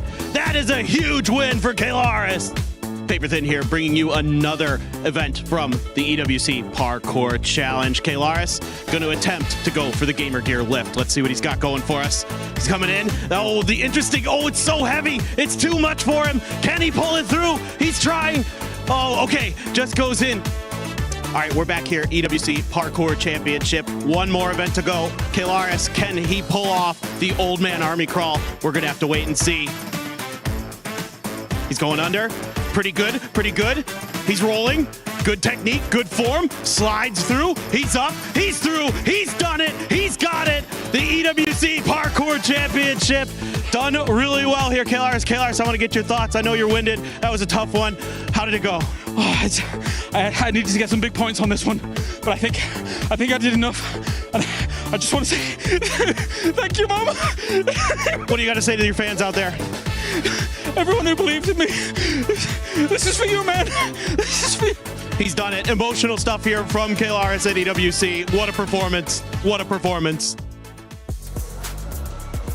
I believe in you, my Ginger Hulk, just like I believe these teams will be able to start catching up to VP, and it's happening, baby! Sorry, VP fans, but VP, with that donut, a lot of teams were able to step up Vitality, but we're gonna talk about the new Sony story of the day, which is none other than the Vicious, being able to jump up all the way from 15th to, I believe they're currently in 6th place, or actually 4th place, if I'm not mistaken. Yeah, so you asked me earlier, how is it that you get into the mindset? How do you keep that mental strong? Just do whatever the hell Vicious did today. Honestly, coming in from 15th place with absolutely almost no points, and now making it all the way to the top 5 5 is truly a monumental day of play for those boys. The siren's call of $100,000 can do an awful lot, Godspeed, as they've managed to get themselves up there as they ground into 5th, looking good. Double-digit kills in backs-to-backsies is pretty impressive, because that means you're not just catching circles and getting lucky. It means you're putting the fire to the road. Now, I will also say a big one for me, as I said at the start of the day, it's not always about how well everyone else does. It's really about how badly VP does. You know what I mean? Like, they're the ones who could drop this ball. And I'm not saying it, it is kind of a bad day. 106, it's only 9 points. 15 points on the day. Is it 15? Yep, 15 points on the day, sir. Oh my gosh. So 15, I mean, it's okay. I thought they had 97, I'll be honest. So 15 points is better than I thought it was, but it's still less than 5 per game. It's not what you want, because they wanted to have that big lead going into tomorrow. And I think another team, honestly, that we have to talk about on their rise is GK, man. They came swinging in those early hot drops when they initially had to fight AGAL. That probably built a hell of a lot of confidence. We saw that interview, and now they're continuing to build the success. It is honestly impressive what them and Vicious have done. The thing for me is we often, and I think you're a proponent of this, is don't hot drop. It's almost never a good idea. GK came in and proved to us that if you can find the person who allows you to just take points off, you're going to win every time. Exactly. Sure, go for it. You know what? So that hubris, and it does this other benefit. I've noticed in PUBG that if you have a good fight early and you can kind of keep parlaying that as you move through the map, you tend to do better in the late game because you're hot, you're warm, you feel good about yourself. Building confidence. So I do think the fact that they were tested themselves early and then made the push has actually been a huge help for them. Yeah, and I mean, I got to go back to the Vicious. For them to continue on this form, now we're starting to see a little baby VP from day one in the Vicious. If I'm being completely honest with everybody watching, with the Vicious, I'm hoping that this consistency continues on as we head into the last 2 months. But we are expecting something out of VP here. 15 points is just not going to be cutting it for that squad, considering that they ended up getting 91 points yesterday. Right, and and it's one of those things, if it was any other team, I'd think to myself, I'd be like, that's why you can't pull the strikers, that's why you can't play defensively. But I don't think they are. I think they're just getting caught, and I think more importantly, everyone else knows how far ahead they are, and they're not letting them get away with it. Yeah, and I mean, even teams like Vitality, right, who won our last game, coming in and able to control that Engen circle and make sure that they were the last ones. I mean, their zone control from the north was very impressive, and Vitality is still going to do very well as long as they continue to quietly amass points. They haven't been necessarily very loud in their point gathering on the day, but they're still making that climb. On the head-to-head that we had there, we actually ended up seeing the amount of kills that Vicious has. They have 36 VP. The only points they've been able to get, those 15 points, have been through kills. They need to start finding themselves a way to get into the later matches as well. But yeah, for the Vicious, 36, 47 points total today, and we still got 2 matches to go. Can either of you tell me what happened to Myth? Well, I mean, sometimes a myth is proved false. And so far, it seems like it's going that way today. I don't know. I do think there's maybe some headspace if they had a rough day yesterday, and we don't know what their bounce back potential is. We haven't seen them not out in front. This is our first time really getting to see that outside of PGC. Again, we didn't have Jacob at that time, but they weren't able to pull it out. They underperformed, and so maybe that's it. Maybe when the pressure's on and they don't get a good foot forward, they have a hard time catching back up. I mean, but they need to. They still have games. They still have tomorrow, regardless of how these last couple games go.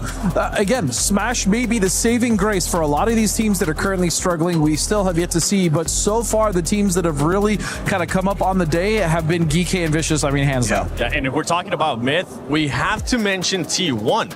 This team has been non-existent. This is actually the first time that we're mentioning throughout the day because the team has not been able to do anything. And I hope that we get a chance to see the overall just to showcase where the Vicious currently is because they have just not been performing. We were talking about Heather. We were talking about superstars. Remember, when we were talking about superstars, they're currently nowhere to be found. I mean, just how they started yesterday, we thought, oh, this is it. They're going to go big time, right? And they aren't. They've slid off that first page. And you can see when we look at this right now that it is Virtus Pro on the top. But now Vicious has cracked up into that top 5 and is continuing to climb.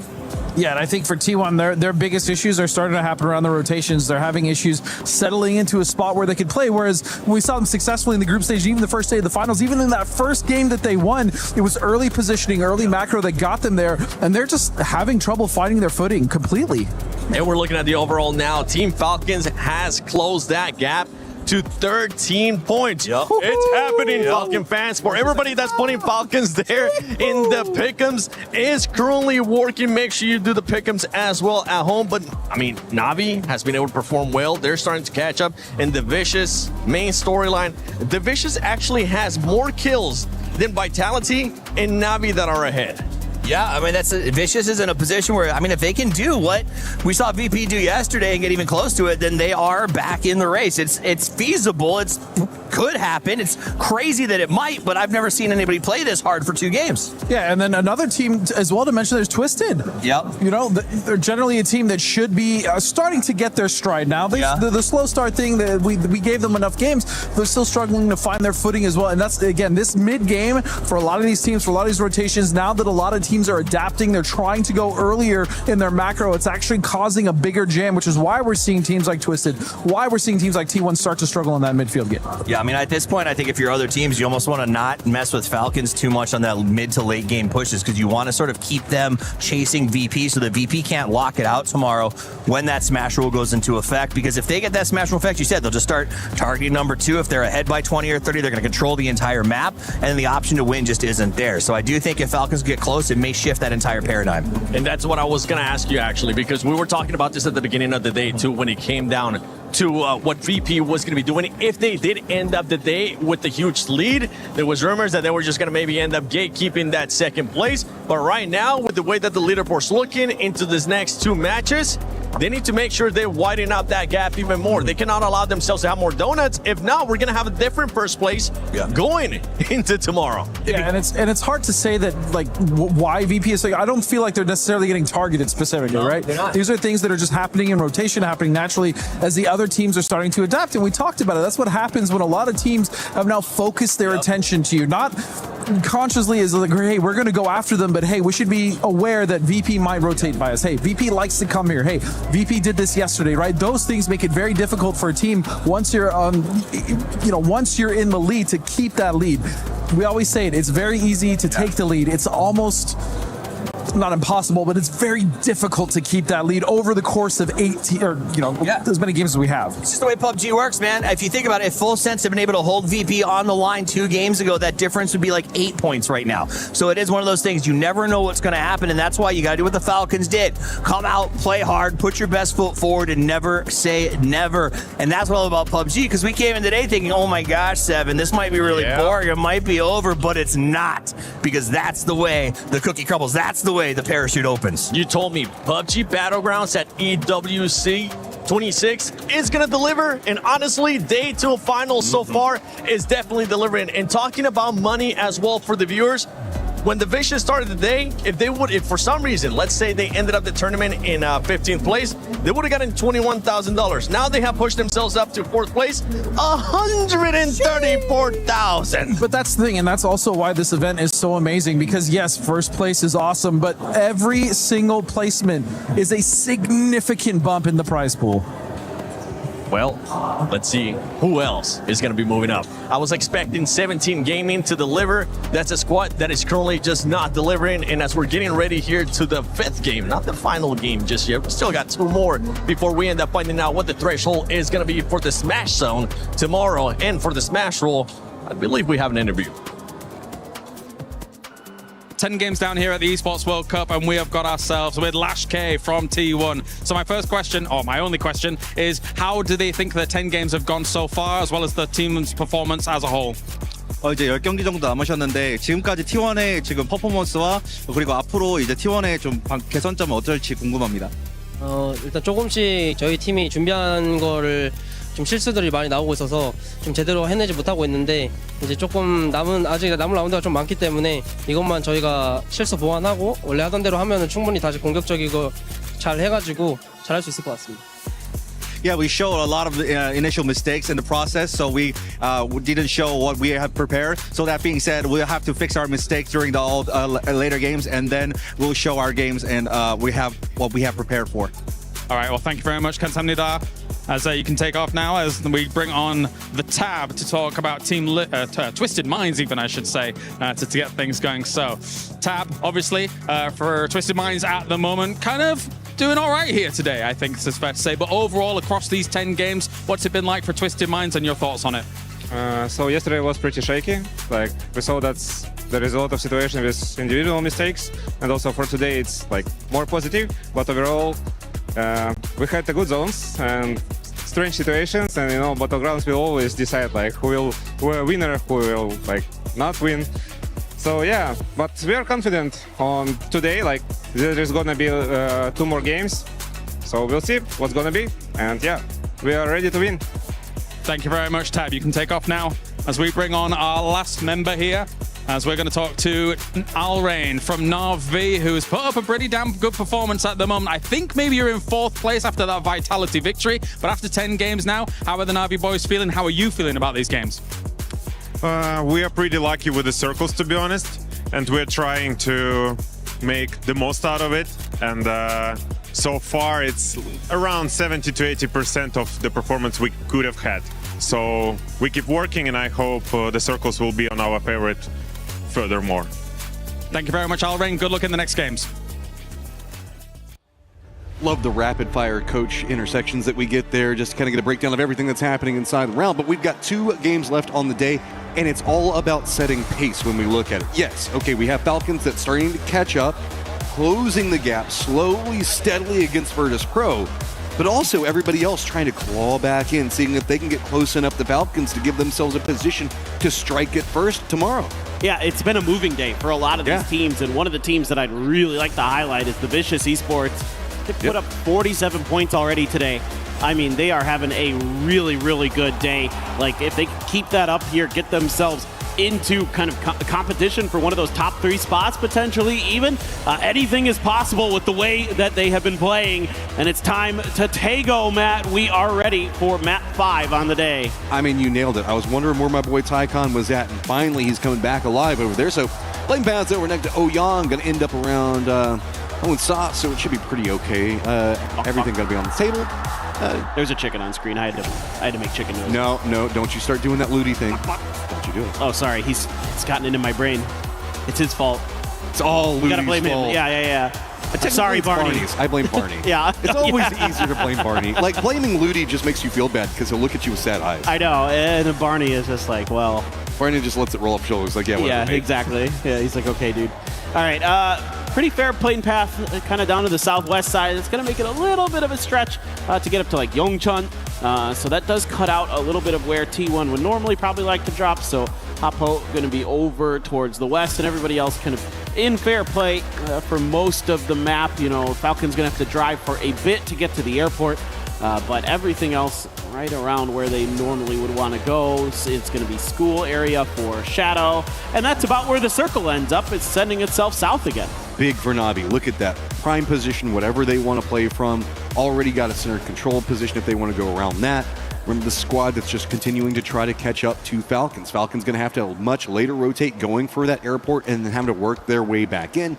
Yes, the east is going to be easy for Falcons to kind of navigate, but there are a couple of hillsides whenever we look into like the northwest of Oyang, where Myth is presently playing and Buksansa is, that kind of create some problems in rotating into a circle like this specifically. No, you're right. It can be really kind of tricky in some of those paths that teams are going to want to take. Gustav showing off a little bit for us. Yeah. Love it. Get some air, my friend. Give us some of those bike moves, if you will. Can we talk for a second? Because Falcons has an IGL changeup, right? Yeah. With Gustav. And Gustav now having to play catch-up and make calls and everything else like that against VP, who played so dominant yesterday. There's a lot of mental effort that goes into it. I know Gustav's a great player. I know he's been around for a long time. But that's a big burden to suddenly throw on somebody's shoulders, and it feels like it's working right now because he is managing to work with Gunnar and the rest of the crew and close that gap. Yeah, exactly. And I mean, I think, Kick really gave a candid interview, the most other mature day. interview I've ever seen in Yeah, esports. he's just like, I look, loved it. I don't take feedback well, so it's just not really working out in this current iteration. So it makes more sense to have Gustav, who likes to play that aggressive edge game. You've got the talent on this Falcons team for it. If you could create those edge scenarios for yourself too, it also tees up stuff like Tig's mortars, things like that all kind of coalesce into these big games. And re-unlocks Kickstart and his firing capabilities. Like, we saw a clutch capability coming up from Big yesterday. keeping themselves inside of all of this. So I know that everybody wants to know what's going on. Don't land on the roof. Oh my God. Flip it. Oh my God. Oh no. You see Xiao Wu just stare at it. He just stops and he's like, you are kidding me. So you have to be careful with these. This is let it know. It's allowed, Xiao Wu. This is take it out. Yeah, take out your anger on it. But this is why you actually have to be really careful with these care packages, is because if you don't call them in like with a little bit of difference, because they don't just come right underneath where the flare goes. It has a radius of about 20 to 30 meters, I want to say, that it's going to land in. So you have to be really careful with where you shoot it up at, because things like that happen. I think that's more unlucky than if it had landed on the roof. Maybe if you landed on the roof, you can figure out some weird thing to do. Yeah, you can get up there. Like you can get another vehicle and like get your way up there if there's a it depends on the building, of course, but there's ways to get on a roof. Like there's always a way, even a motorcycle, vault or something like that. But this for Huang F, if he hits this shot, he's not going to look at it in the right direction. I was really hoping that he was going to go for the Car 98 banger. I mean, Gem's got a great position in the circle, playing to the northwest of Song looking into position on Navi other side. This is why we saw Shadow kind of roaming around.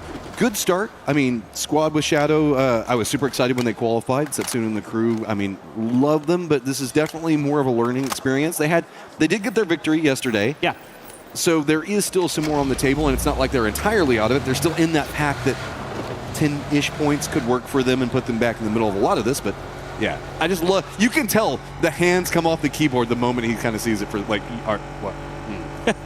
We've all been there, right? Where just something happens where you just can't help but stare. Delwyn getting punished. It's a little bit of a tap spray. He takes himself out in the end, but now there's another fight going on here right now. Heather getting the work done. He's getting tagged up, though, by Himas at range. Is going to be able to get back to the safety of that US, but the feet are sticking out. It's another headshot. Destroy driving by. Takes down Heather with a little help from Himas. Just on the hunt right now. T1 rolling right through AGAL, kind of saving Shadow, who was at a really desperate situation. Jexy's still kind of in a bad spot, as he also has Himas right on top of him. T1 tries to just retaliate into a really weird spot against Sololzy. Sololzy's just going to try to cut it across. Jexy's just going to thank everybody for the work. AGAL is eliminated, and Shadow's just thanking their lucky stars in that one. Yeah, and the reason that T1 is so keen on committing to this like wagon fight with the cars is because they want to try to get those blue chips potentially as well, but maybe the safety not going to be there. I'm not sure if they were able to scoop them up or not. They might have had just enough time to, since other members of AGAL were fighting Shadow. Meanwhile, Geekay, we see that they are no strangers to fighting today. EJ tags a little bit of damage into Clories here just to send him away. So as we're talking about the club championships with you guys, one of the things that you need to know is that means that there is more money on the table for the organization to kind of feed the entirety of the ecosystem for their team and their organization itself. That means that some squads that are in the hunt might play a bit more aggressive than normal. One of those that I've got my eye on right now is Vitality, who's kind of rolled into position, forcing Gam to play away from this angle that they've been kind of holding. I mean, Gam already kind of planned to surrender at this point, but whenever we talk about squads such as Na'Vi, Vitality, that are really just trying to find some more out of this to see if they can catch up, VP on their climb, of course, Falcons as well, that means that they have to be a little bit more, I guess, on edge and really just trying to fight for that extra little bit in all these firefights, especially whenever you've got Vitality and Na'Vi just 1 point separated from each other right now. Exactly, and there's still a lot of games to be played, frankly. I know we only have 2 more here today, and then at the end of the day, we add 10 to whoever the top scorer is for points, whether that be VP or whoever, and then that's the threshold for tomorrow. Now there's a grenade right towards Setsuna. Doesn't take much from that, only 6 damage going to clock into him. Here, let's go ahead and break it down for you guys using just fake-ish math. Let's say that this was the last game and it was done. VP's at 106. That means that tomorrow, in order to win in the Smash Cup, you'd have to break 116 points and then get a win. Yep. It cannot happen in the same game. So let's say VP gets 12 kills inside, like 12 kills or something else like that in game number 1. They are now eligible to win. But if they got, let's say, 2 kills and a victory with 10 points in the first game, VP still has to play another game because you have to get the chicken dinner after breaking the threshold on points in the previous game. Yeah, I like the way you said that. Eligible to win, I think, is a good way to describe that. And that's kind of what tomorrow is going to be all about. And then, of course, if we play 6 games tomorrow, and it just then comes down to whoever's at the top of the leaderboard if nobody can hit that winning threshold. And that's why we keep talking about the win threshold capabilities, is because if Falcons are just 13 points behind, they're technically 23 points now behind the threshold to be able to get that chicken dinner. So the more Falcons can close the gap, the more everybody else can kind of sneak in. And that's why VP is getting, I like how the desk said, not necessarily focus, but just a lot of people that did their research and know where there's an opportunity to kind of stall out VP. Yeah, and speaking of VP, they have a tough circle ahead of them here, Matt. Yeah. There's not a lot of great options initially, but they've been so good at finding, opportunities where it doesn't necessarily look like there are some. Now, they're going to be under fire from 17 as they make their transition over to the west side, but they do have teams like Liquid, Gen G. They're going to be cutting ahead of them. You got a lot of teams rotating in from the south, including Falcons, who are just now trying to cut their way down to find some space, but look at this, VC getting really close to the Falcons. T1 did get their players back. Gen G has spotted them, I think, in the skies. Could be chasing them down. Now it's all about setups. VP ready and raring to go. There is a red zone that is in the center of the circle, and that could be impactful. It's just kind of creating a couple more dips before all the mortar fire lands down in there to give you something to, I guess, initially start building from. Yeah, no, for sure. And you can see VP doesn't like that initial angle, so they're going to try a different direction. That's a Panzer, and that's a dead player. Sungjung down, but a Khan there to trade.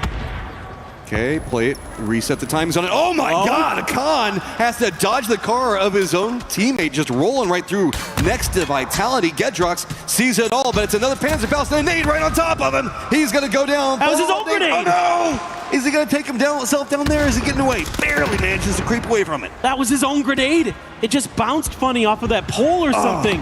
That is brutal for Vitality. Now, Hello My Bad has come in here and done some damage, but took down another teammate with it. This fight very chaotic. He's put himself in the crossfire. He runs right into this point. They're trying to figure out where that last one is, but VC's already moving into a backstab position onto this, realizing how everything's set up on the leaderboard. So Vitality down to 2, and when we watch what's happening in this with DK, they're in trouble just down to 1, and VC just sees points in front of them and wants so much more.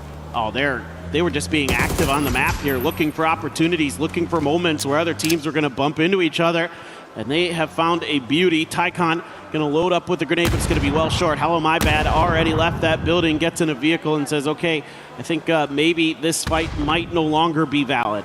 Vitality could get the blue chips and maybe cut over to the west, get to school, go for a res over there. T1's playing around that position, and Simon just denies it.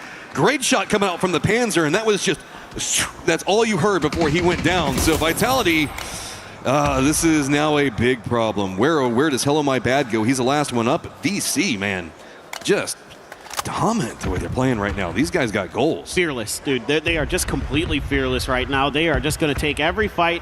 They are just on one today, and they know it, so they are going to claim even more points, and it must feel great that it's Vitality, one of the teams that is just ahead of you on the leaderboard, only 6 points behind them now. I'm kind of curious how far away that Simon took that shot from, because it looks like he was pretty separated away from that firefight. That had to be a pretty tight angle to hit on, but I don't know, we'll have to see. Maybe catch something later on. T1 making their wrap in down to the south, going to be next again. VC is going to have to kind of come along the same corridor, but they've been jockeying up against GAM for a while. Mit's got that high ground, but they're looking down into that 2-2 split coming up from Na'Vi. Falcons doesn't like it over into the east, so they're going to wrap more over to the north, and guess who that puts them up against? Rotating VP is that hillside that they're looking at could be pretty strong looking down into Hosan. Yeah, you can see that both of our best teams in the lobby have similar ideas in this circle. It's a lot of rotations around the edge, just looking for enough space where they can kind of set up shop. Don't give yourself over. Look at this narrow angle through the door, up on the roof. Not super far, but far enough that it's a little tricky to get it through that door, and Simon T absolutely gets it nailed down to a T. And it's going to be Team Liquid. Ooh, takes a little bit of damage there, and it's actually VP. They've got an angle down this road. He's got to get out. I mean, Hosan's about to pop off. Just too many people having angles on everything, and Team Liquid realizes it. 17's going to be more to the east, and no clean sight lines yet. Gen G, friends from the previous game that they kind of were trying to, I guess Gen G was trying to hold out Team Liquid in the rotate. VP now gets control over the north. They've got plenty of space that they can play around this one. Curious to see where they go, as it is going to be Team Liquid having control around the res beacon. And other reses that could be happening, it looks like Shadows Kamal's did manage to make it over and get a res for his friends. All right. I'm kind of curious about what Gen G wants to do with this. They are extremely fanned out on that western edge, have quite a bit of control. I'm very impressed that T1 has managed to get into some level of safety given the early game struggles that they had. A little bit of exchange of utility there for Kickstart, and Tig is going to use this glider to go up in the air, get some info, try to figure out where Falcons can go. They have safety in this next circle. It's the circle beyond that they're starting to think about already. Gas it up a bit. Gam is got vision close range onto Jacob for Myth. They decided to go up the hillside. That's going to be a nice Tanvu hold. Just gets 2. Myth, where are you even going to go from here? There's Gam all around both sides of this. Is just Tanvu, man. This guy is so good. He's cracked. I mean, for a while, he was the best player in the world. The other year, he was incredible. So definitely know that once he gets his kind of footing underneath him, he is a force to be reckoned with in and of himself. And Clories, Huang F, no slouches either. They're trying to wrap behind Myth. Now, Myth has a player in the blue. Baron doing some good damage. Yeah, but Baron's now trapped. It's just full-on chase down to make sure they take him. It's going to be Duck Juice that gets the knock.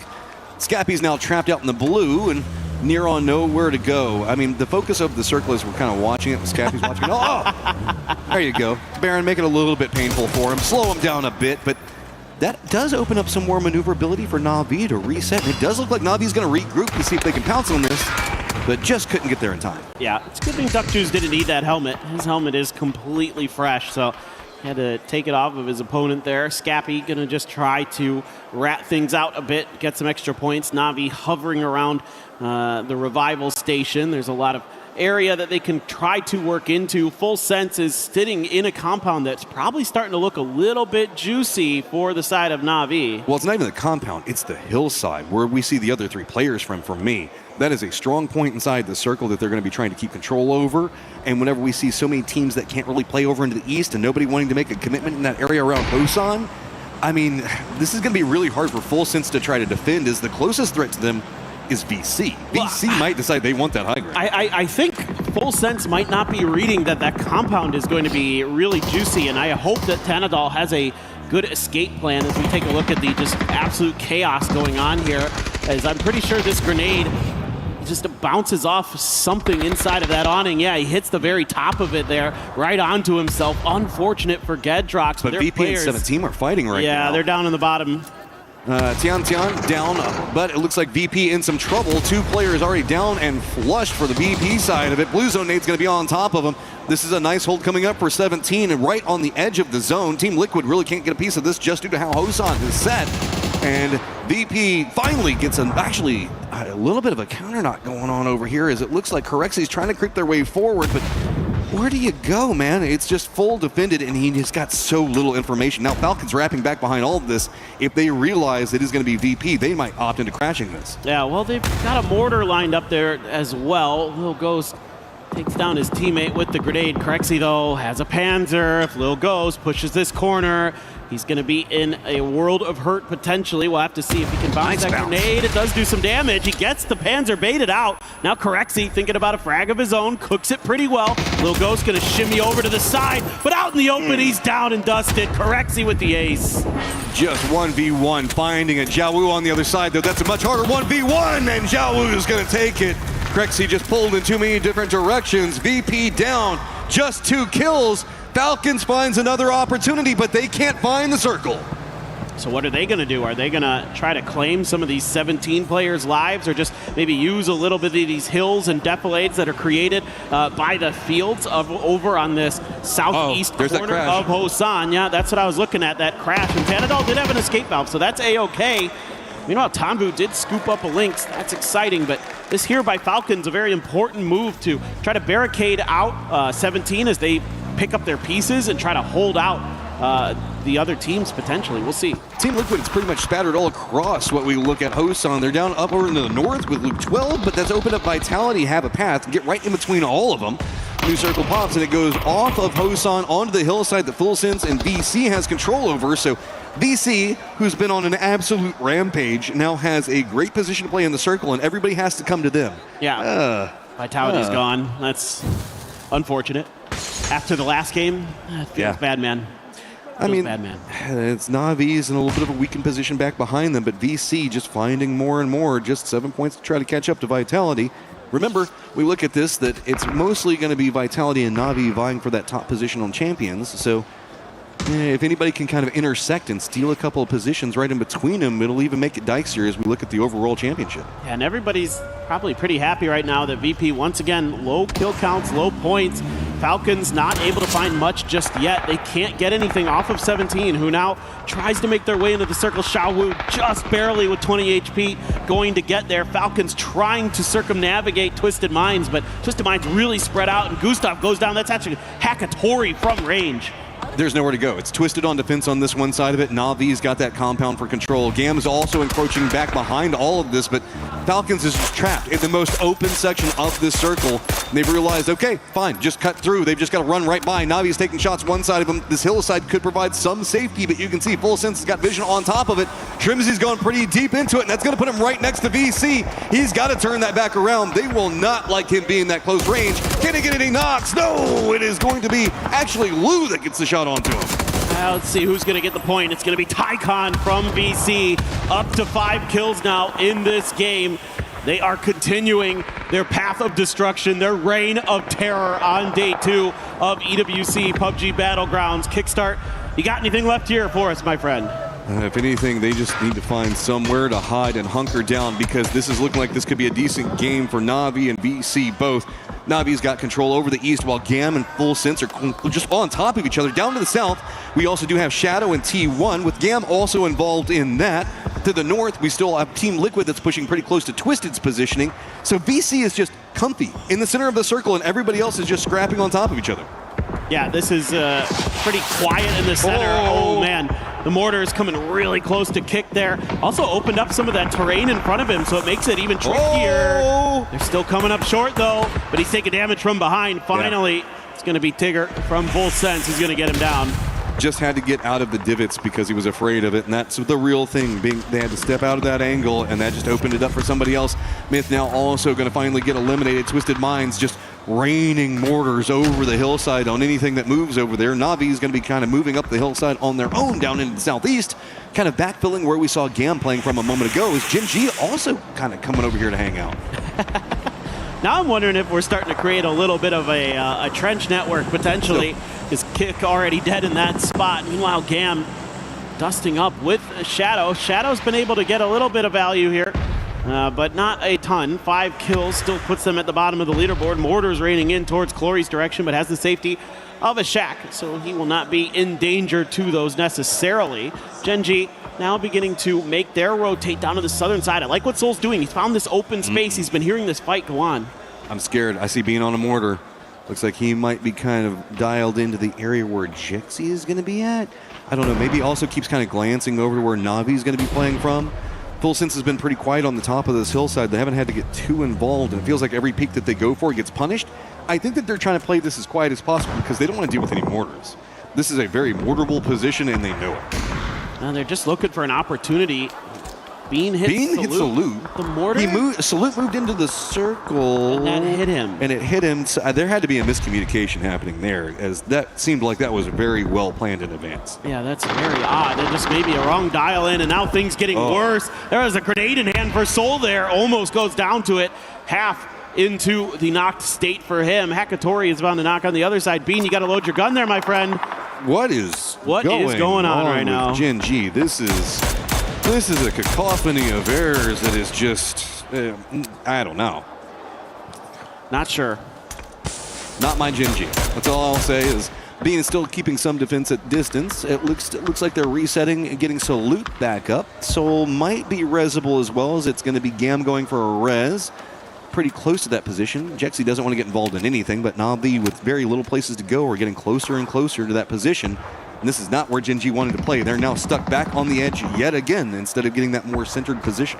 I mean, they might be able to get all their reses through, though. Gen G gonna have to hold off Gam. Gam finding an opportunity, but they're getting struck from behind. They're gonna keep tunneling in towards Gen G. Want to make sure that Soul is flushed. We've seen him down for quite a while. They're pushing through, and Salute's not ready for it. Clory's then going to run through the vehicle, just expecting more players from Gen G to be there, but they are not. Tanvu up to 5 kills as well. They've got a friend very close in Gen G on top of all of this. Navi's going to use the opportunity to see if they can try to get up next to Full Sense yet again. But no, it's going to be a nice hold coming up from Belma. Gets down a quick flush onto Hakatori. Navi doesn't have too many more options, though. They've just got to try to push for something over here, and that's going to be right into the waiting arms of Full Sense. Very defended. Navi is just going to falter as well, as everybody at the top of the leaderboard starting to find problems except for VC, and it's all the guys at the bottom on the hunt getting down dirty and finding points. Yeah, VC looking at this game as an opportunity to slingshot up into third place potentially. They can get some more points. They can get deep into it, which they certainly are in a prime position to do so. Jexy able to sidestep those blue zones rather easily. Gam, and they're having a nice little game for themselves. They've shot up 10 kills in this one, but then Jexy, what a timing there, gets Tanvu down. One more to go, but it's Belma from behind. Just doing a perfect peak timing on to Tanvu of all people is just, that's something to be proud of. Glory is now kind of stuck over here. He's got Bean one side of him, Full Sense still on their high ground control. Team Liquid going to be the squad that's trying to assault in VC's positioning. They've been holding down for so long. Simon manages to cook it perfectly, drop it right on top of Purdy Curdy. Team Liquid's got to be careful because the other side is still Twisted Minds.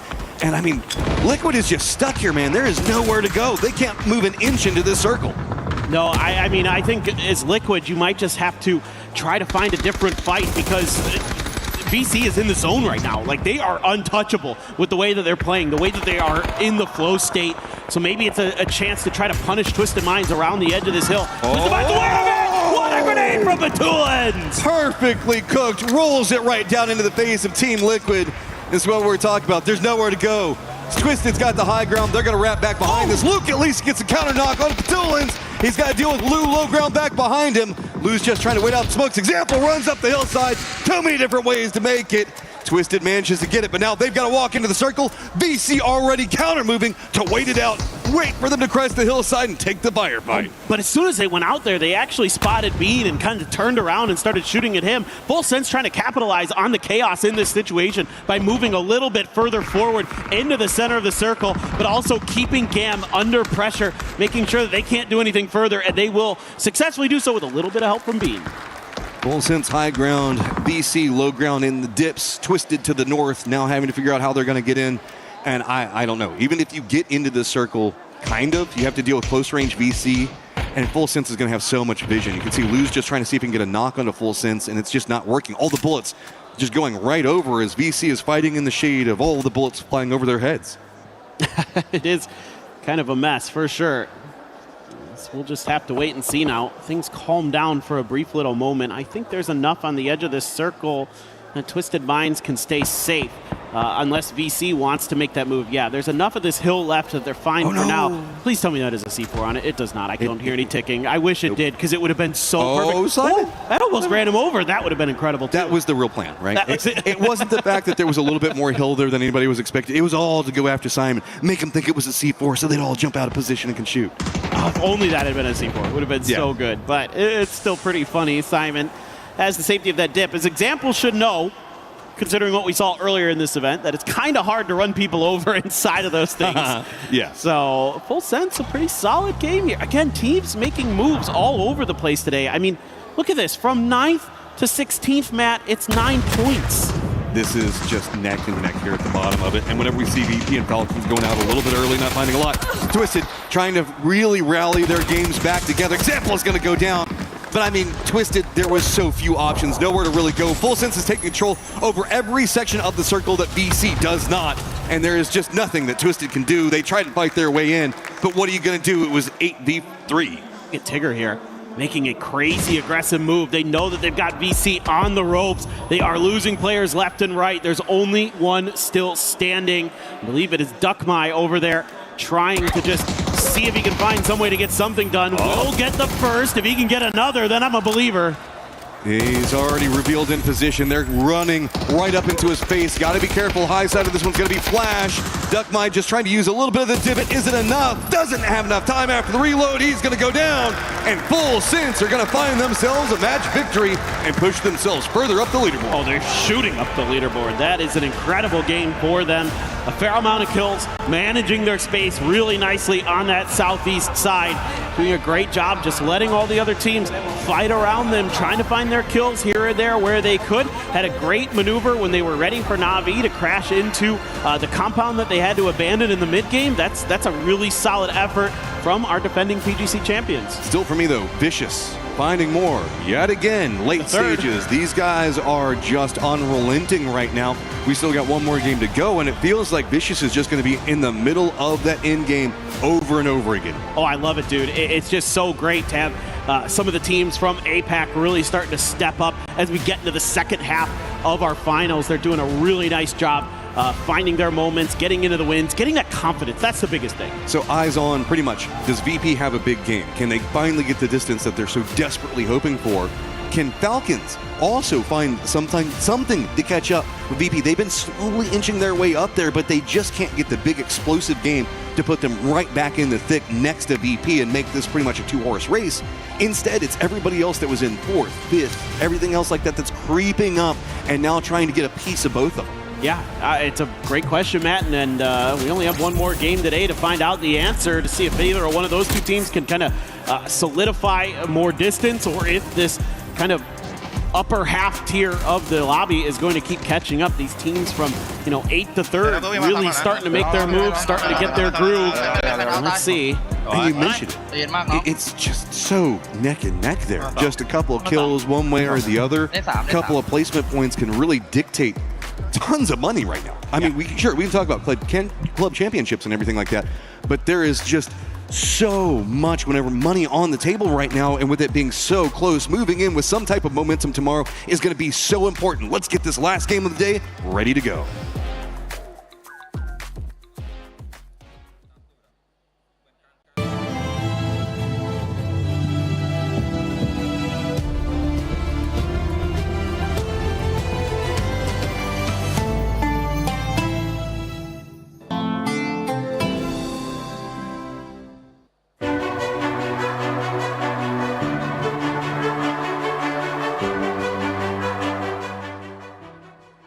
He can come in here and play my game.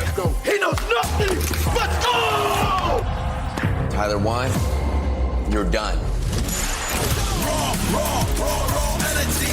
House of balls and blow the house down.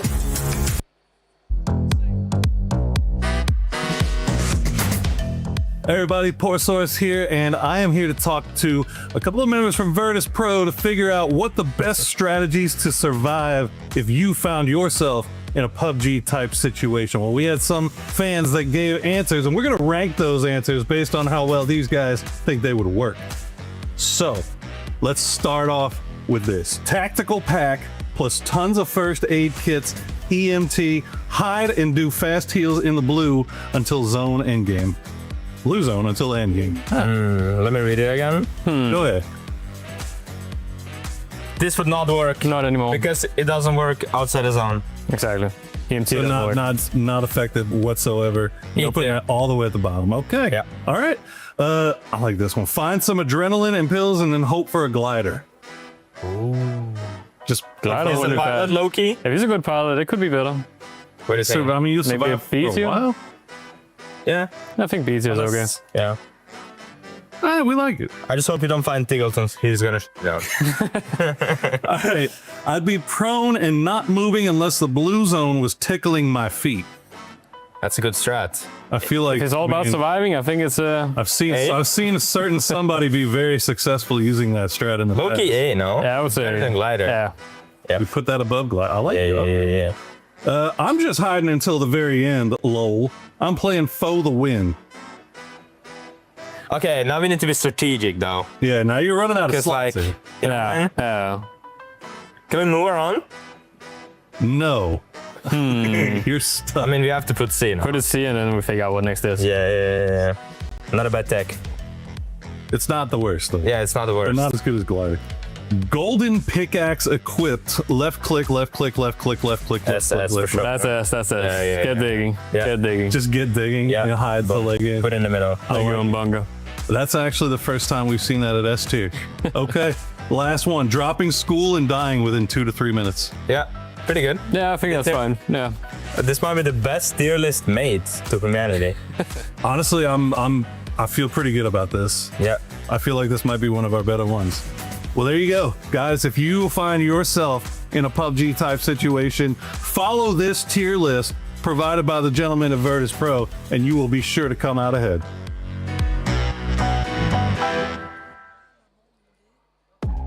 That S tier, the golden pickaxe. I don't think, Toffees, we have seen one yet. Yeah, I can't remember. We've seen many fine pickaxes, but none that are made of gold. I will say, you talked about how Nixie likes to grind, and he gives it away in that one segment because everyone else, when they gave that EMT pack, and we're like, just hide in the blue and heal, he's like, that won't work. It got nerfed. It's not in the game anymore. Like, he knows. He's updated on the patches. He's playing the casual circuit, and that, I think, is important. But the way that this game is playing, so rapidly changing constantly, the players who have gone back to the old days and are putting reps in outside of scrims are the players that I think are going to be rising above this year. I mean, it goes to any of the changes, right? Well, Nixie is just keeping that very strong mindset. You know what? If a lot of players don't like the changes, whether it's destructible terrain, whether it was a switch in perspective, doesn't matter what it is, he's going to take that as, you know what? I love these changes. I'm going to make sure that if anyone doesn't like him, I'm going to be the first one to come out and be strong. And that's exactly what he's doing. The amount of time Nixie and his team put into this game is absolutely disgusting, and it's wonderful to see. Yeah, it has definitely showcased, by the way, Full Sense being able to get that chicken dinner in the last one. But the main storyline, boys, the Vicious Esports, this is their third game in a row that they've been able to get 10 or more kills, and they've been able to place now back to back top threes. I mean, you got to be vicious. You got to have it in your name. You got to be out there to take some heads when it's time. 3 games of double digits in a row. It's gone down each time, but still getting 10 on that one is insane. The fact that they've gone from so little to so much, the fact that we keep comparing them to VP in these head-to-heads over and over again tells me this is a team who woke up. They said it's time to turn on, to get Tycon and going. And that's the thing. I'm glad you mentioned it as we look at this beautiful... it sucks that it was on Liquid, but they're just having a day, I guess. It ruined your whole thought. Kind of ruined my whole vibe. Thanks a lot, Twisted. No, but the thing that's really impressive, as you mentioned, Tycon, it's not just Tycon. The fact that we also have YMKood, Pau, and Sir T in the mix, killing. They're all contributing to this team, and they're playing so damn lights out that a lot of the teams around them, I mean, the only reason Full Sense really was able to take them out in this game is because they had already dealt with 2 other teams. Yeah. And Vicious didn't really have to do much of the rotation in this game, but they were still finding a way to make sure that they ended up getting those kills, which is pleasant to see when a team is able to just take full advantage of that and then just continuing with the kills. It's insane what we're currently seeing out of the Vicious. It's insane what we saw out of GAM in that last game as well, because this squad was able to, with that 14-point performance, jump up from that last place. As we were talking earlier, there is a lot of money still at stake where you end up being in the leaderboard. And for GAM, that's good. We saw some fans here earlier too. Yeah. You know, we got a couple of shouts for GAM. They got some fans here. They get to make some big pushes. But I think really what benefited both GAM and Vicious, but particularly Vicious here, is that the expectations fell off when they showed up today. They were far enough behind that everyone just stopped looking at them. They across the board, you're like, okay, whatever we do today can't get worse. So you go out there and you just push. And Vicious is going to go from now on. They're going to say, okay, it worked. Even if I have one bad game, I'm not going to readjust after this one. I'm going to say aggression is my only option. And they're going to do this until either Smash Rule finishes or we hit the 18. I bet they go full force. Yeah, and look at the leaderboards. They're currently in 3rd place. And again, you know, to talk about the roster, my favorite of that team, and one of the better support players for them, I call him YMKood, but it's really Duckmai, but it's an old meme. But I feel like Duckmai has been so instrumental, and he's always watching the rear, right? He's always making sure that their anchor is safe, and then they have Tycon, who's able to just go forward, do whatever he wants, and the other 2 also supporting him, and they're just all fragging, which again is wonderful to see. And I think a big part of that is the expectations were gone and the confidence started to build. And they're making a concerted effort to get out in front as quickly as possible. Very proactive. Now, Falcons, in that last game, I thought we had the shot. VP got caught up a little bit. Falcons was kind of slow playing it in town. In fact, it felt like they were even moving over to where that VP engagement started with 17 to see if they could play mop-up. I think the problem for them is they got there a little late. There was only one 17 player left. Then they got stuck down into how do we fight urban warfare to get out of this position. And that's not something you ever want to deal. When every window is a threat, you know you're going to lose people. They got kicked to the middle. He did his best to lay down. But again, that's just hopes for the best. favorites. Not every game is going to be a banger, but they are still gaining little by little. Yeah, and Falcons was just looking to find some blessing from the zone, because even earlier on, they were trying to do some wide rotations. They were trying to go northwest, and then the zone just kept pulling and pulling away from them. But now we got to talk about some of the other squads that we really haven't been able to fully talk about. Twisted, I mean, we talked about Twisted earlier, but this squad is just, we want to see a little bit more. Same with Navi and same with everybody else, because look what Vicious has been able to do now, back-to-back games. Yeah, and the thing is with Navi and Vitality, they're still, I mean, they're up there, 78, 77 points, right? They're still making those kind of quiet, concerted efforts to get these points. But with Twisted, this was kind of their last good game that we've seen after some unfortunate fumbles, as well as the top. Like when we look at teams like Falcons and we look at teams like VP dropping 0 points, 2 points only in those games, that is a massive open door for these teams to come up and start catching up on the points they desperately need. And I don't know what's going on with VP, because again, they only got 2 points in that last one. And this is one of those things where I don't think they're playing defensively. I feel like they're still doing what they do. It's just not clicking It's the just not same way. working It's today. not. And I don't even know if it's not working. It just isn't getting the points. And so that is the story here. The fact that they have let this become a race here going into the final game is shocking to me, because if Falcons can close, if Vicious has another 10-plus kill game, they're literally right back into that hunt where they're only about 8 points back going into tomorrow. Yeah, and the Vicious is just going to be looking to keep that momentum going until tomorrow, too. Are they going to be getting another 10-plus kills game for the Vicious? Or is VP finally going to respond as we head into the final game of PUBG Battlegrounds at EWC 26, Day 2? Time to set pole position. VP's been in the lead after a massive day 1, but day 2's been a little bit more quiet. VC been eating all the points, where Falcons wanting to try to catch up. How are we going to move into tomorrow? Because remember, it's all about whoever is in first place plus 10 points, and then we go smash all the way. Exactly, Matt. I can't wait to see how this one's going to end up, because now it feels like this has become a lot more of a wide open affair at the top of the leaderboard. Yes, VP still has a pretty comfortable lead, but it has been getting less and less so. They have been feeling that pressure all day, and they haven't been able to rake in a ton of points. They had a comfy lead at the start of the day. Now they have like, you know, whenever your sock feels like it has like that wrinkle on the inside of it and you keep stepping on it? Yeah. You're still happy that you have your shoes on, but it's still kind of annoying. And at least the sock isn't wet. Yeah, That's true. That's true.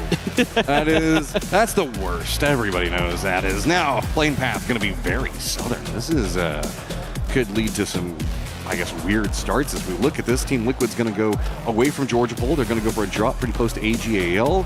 Gen G's going to be down here, as well as GAM. VC is going to have Novo to work around. So now eyes just kind of turn, I think, most notably to VP and Falcons. How much can they get out of a circle like this? If this goes up on the main island, Falcon's going to love it, specifically if it pulls that mill to power side of it. VP also going to have control over the western side, but no.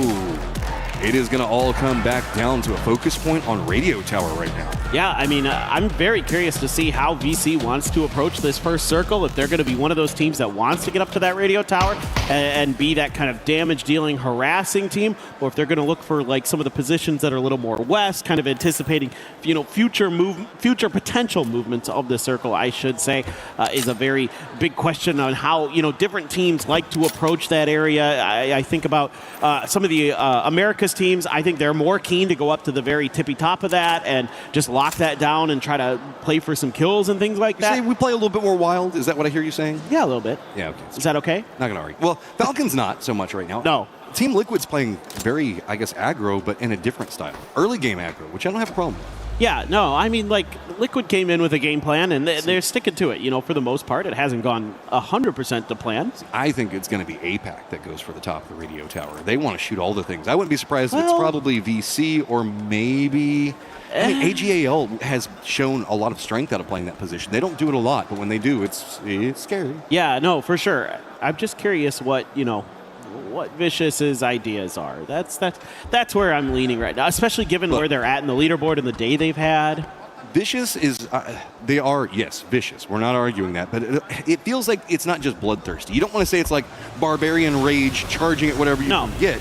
There is a methodology to the madness, and it is just a quiet strength that they bring out. Is popping a little bit of a, What do you call it whenever like a boat pops a wheelie? It can't be a wheelie because it doesn't have wheels. I was just wondering the same thing in the back of my head. I'm like, what do you even call this? A boatie? When a boatie? There you go. Sure. Boatie we'll go with that for McGoface? now. Yeah, exactly. I'm not sure. But Myth going to make a quick rotation across the bridge. Wants to get ahead of any potential campers. You know, who knows if VC had gotten really spicy. They are going to go up to the top here with Simon T. Just him for now. Curious if there's going to be more heading that way. Seems to be the case. Myth has the option for kind of the compound underneath the hill if they want. I don't like this. I feel like Myth is like, nobody's shooting at us. Maybe we can go radio tower. Jacob, I think, I think they maybe spotted somebody a bit more on the top that was profiling them. Yeah, now they're going to go ahead and go the other side. I was nervous there for a moment. You might have been right that AGAL wants the top of that radio tower.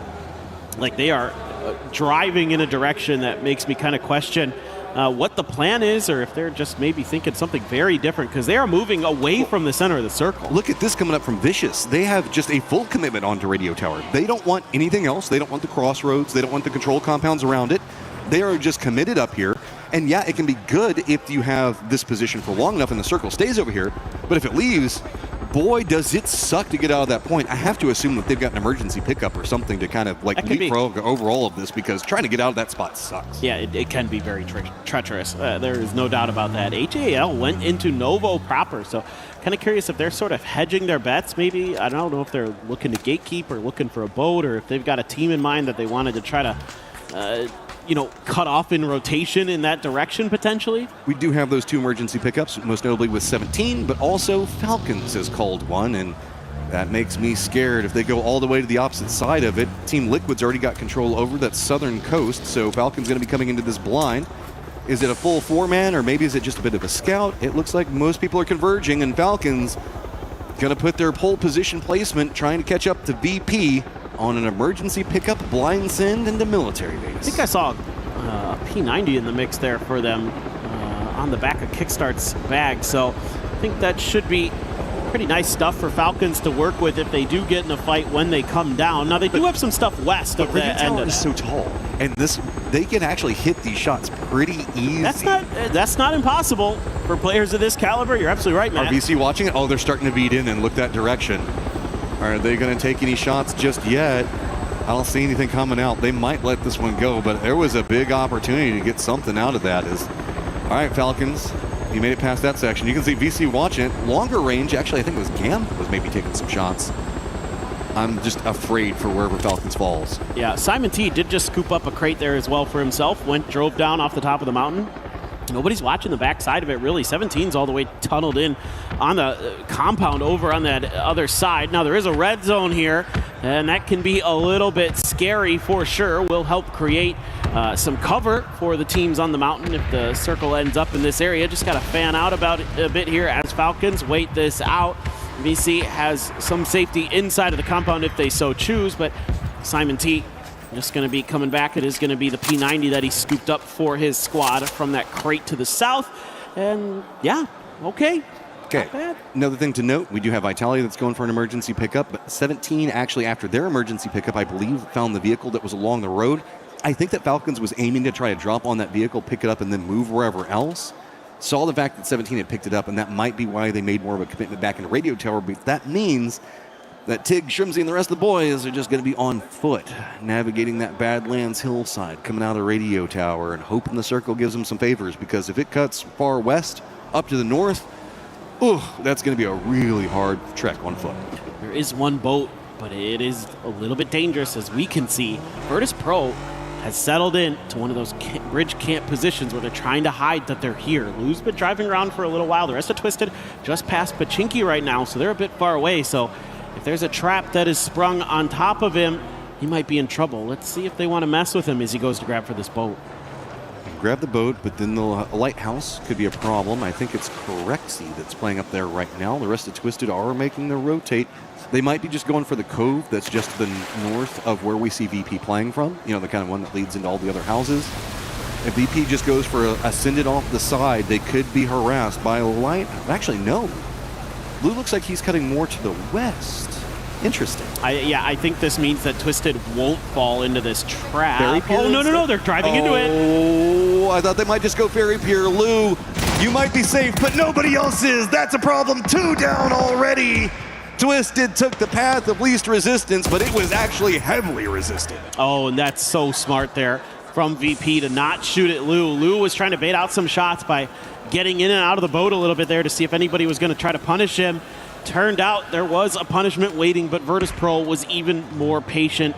Who knew that polar bears could stalk their prey like that? They do a phenomenal job there. Get themselves 2 guaranteed points. Vitality, where are you going to stop? As the circle does kind of move more center of everything. So GAM going to be in a great spot. Gen G, full sense, looks like they've got inside track to a great point to play from. Team Liquid's just going to continue to hold down the south. VC's got the radio tower, do those shots back over at DK. Anyone's Legend, Shadow also have to move in from the east. T1's going to cross that eastern bridge. They should be fine. Really, it's just about now what does Twisted do? Lose on the island, but he's all by himself. His Vitality's going to be landing on top of GAM. But this building doesn't have the best sight lines onto everything that's going on above it. Tanvu's actually rotating away while Vitality just sneaks in and takes the spot. Yeah, this is a little bit concerning for GAM. Now they kind of have to hold on in this 2-2 split. Clories and Tanvu starting to hoof it back over, maybe even have a vehicle to work with. Duck Juice, though, underneath, able to take down Hello My Bad. So that's a nice start. But you do have Gedrox going down as well, so Vitality felt like maybe they were going to have the drop on GAM. No. 5th place right now, and it feels like that pack that's chasing Twisted Minds at 70 points, just going to be trying to usurp it, come up quick. GK's on a bit of run of their own right now, so Vitality instead goes for the safer play. They surrender the building and just retreat to the oil derricks, and that's not very safe. There is no hard angles around that, so you always feel like you're vulnerable because there is no specific safe angle from everything. Yeah, it is not fun to play out there. As anybody who has tried has found out. So Vitality going to be in a really precarious position, to say the least. DK just outside of the... GAM was expecting them to push, man. Yeah, dude. Oh, yeah. GAM has to. I mean, you have to be ready because as Vitality, you don't have great options. And so one of the options might just be to try and fight. But Vitality's going to try to squeak their way into the late game if possible. VP's now leaving this point.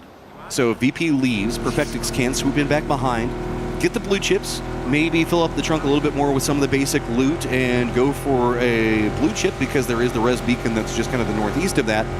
Lou doesn't have any vision on it, so he wouldn't know. Perfectix might just have to play this one safe, and yeah, he's actually going to move over into the west and doesn't know that VP's left.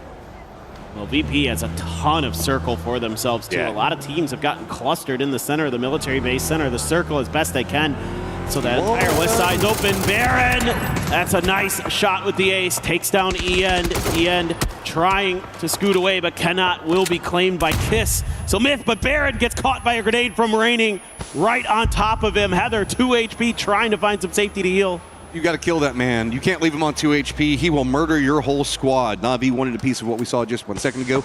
Try to get themselves back into the point hunt, but Type pretty far away. He's just got to keep a control angle on what's going on with Hakatori and the rest of the crew. So this is going to be abandoned by the circle, and we move directly on to military base proper, and the airfields and Team Liquid already in a good point, left that coastline. Going to be kind of setting up around that, but VC, okay, now you've got to move down from the radio tower, and Falcons are already kind of prepped for it, expecting it to go this direction. Is going to be moving into, guess what, maybe the bunkers position? That's about the best you can find there.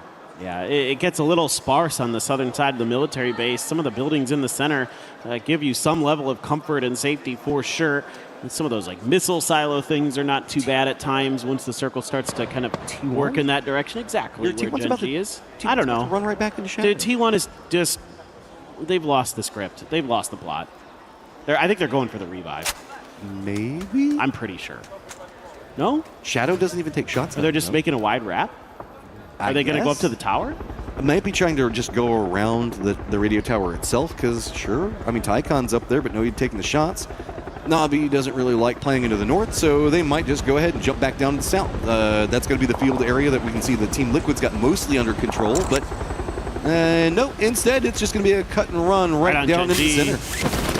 But Gen G's too separated to really do too much about this unless they get a knock right here. Nope. It's going to be mostly full sense again. That's going to try to get something out of it. Belmont gets knocked onto Hakatori. Yeah, from those garage houses, Full Sense able to connect a ton of damage. Now, Boostic does have the M249. Finds a knock to try to relieve some of this pressure that Full Sense was able to create, but Tigger can find a good grenade here. Could spell the doom of Na'Vi, and it's perfect! Oh! Okay, full sense. More control over the center would be good. Getting rid of Na'Vi would be magnificent. Na'Vi still holding on to 4th place, but just by 1 point. Vitality has to be loving watching this happen. The kill feed is now Ferris, the last one up. He's just going to be hiding in crates. There's nothing else that he can really do over here. Maybe he can sneak over and get these reses, but you can see everybody's just trying to chain crawl to him. Heck, Tori should be resable. I don't know about the other side of it, as Gen G is going to lose a player on the other side of this. Yeah, I mean, again, Gen G really loves these widespread formations. They just don't work in a lobby like this. There's just too many good players, and there isn't enough cover from the positions that the other players had taken to bail out anybody who gets under pressure. They just have to kind of sacrifice players left and right. Duckmai, ooh, he's got a knock there onto Hansi, I believe. So it's going a little bit awkward for... Yep, there you go. It's awkward for Shadow is what I should say. Yeah, Shadow followed T1, and Vicious was just watching that the whole time. So this does cost Vicious placement in the circle, but there is some open areas down in the southeast that they can play around. Shadow, you can see, just kind of trapped out here right now with Duckmine out down. Jexy does get that knock. Tycon, though, is not going to let that go quietly. I think he wants some vengeance back. Blue Zone going to be putting in some work, and it just takes a couple of taps to get Jexy down. Yeah, but you're kind of seeing the results of what you were talking about earlier, Matt, where coming down off this mountain sucks. Like, and like to VC's credit, they're trying to wait this out long enough that they don't have to deal with teams when they're coming down those slopes. But because Shadow took so long over in Novo, they got involved with a fight with AGAL, I think, early on that it's kind of getting a little bit tricky for them. Seeing some mortars come into play, Scappy doing some damage, Na'Vi losing their lives, and they are done for the day. Currently in 4th. Feels safe-ish, but then who knows with Geekay still there. Vitality still has 2 players up. Okay, where do you go? VP looks like they're going to get control over to the southwest, what they're stretching out for. T1's barely touched the circle. Shadow doing the same, but they ran right into the Falcons. Remember, Falcons just kind of running down on foot. Shadow doesn't, at least has a vehicle. Get a little bit further into this, but I think that Falcons just might want those vehicles and might start chasing after Shadow. Oh, no doubt. And also, you know, with Kamal's being knocked up front there, you're going to be feeling pretty comfortable to even scoop up a point potentially here and claim a lot of control over this eastern edge at the very least temporarily. You'll have the safety of these shelters. Gustav knows that there's a player in there, so thinking about the grenade, but Cessna dug in the back. Gustav better be careful on the peak. They also don't want to do too much damage to the car, so wouldn't be surprised if they try to avoid going for the tires. Actually, they don't care. Just throw the nade right back behind it. Setsuna in some trouble. He has to run forward, runs right out, does get the knock. Bold play, does at least get 1 point before he goes down, and it's on to Shrimsy of all people. Yeah, he had to go for something crazy, and he knew it, and almost converted with more than just one, but opted to just stick for the point, try to keep themselves out of that bottom position. In fact, it's a 3-way tie at the very bottom of the leaderboard with AGAL and 17, so keeping things a little bit interesting down there. Of course, every placement matters. You want to get a little bit more money. There is Tycon, one of the 2 survivors for Vicious, just taking a peek, seeing what's going on with Falcons, seeing if maybe there's a free point available, but none will be offered up to him, and he is going to have to find his way in. Now, there's options for him for sure. He has either like the side of the hill if Falcons abandon it, but because they're on the top of it, he's not going to have that available to him right now. There's some stuff to the west that he could drive to that has a little bit of cover, so there's things here that Tycon can work with, at least in the next circle, it looks like. Pal's playing over into the east as well. Looks like they're just trying to find something. Luke 12 is going to go down on the rotate from Team Liquid. I think that they had managed to call back in one of their players, and it instantly gets punished. Cowboy, yep. He just tried to go for something, at least maybe scout out for the rest of the squad. Is now Team Liquid's just kind of the odd team out. There's nothing in this section of the circle that feels good, and they're just trapped over here, and this is just been kind of what's going on for Team Liquid. They're finding the kills, but they just can't find a way into some of these circles that are just so mean, for lack of a better term. Yeah, and there's this little oil drum that Tycon has found for safety. Sees Curdy driving around the outside. Yep, Kurt just looking for any kind of safety. Him and Alo crossed paths to see if there was something that they could do to get into this next circle, but there was not much. Heard the Chinese casters over to my left here. They just flip it out. It's like, 17, managing to get up. Now tied up with Team Liquid, get that distance away from Shadow and AGAL if they can find it. Team Liquid now going to get eliminated. 17's got control over the south in that, I guess, more open territory, but VP is going to move to the crates to the west of them that they're taking shots. Is now POW. I mean, what do you do, man? You've got Vitality. Remember, we saw them go to those oil derricks earlier. they're going to be gatekeeping you one side, and you still have to get where we've seen the compound that everybody keeps trying to just emergency pick up to, that GAM's got control over, the most eastern section of the circle. Yeah, things get really uncomfortable for anybody not in this current circle, because trying to get through should be relatively challenging. VP's actually sending it pretty deep towards the center. I love the way VP has played this game from start to finish. Controlling that western bridge not only gave them points, but it also gave them so much space on the western side that they've opened up a lot of the circle for themselves here in the mid game. Look at this weird thing they've got going on. Falcons got to run to the circle. They get a knock on to Tycon.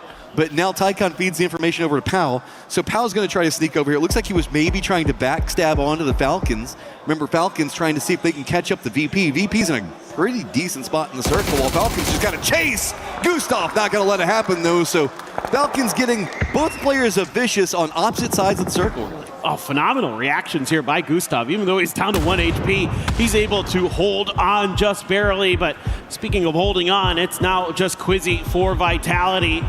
He is looking to find some entry into this circle, but again, there aren't great options. Maybe he can get some kills, has the AK at the ready. Oh, switches over to Mark 12. Falcons trying to make the smoke bridge. This doesn't feel good. I think they spotted. Nade's going to roll forward. There you go. Tig going to find another one.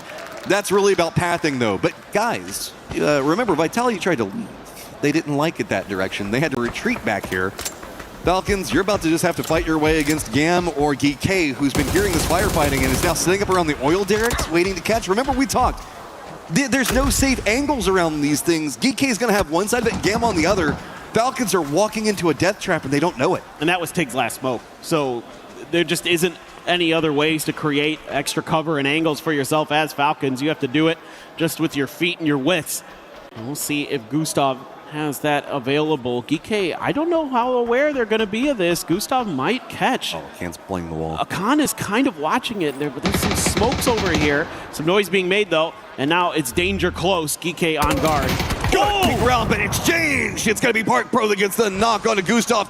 Gustav at least takes down a Khan. Now, Falcons, where do you go? Crossfire now being set up. Gam taking shots at Kickstart. He's just trying to cover any movement for the rest of Falcons to see if they get next to Gustav. But great shot comes out from Songjon. Hits it, and now Falcons in a lot of trouble. Yeah, the links there for Songjon.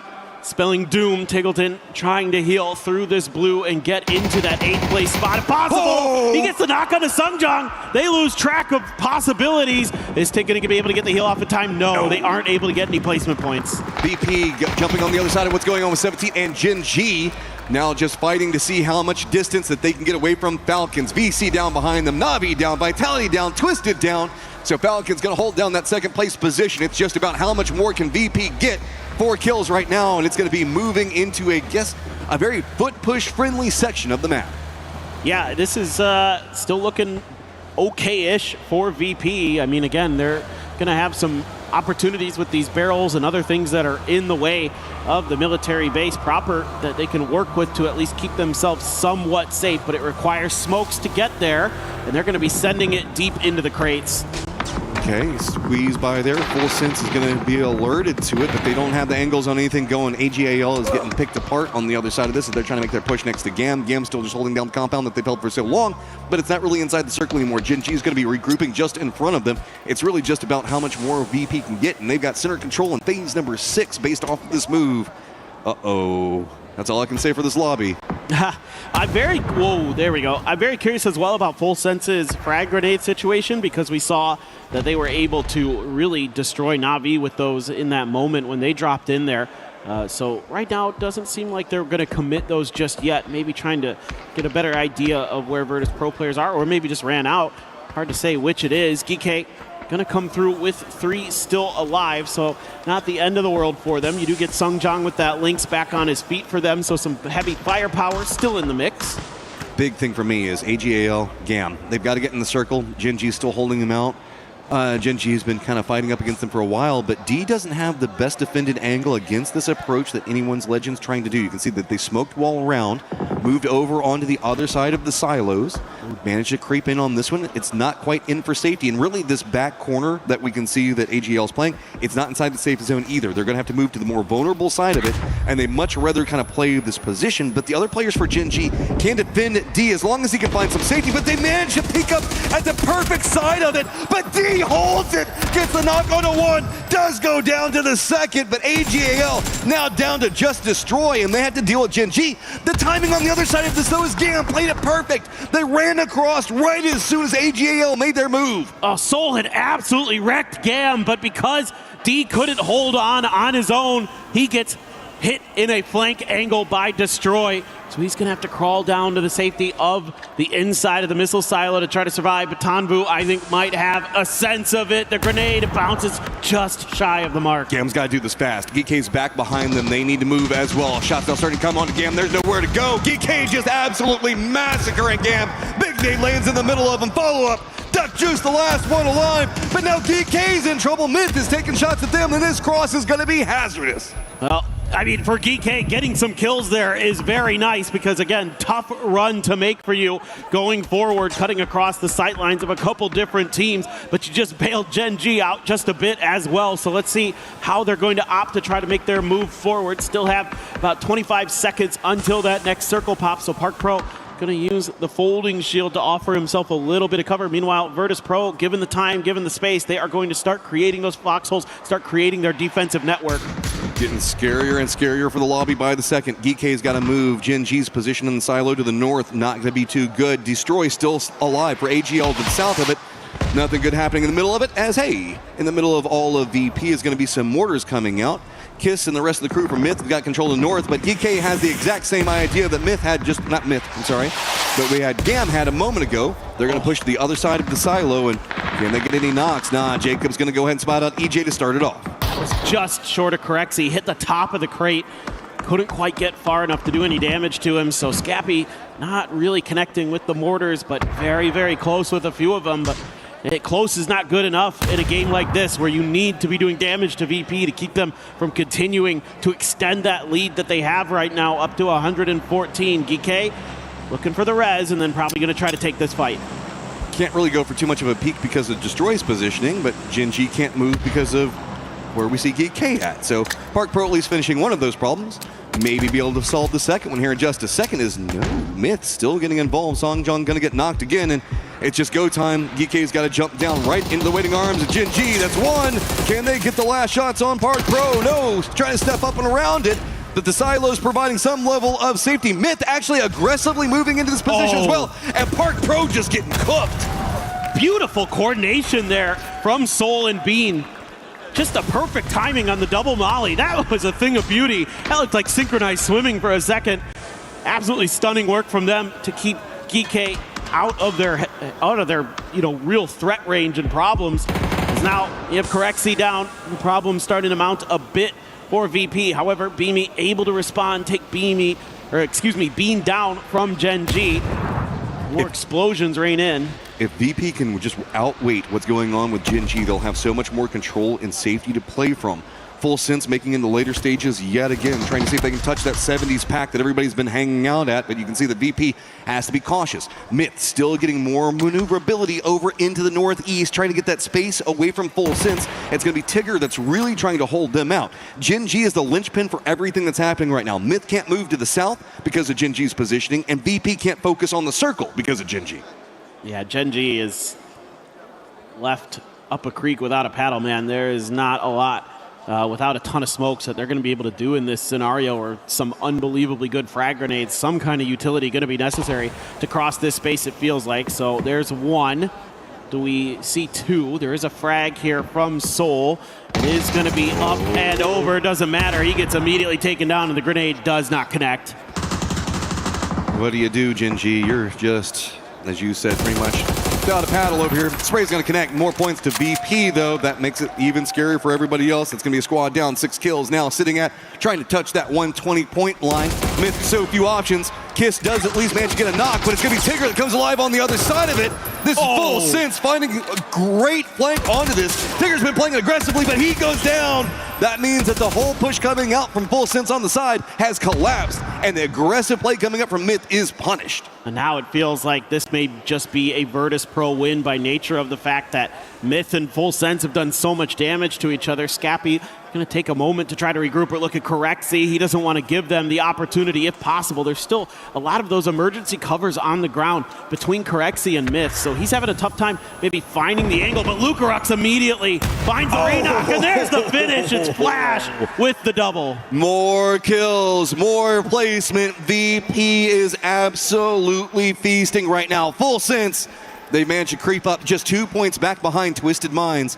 That really it's going to be about that center dot. Lukarux going to be very close to it one side. Lots of compounds and Full Sense playing off, I guess, buildings the way they can really maneuver around them. VP's got the crates. Yeah, that's kind of good, but trying to bounce from one to the other feels so punishable, especially when you got VP playing mostly down into the southeast. I like that our observers are showing us Belmoth right now because he's the key guy in this situation for Full Sense because he has a Lynx. That can be an instant difference maker for them. Meanwhile, Beamy has a Panzer, so two of the big key weapons that could be involved in this fight, that could turn the tide one way or another, are going to be big points of focus potentially. So Beamy, Belmoth, are you going to be able to do anything? Here's my question. How superstitious are you? VP, if they manage to take the last round right before moving into the Smash rules, means the fact that they're pretty much going to have to double it up to follow out of everything. So VP, though, they want points. They want distance. They want everybody to be chasing after them. They want to be in charge to start punishing everybody else that could try to take the position. Nixie does get down Flash. That's going to open up Lukarux to get more aggressive on positioning above it all. BB cross side of the entirety of the circle, trying to make sure that nobody goes for a push after the down player. Gonna get a great line right onto Full Sense, walking through the smokes, and right in the face, Lukarux, no fear! VP comes up big last game, and they are setting the pace in a big way. This is a huge moment for Virtus Pro.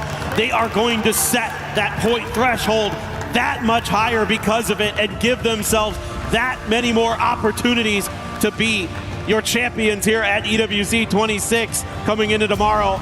A big win, a big statement game, and the threshold will be 136 points tomorrow. Oh man, Falcons, you're going to have your work cut out for you. 15 points back behind you is going to be VC, who's been having a crazy day. Let's just be honest on that. They have just been charging up the leaderboards, but Virtus Pro, cold as ice, just locking it down at the end. It's been a bit quiet until it wasn't. Right, and then that game essentially sets the leaderboard back to where it was at the beginning of today in terms of the distance between them and Falcons. It's almost the exact same point spread that we had at the start. So even though Falcons felt like they were maybe going to be able to catch up a little bit to Virtus Pro here, this last game just undid those first 5 games. It breaks the mental of everybody back behind them because now Falcons have to know that VP are going to be trying to hold them back. They can play 6 games. They're confident in that. They're comfy with it. They don't have to worry about it. These guys get points every single time. Everybody else, we've been talking about how close that pack of points is, leading down into everybody. What, Navi at 78, Vitality at 77. Those guys can't go for big, huge plays because they don't want to lose the money. They don't want to lose the standings on the club championship. Everybody's going to have to start playing leaderboard positioning and eyes on their own individual futures rather than going after VP in that first place position. Exactly that. Yeah, you can see Nixie as always the most excited out of the bunch, but another thing that we should point out is that if anybody wants to hit that smash where they win via chicken dinner, Falcons needs almost 40 points just to hit the threshold, and that's before even needing to then get the chicken dinner to get the win. And we talked about this is a change up for IGLs for Falcons. Yes, it's been going great, but it is not the nigh immaculate VP that we've been seeing. Just what, one game where they didn't manage to find something off of it, and you can see the guys talking right now. It's just like, yeah, come on. Got to bring it a little bit. Gunnar and the rest of the crew knows that they're going to be following it up, and a lot of it falls onto that man's shoulders. Gustav, you've got to find something big. Tycon, no, you guys played good today. No, why? No, it's okay. Somebody made a bad call. I love Tycon. He's so funny. I mean, Vitality also having a very decent day for themselves. They've managed to touch up into that top 4 with a little bit of a slide here or there down into 5th place, but it's just 1 point. Yep. VC just a little bit ahead of them. And most of where we saw like Navi and Vitality losing their points was off of VC having those big come-up games just back to back to back. Oh, what a day for VC. I love that, man. I just love when those APAC teams just kind of find their groove and just start hitting everything they're looking at. We know that their mechanics are cracked. We know that APAC stands for all players are cracked. There is so much looming in the horizon that we have eyes on to tomorrow, and if there's one guy that knows how to fight your way through a desperate situation, it is going to be Batulins. Let's go ahead and throw it down to Barney to get some insights. Okay, climbing the leaderboard gradually but steadily. Twisted Minds, I've got Batulins here. One of the guys who's possibly, got the most reps on the stage. Doing an incredible job so far, but like I said, it's been a steady day for you guys. Tell us how it's been from your point of view. Definitely for a team who is defending the title, and it's not the best day for us still. The beginning was amazing. Yeah, we really felt like we could manage to come back and get back there somewhere around first place. Unfortunately, we didn't, and that's only our mistake. But that's life. We have to learn on our mistakes and try to be better tomorrow. Starting the day knowing that you obviously have a pretty large hill to climb, as Virtus.pro obviously soaked up all those points yesterday. Starting off with the chicken dinner, was that a nice morale boost for you guys? Did you guys feel a lot more positive after that? Yeah, definitely. Every time you win a game in PUBG Esports, it's amazing feeling. And after that, we managed to get even a bigger game without win, but with many kills, and we felt we can do that. But just as you have seen, it was not enough for today, and very unfortunate won the game, and last game VP killed us and then won a game. That's very unfortunate. We're sad about it, but that's how it is. That's how it is. I mean, even saying that, I think if you take just today's points into consideration, I believe you're still top 5 on the day. I think 45 points on the day alone. So, like we've said, a little bit better each and every time. But, what do you feel like needs to change coming into tomorrow, possibly? Because tomorrow, everyone knows you've got to have a big day, like most of the other teams here. For tomorrow, we have to come and be better than before, basically, yeah. Just do better in every single aspect of the game, individually, being aggressive as we've been today, and do less mistakes. That's how it is. Lucky is luck, luck is luck. I don't know if we're gonna get it tomorrow or not. We just have to try to do it by ourselves. Yep. So do better in every aspect of the game. Okay, no pressure then. Also, of course, we need VP to play very bad, Falcons to play bad, and other teams to play bad. So quite a lot of variables going into tomorrow. Batulins, I really appreciate you joining me in this interview. Best of luck going into tomorrow, because it is going to be our last day of the grand finals. And of course, Smash Rule comes into play as well. But before you go anywhere, we've got another interview across the stage with Kalaris. Yes, we do. Thank you very much, Barney and Batulins. I thought I'd change things up a little bit. I talked to Quizzy at the beginning of the day, and the VP fans are out in force. The Vitality fans are out in force, of course. I've got Quizzy once again to have a second check-in with him and see how things have gone throughout the day. Currently, Vitality is in 5th place at the moment. Talk to me about your games overall throughout the day, as well as the win that you guys got on Rondo. I would say it was a pretty good day, pretty solid until the last 2 games. Last 3 games we kind of rolled, because first 3 games it's a win, 2nd place, 3rd place, we did everything we could. But I think last 3 games we had some mistakes, and it cost us a little bit of points that we could have get. But overall, I would say it was a pretty good day still, because we finally won the game. Yeah, center spot on Rondo was able to keep you kind of nicely defended overall, I think is fair to say. A difficult scenario coming into day 2, though. We've not really had to deal with Smash Rule really ever before here properly in international PUBG. So kind of what is the outlook now for day number 3 here for Vitality? Surely it's 2nd place is the direction. What are we thinking here? I would say the highest we can get. Because, as you know, I did even ask you what place are we, because we don't count points, we don't count places before the games, we don't even know what place we ended. So basically, we're just gonna play our maximal games and see in the end how far did we get. All right, well, thank you very much, Quizzy, for joining me here. That is, of course, Quizzy from Vitality. Also, of course, Vitality very much in the race for the club championships. That does it here. Let's head on back to the studio. Boys, VP just wanted to shut us up. That's exactly what ended up happening. They pretty much just laid out a goose egg the whole day. Yeah. Until we got to the final game, and they're like, watch this. That's right. We're going to be able to get that chicken dinner. By the way, at the start of the day, VP had a 28-point lead to second place, Falcons. Ending day 2, VP has a 27-point lead to Falcons. They were able to close the game by 1 point. Yes. That's a tough end. It was a tough last game because everybody did what they had to do throughout that entire day today until the last game. And Virtus Pro just got a good shift. They really, I'm not saying they won because of the shift. They filled really effectively. They found their way through planes, 2 barrels, locked up a good spot. They earned that every step of the way. And not because other teams weren't trying, man. Falcons did everything they could, but they just ran into a wall after wall after wall of defenders. And it just is what it is, right? Like Virtus Pro, I think maybe let us hope. They gave us hope. That's why the first couple games were bad. They were like, we don't want you guys to give up early.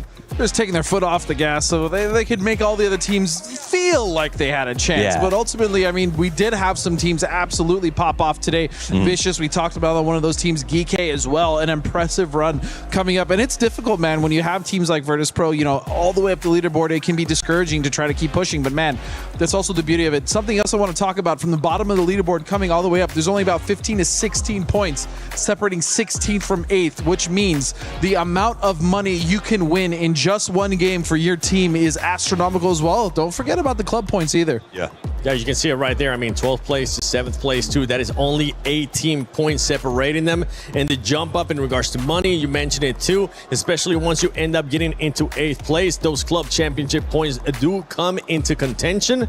But for tomorrow, there is a world where a team could end up challenging VP if VP does start slow, right? True. We saw what Vicious was able to do in 3 games in a row, making sure that they got 10 or more eliminations, being in the top 3.